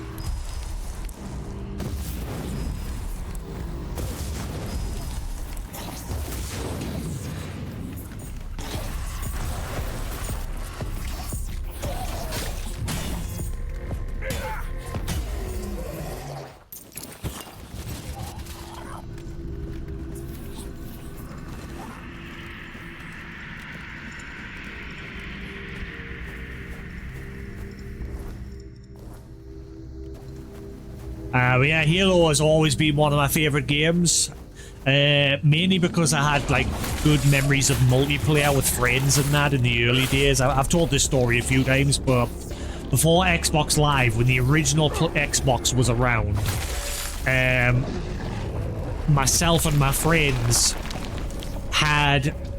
One of my friends used to live in an apartment, and then a few doors down from him, like down the street, another friend lived in an apartment. And we had one Xbox in one apartment and one Xbox in the other. And what the hell happened there? And we'd have like an Ethernet cable running down the street, connecting one Xbox to the other. And we used to have like Halo nights every Saturday, where we'd get kebab margarita pizzas in, and we'd sit and play Halo, like 4v4. and would like swap teams, so would like have 4 people in one apartment and 4 in the other apartment or flat, and then would like shuffle teams and that, and that's how I got my username Jasix, because they were originally called the Bites, and I was originally called J-Bite, and then we had like Terabyte, and a few other friends had like different byte variation names, and eventually I changed mine to Jasix. And that's where my my name came from for everything, just Jasix. Which is kind of it's shit now, because I've realized there's so many people who use that name now, especially on like YouTube and Twitch and things like that. There's so many people who use that name now. It's not as unique as it used to be.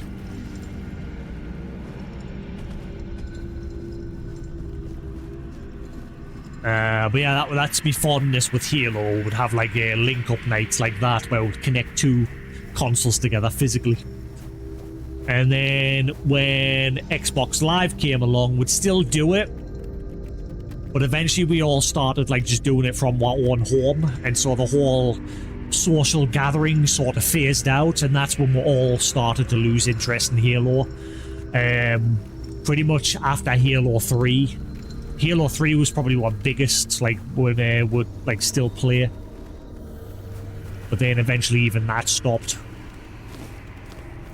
Because a lot of my friends just started to get bored with the Halo series. Whereas I continue playing for the story, because I love the Halo story as well. Just the same Halo Infinite. Halo Infinite story was alright, but the way it was structured was weird. I wouldn't say it was a terrible game, but it's definitely not my favourite of the Halos. But it was a good direction, trying to make a more open-ended Halo game.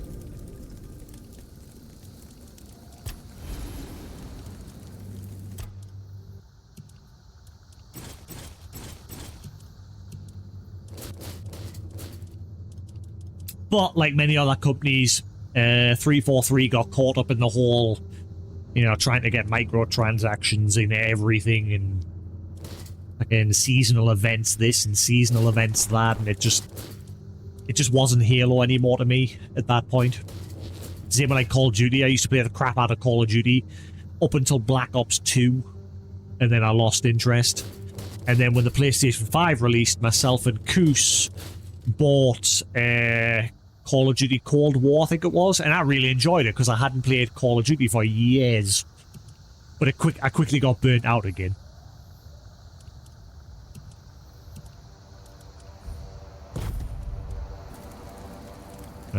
It's just the same thing year on, year off. Ooh.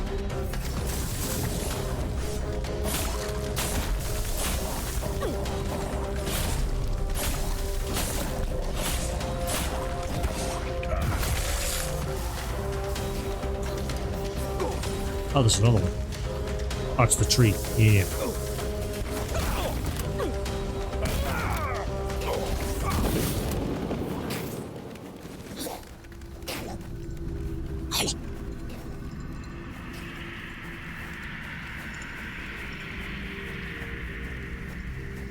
But obviously these days my favourite games are the Remedy series, Control, Alan Wake.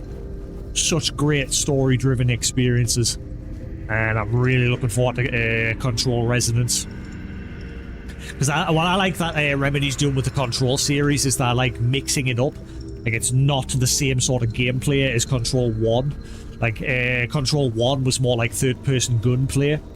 Now it's like third-person sort of hack and slash with melee sort of combat, and it looks all right. But I'm just very interested in the Remedy verse, the lore.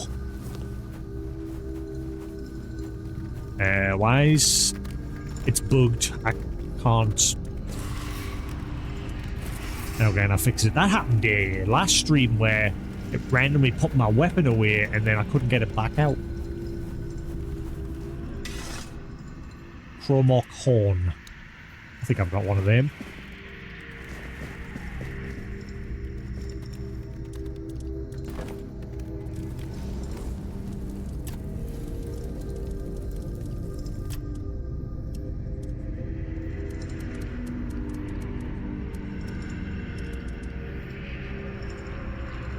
think I just need one, don't I?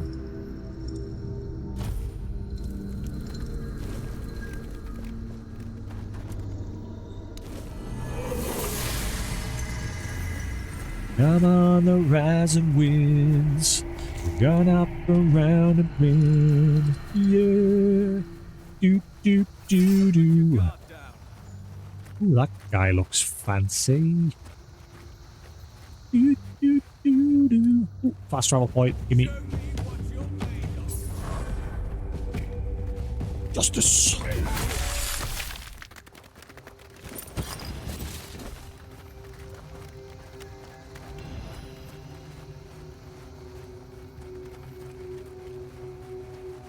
Surprise! Now, I won't be able to do that to you, but... Oh, hang on, there's still one more dude. Hello! Goodbye! Hello! Die. Ooh. Hey, naughty.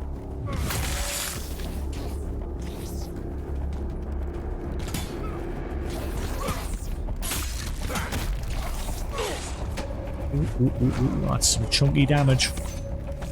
Still get the odd one or two that can... Why am I sinking into the floor when I get here?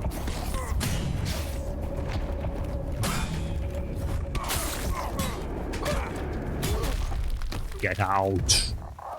Give me your head. The Avalon Crimes. Is that supposed to be like the Sunday Times? The Avalon Crimes. The Sunday Times is a news outlet here in the UK. I think it was, isn't it the Sunday Times? Isn't it? It was. Is that the one that Jeremy Corbyn owns? I can't remember. A lot of PMs and what have you, MPs have their own the news outlets.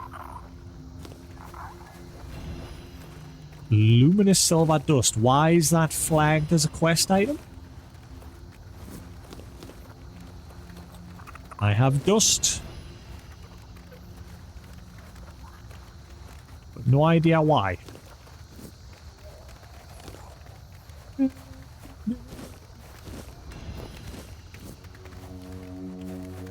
Titanfall, I have it. It's on my backlog on my PlayStation. Whenever I get to it. I say the problem is now I just don't have as much time as I did. Obviously, with us being out of work for those 2 years, I had obviously plenty of time to chill and play games. That's why Crimson Desert took us like 340 hours to beat. Imagine that now, though, where I'm only streaming like twice a week. 4 or 5 hours mostly I stream per stream. So imagine how long it would take us to beat Crimson Desert. I'm kind of pleased I got that finished just as I started my new job.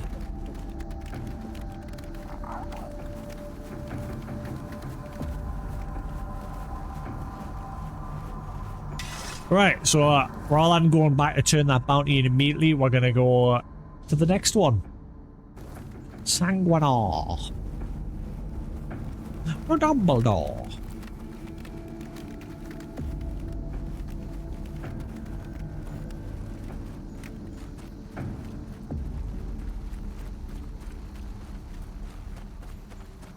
Yeah, I got a couple not too long ago because they were on sale. So I got this.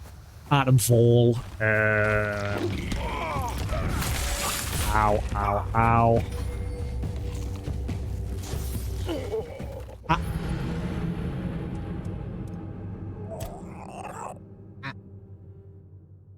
I hope it's saved.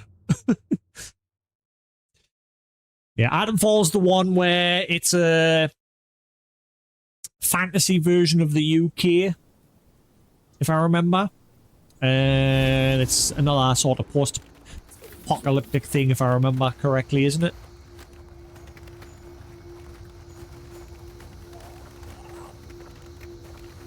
Yeah, well, I grabbed that a while ago. It was on sale, along with the expansion.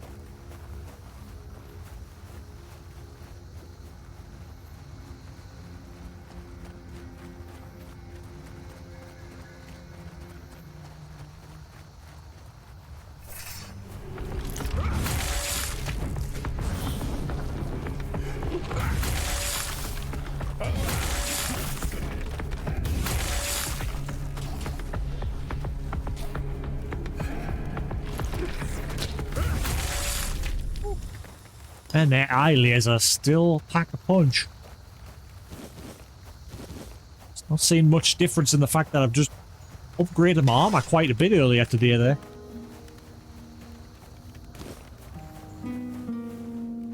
No buried treasure. These guys are just here for shits and giggles.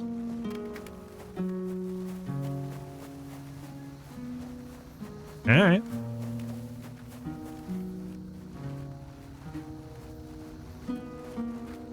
The Mad Max game, I remember that came out years ago, didn't it? I bought that on Steam years ago and I never got around to playing it. Too many games. Too many games. That was my bad habit back in the day. Like, I would just see a game and I'd be like, ooh, I'll buy that. Ooh, I'll buy that. Ooh, I'll buy that. That'd be good for streaming. That'd be good for chilling playing.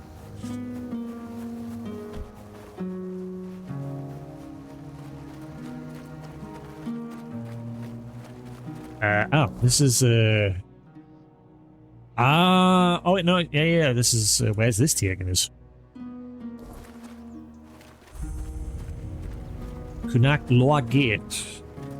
Oh, it's another, right, it'll be the most northern entrance part of the Horns of the South. Okay, I get it. Yeah, alright, well, that's not where we need to be.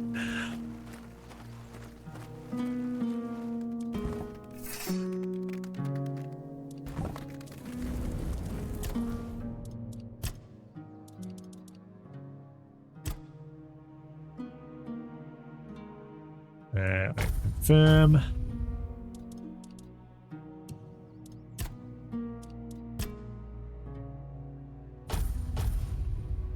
Blocking while dual wielding blocks 20% more damage.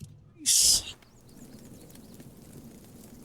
I even got that stat in the day. Like, I've now got an extra stat there that I've unlocked that I'm supposed to do 20% more damage when dual wielding two of the same weapons. But I ain't seeing much of a difference. That's why I quite see is quite often using the power swing, like the downward swing, rather than like normal swings like that. Because they don't do as much damage as just that. The power attack does way more damage.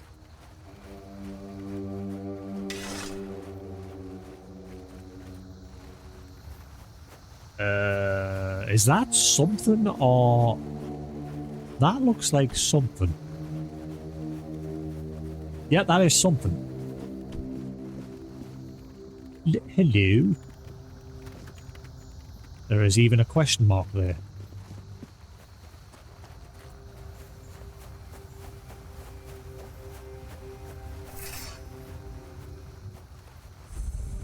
The pit.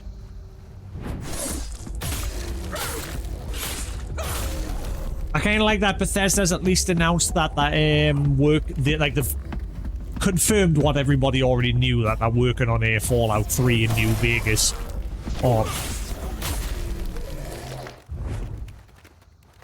Right, this is an actual entrance to a dungeon. It's probably the only thing from Bethesda that I'm looking forward to. Like, I'm not looking forward to the new Elder Scrolls. Because of the piss poor state that we got. I mean, it'll be the same with Fallout in New Vegas as well. We'll get them in piss poor states. Because Oblivion was the same. But I kind of miss the Fallout games.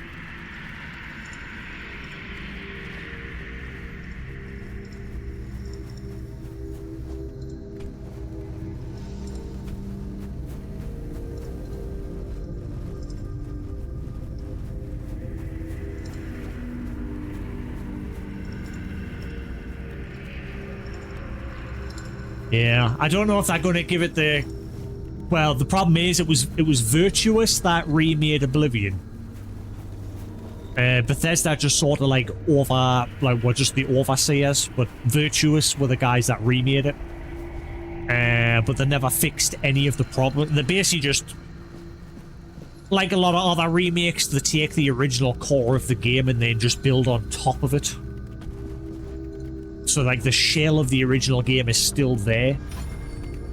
And that's how, obviously, Oblivion still had a lot of its initial problems in the remake. Because they didn't truly make it from the ground up. Because if they had, it probably would have been way better.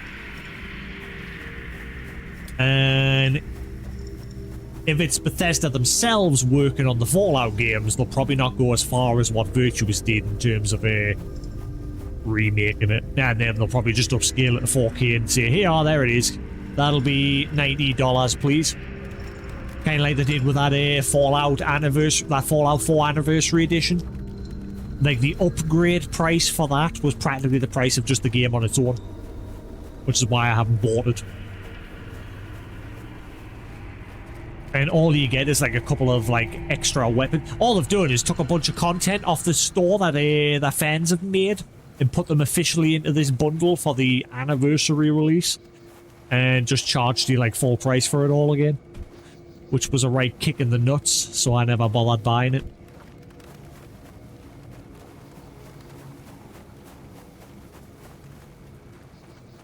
Right, don't forget that. What is that? There's lots of weird things in this area.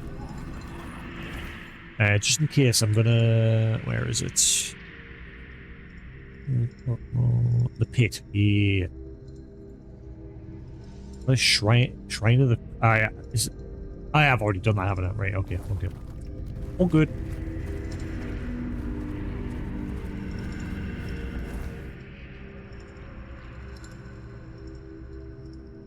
Oh, that's why, because it's really changed my objective to somewhere else. What the... Any? I'm sitting wondering where the hell it's taking us.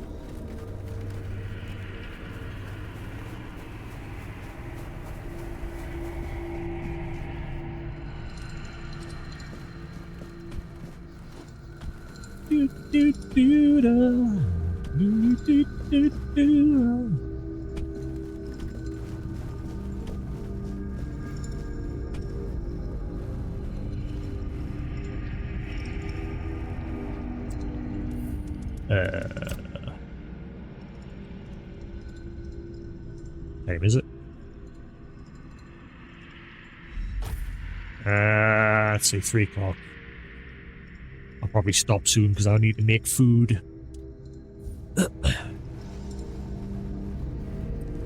Before I go to the cinema.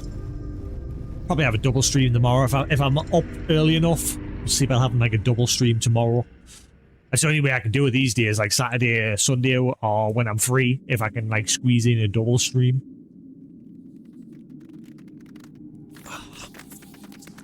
Because obviously you know me, I play games that tend to take a while to beat. Like this. Because I like to do as much as possible, squeeze as much as I can out of every game. Instead of just like rushing the story. Hello. Who are you? Quabbin? Are you a friend or a foe? Have you come to take my place? Take your place where? In the sacred mission. Taking over the feeding and guarding the abyss so it never spits out its insides. I've always known that one day my successor would appear. We always have. I will be the master, and you will be my apprentice. You will take over the sacred mission. What's the sacred mission? Look down. Can you see anything? No? That's exactly as it should be. I guard the abyss. The abyss requires feeding. I hunt down lives I sacrifice to the abyss. This way, the abyss is calm and Avalon is secure. If not for this sacred mission, Avalon would face unspeakable suffering. It would be the end of our world. This is my sacred mission, and it can be yours if you so choose. You hunt lives? Like, not just animals? As is considered sacred. Ah, a life is a life.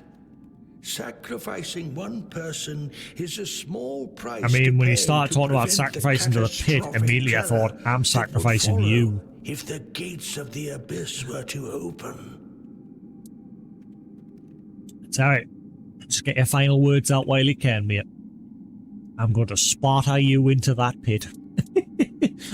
So what's the abyss? The abyss is a gate that separates us from all that's evil, all that's at the very root of our Or maybe suffering. I jump into It's chaos and darkness. Chaos! The abyss must remain closed. We must ensure that the gates never open. The sacrifice is essential to keep the abyss contained. So what'll happen if I refuse to take on the mission?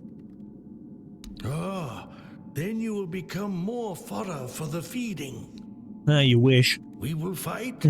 I will defeat you, and your body will become the feed for You're a those funny man. seeking to enter this world. My mission is to ensure that the abyss never opens its gates.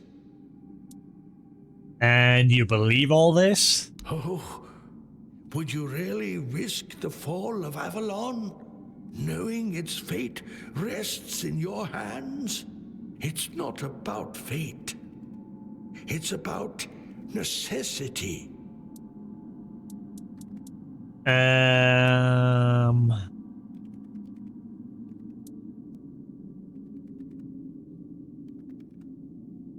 Avalon's falling regardless of your mission. Trust me, I would know. How do we know? I respect your wisdom, my apprentice. The question remains, will you take on the sacred mission as the apprentice or as the feed?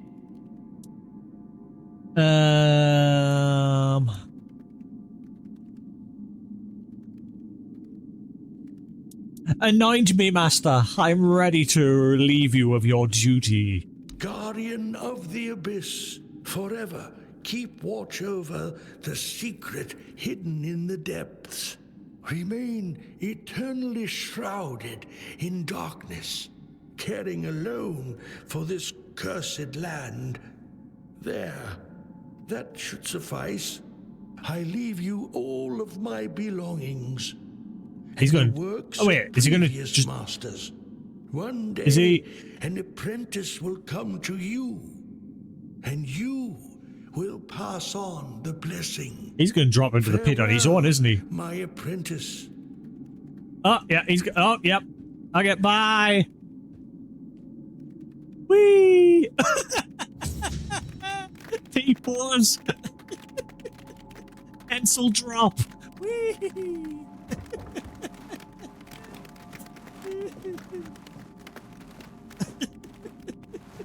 Farewell.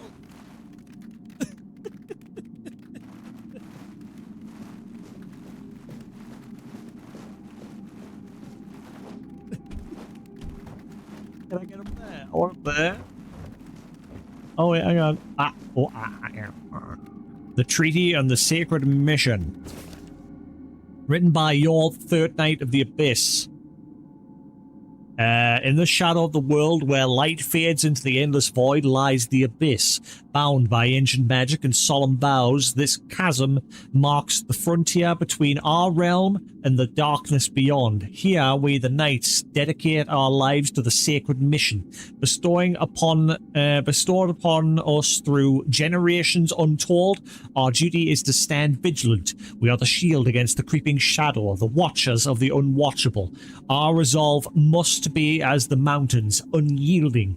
For the moment a night falters, the abyss stirs. Let it be known that this mission is not one in pursuit of glory or honor, it is one of necessity. The abyss does not sleep, it waits. Thus, we too must forsake rest For in our vigilance lies the safety of all. To future knights, know this, you inherit not merely a duty, but a sacred trust. The world unwittingly relies on your strength and courage. You are the silent protectors, the unsung heroes whose vigils keep the night at bay. Remember, the importance of our sacred mission transcends time. It is the thread that binds us to the past and guides us into the future. Stand firm, for you are the barrier that keeps the darkness from engulfing the light. In unity and devotion, we guard the abyss, not as individuals, but as a legacy that endures beyond our years. Honor this treaty, for in it lies the essence of our eternal watch. The greater good. Crusty jugglers. Master Garth's journal. 7th Holly Moon 554. Woke up sweating again. The abyss, it's just sitting there. But what if I miss something? What if I forget a ritual and that's it? And the world ends because I messed up? 8th, check the locks, the seals, everything at least 3 times, maybe 4. You can never be too sure. What if you're weakening? If they're weakening and I don't notice, can't shake off this feeling. 9th, made an unusual offering the abyss, but what if it's not enough? What if it wants more and I don't realize? The thought alone is enough to freeze the blood in my veins. The 10th, what if the legends were wrong? What if what I'm doing is actually making things worse? No, can't think like that. But I can't stop the thought. It's a vicious cycle. The 11th, night's the worst. It's just me and the silence, and my thoughts screaming at me. Every sound makes me jump. Is it opening? Is it happening? My heart won't stop racing. The 12th, talk to the abyss today. Out loud. Asked it to give me a sign of that I'm doing okay. Nothing. Silence. It's probably silly, but I need to try. I guess it would be worse if it actually answered. You know what they say, when you stare into the abyss, the darkness of the abyss stares back. Time-worn scroll. Illegible. The abyss requires illegible noble souls. Illegible. Merlin and his acolytes. Powerless. Illegible. The sacred mission is a solitary path. Illegible. Druids are helpless. Illegible. Ancient evil. Knights of the Abyss, sworn. So this is the original text, I'm guessing, and because most of it's illegible, it's gotten lost in translation, I'm guessing. And so these dudes have been sacrificing people needlessly all this time. You can see the pit at the bottom. You can literally see the bottom. But how do I get up there? In fact, that's probably where we exit. Yeah, as soon as I jump in, eventually I end up coming around there. So yeah, it looks like these guys have been sacrificing themselves for nothing. What a bunch of idiots! S1, 2, 5. Geronimo! Whee! Oh, look at that! Meaty.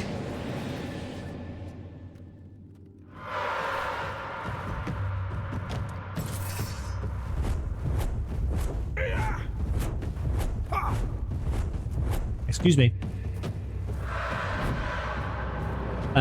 Wait, you can't hurt me. Ah.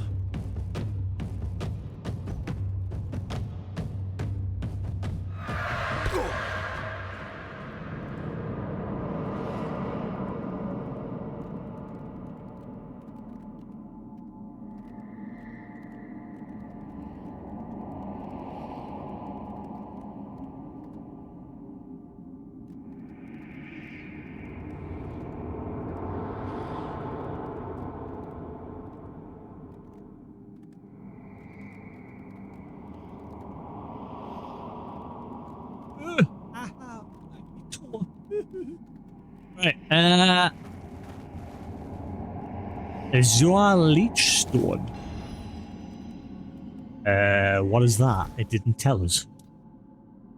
Physical attacks generate 5% damage dealt as mana. Where's the body of the dude, the old dude? That is a question. Why is the old dude's body not here? Ah, hang on. No, there he is. He's in the corner. Master Carbon's journal. I'm not getting... there is a bug. There's no notifications popping up on screen for stuff that I'm picking up. 8th of Hawthorne, 623. Sunrise again. The years have turned my duty at the Abyss into a dance I can perform from memory. I'm tired, so very tired, but the cause remains noble. I stand guard hoping for the day when someone younger, someone with fresh resolve, fresh meat, will relieve me. 9th, perform the rituals with the same precision as always. Each gesture, each word carried the weight of decades. My body aches for rest, but my spirit remains bound to this duty. So if these guys are supposed to be not sleeping at all, how they're alive? Because naturally you die if you don't sleep for how long? How long is it that you can go without sleep before you basically kick the bucket? It is a thing, and I'm 100% positive it is. If you force yourself to go without sleep, you will eventually kick the bucket. Let's say my body aches from rest, but my spirit remains bound to this duty. Hope for a passing on the torch to keep me going. The 10th, my bones creak more than usual today as I made my offering to the Abyss. I found myself longing for the end, not out of despair, but a deep desire to finally rest. Yet the devotion of my cause outshines the fatigue. I continue for the sake of the world. 11th, looked in the Abyss today. The depths incredible as ever. It's not even that deep. Inscrutable as ever. You could see the bottom. I could see it.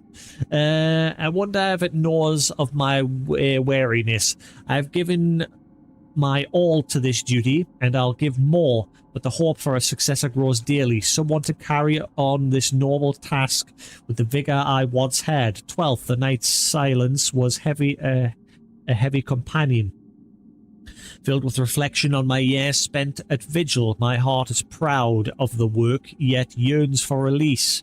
I pray for a young guardian, ready to learn, to step forward soon. 13, spoke the Abyss of my hopes today for a young one to take up this mantle. It's not just about passing on the duties, but sharing the honour, the noble cause that's been my life. Until then, I stand steadfast. A tired but devoted guardian, keeping watch over the darkness. I hear someone coming. Could this be the day? It is indeed. The day we find out you died for nothing.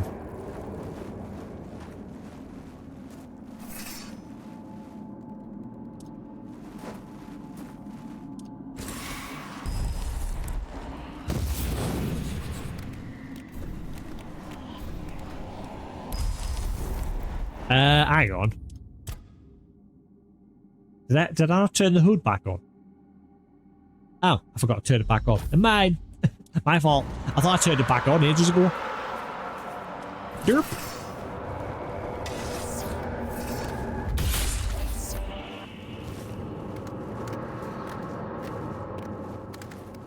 Ah. A portal.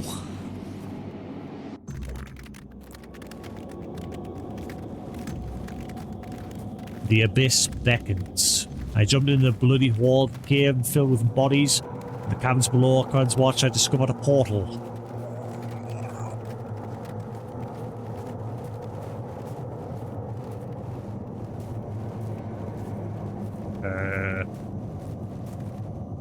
What is these? Oh, whoa, shit! Hello! Morning! Don't mind me. Just... Oh my god, that's a lot!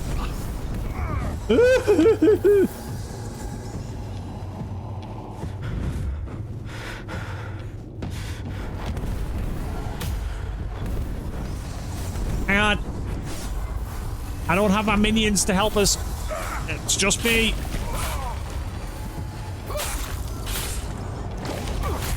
Get lost.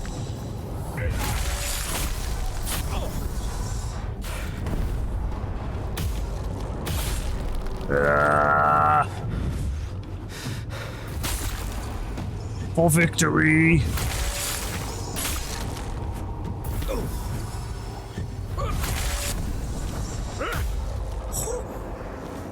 That's a lot of fear.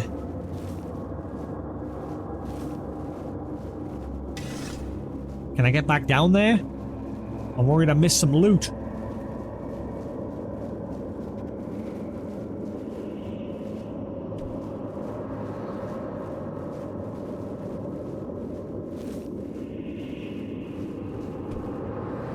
Aw, man. Gotta be a way to get back down. No loot? No bitches? This, I bet it just takes us back to the entrance. Above the pit. Oh, never mind. You know what?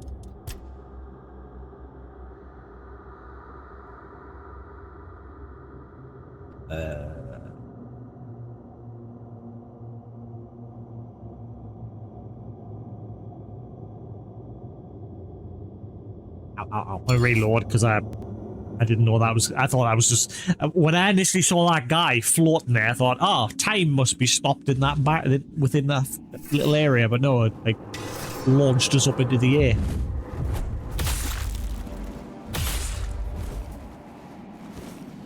Well, we shall do that again.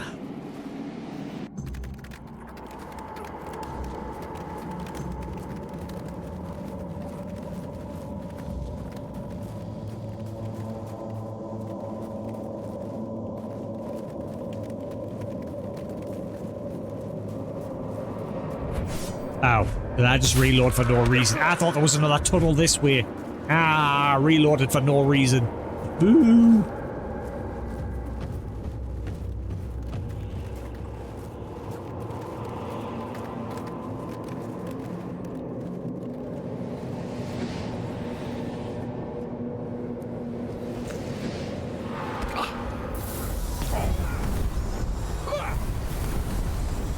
Oh.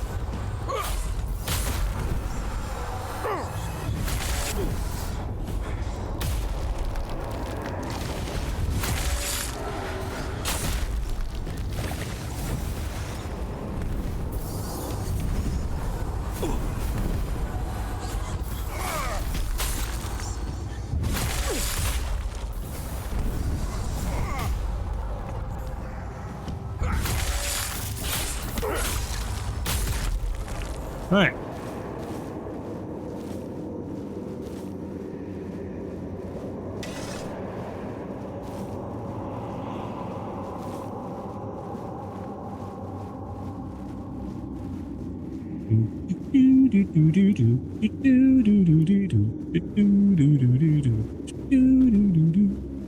Tune's been stuck in my head since. There's far too many. At least, hang on, I got 2 of my minions back. Oh, there they are. Hey, welcome back, gentlemen. Be prepared for battle. There is a lot incoming. Attack!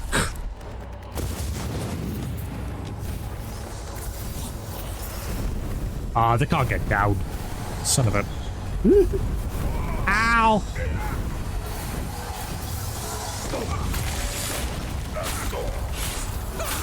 Ow, ow, ow, ow, ow, ow, ow, ow. I wish my minions could jump down. I need help right about now. Please, pretty please come and help me. There's too fucking many.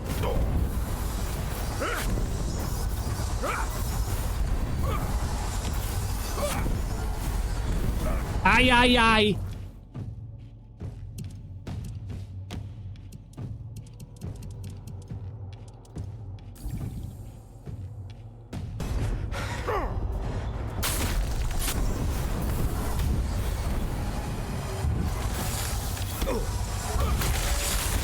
Thanks, minions. These have been a great help. Not.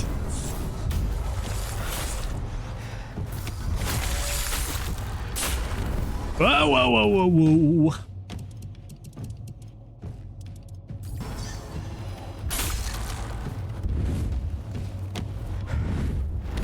Aye, aye, aye. Finish him off.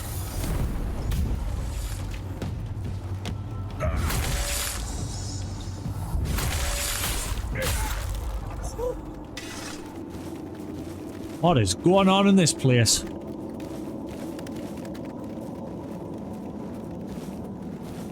These are basically all the people that have been killing themselves over the years. If I remember, that's what fear are. People that have like died in horrible ways. Let's have a look, see.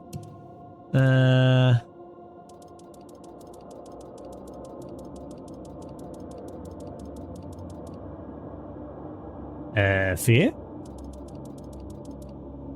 And which is the fear option?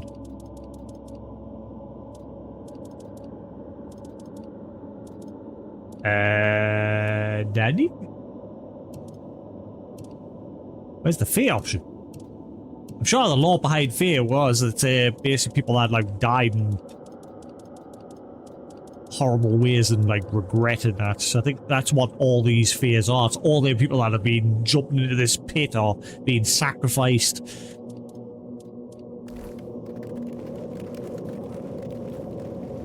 The weirdness is then twist. Yeah, I think that was it. The weirdness then like twists into these. When the time of learning is over, destroy the gates. Taking the energy, the beings will defend them. Caution.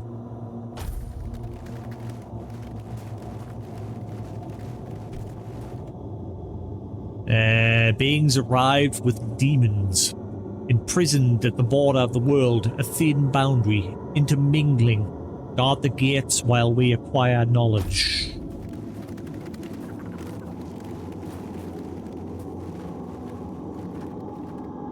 Okay, that one looks like a possible thumbnail.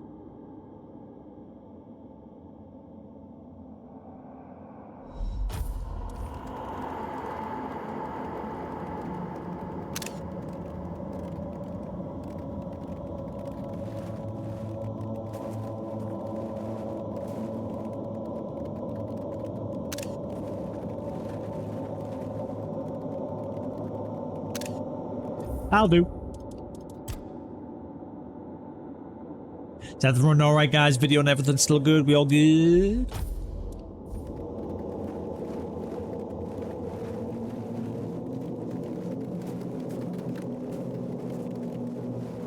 Butthole. Finger butthole. What am I doing? Or I just...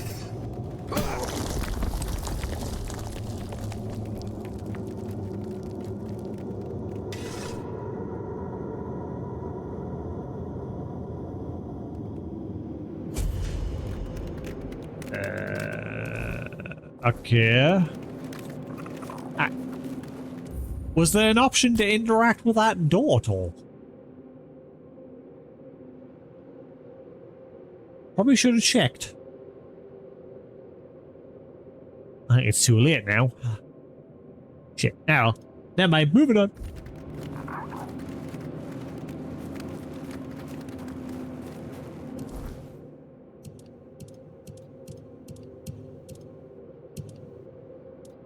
Yeah, that's the end of the quest. GG. The end.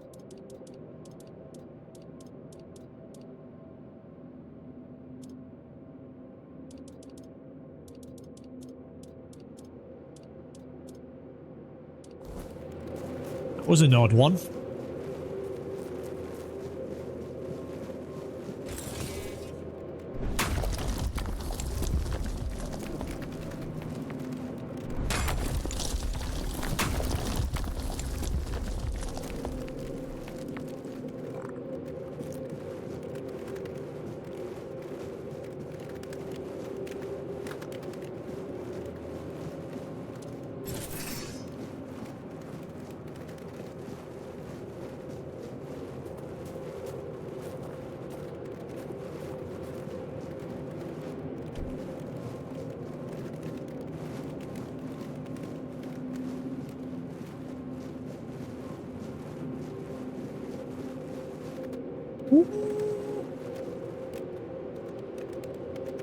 What?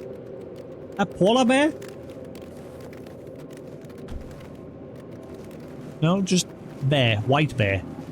Ooh. Ow! Stop. Stop it.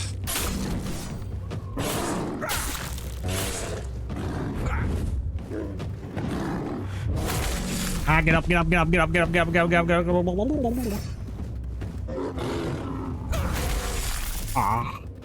The slow-mo.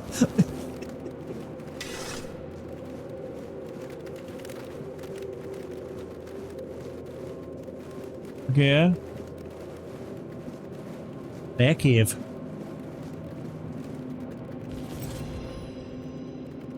Search stopper. Max have a 10% chance to stun, I think that's it.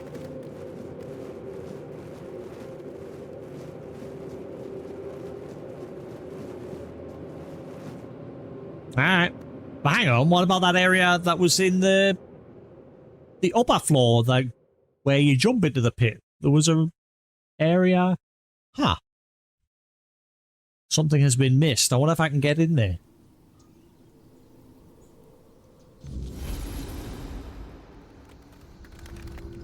Oh.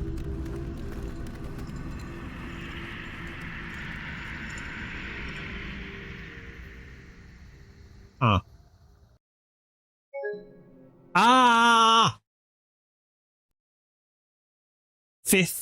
Fourth or fifth time this game has crashed now.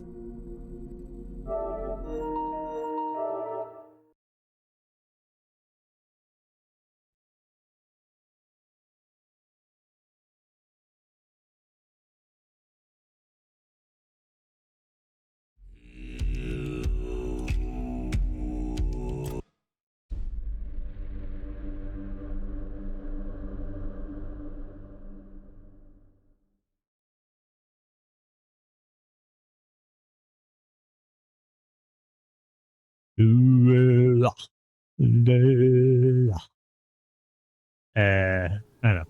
I thought froze. Alright, try that again.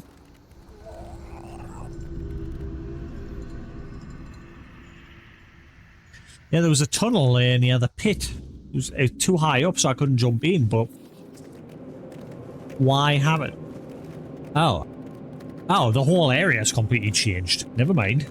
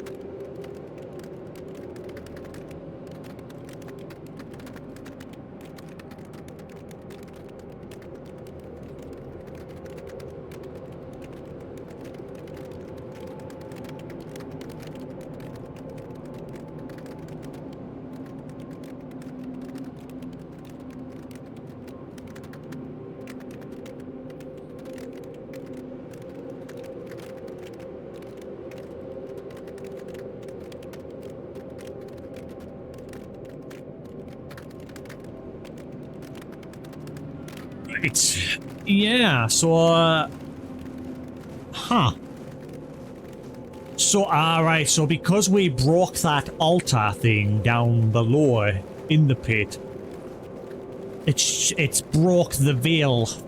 Like, the veil of that place was, like, seeping into our world. Like, it's because the notes did say, when we're, like, reading the logs and everything, that it was another world, like, seeping into ours. And when we've destroyed that altar thing, it's broke the connection. So now it's just this cave with a bear in it. I hope I didn't, like... And I'm guessing that was the tunnel. Where that was next to the pit initially. Hopefully I didn't miss anything. Bit of a weird one, but there we are, done it. Let's get back to finding my other bounty. Spooderman, Spooderman.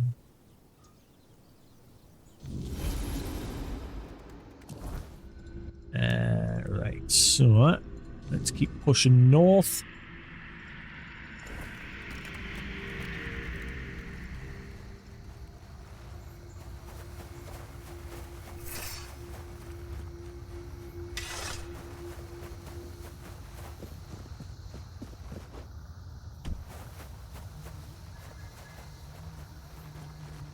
Lower fast travel point right about now.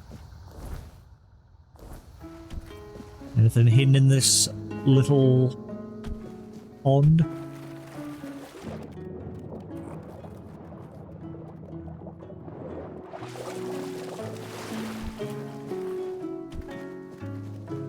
Ah, what's that? Let's get one bounty first.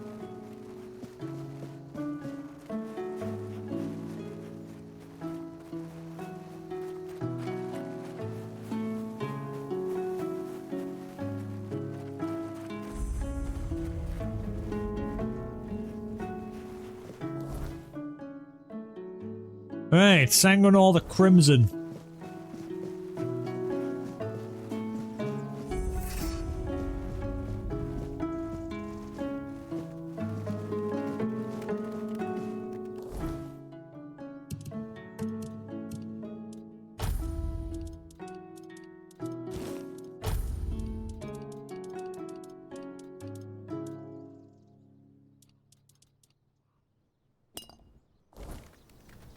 Right, I'll have to do.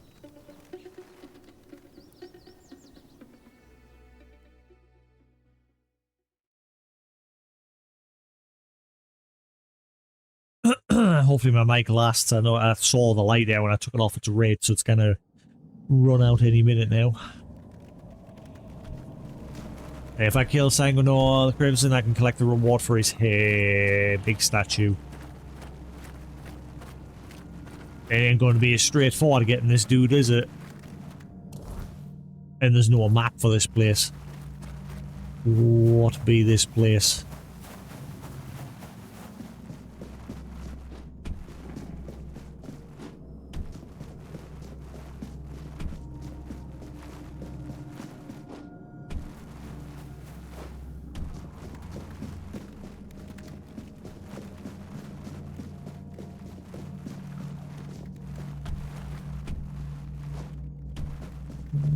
Not seeing any loot.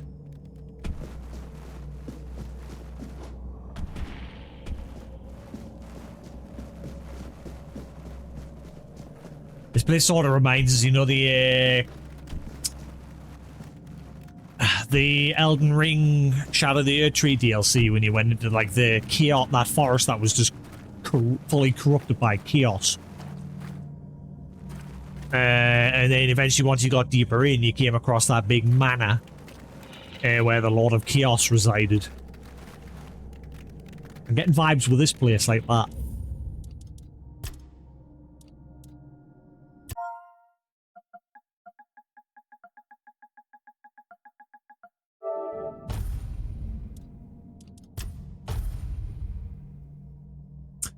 Oh, bloody. In fact, I think I'm going to call that there for now. Because I'm going to get food. And then obviously I'm going to see Spooderman. So I think that'll be it for tonight with the streaming. What is going on with this? There we go. So yeah, we'll call that there for now on Twitch. I said I'm going to get food, then we're going to go see Spider-Man. I shall be back on tomorrow. We'll see if we'll have a double stream tomorrow or not. If I'm up sharp enough, we'll have one in the morning and then one a little bit later in the evening if I'm not busy. So yeah, thanks for watching here on Twitch. Hope you enjoyed. Same if you're watching the VOD on YouTube. There will be more to come. But until then, have a good one. And we'll catch you again later. Peace.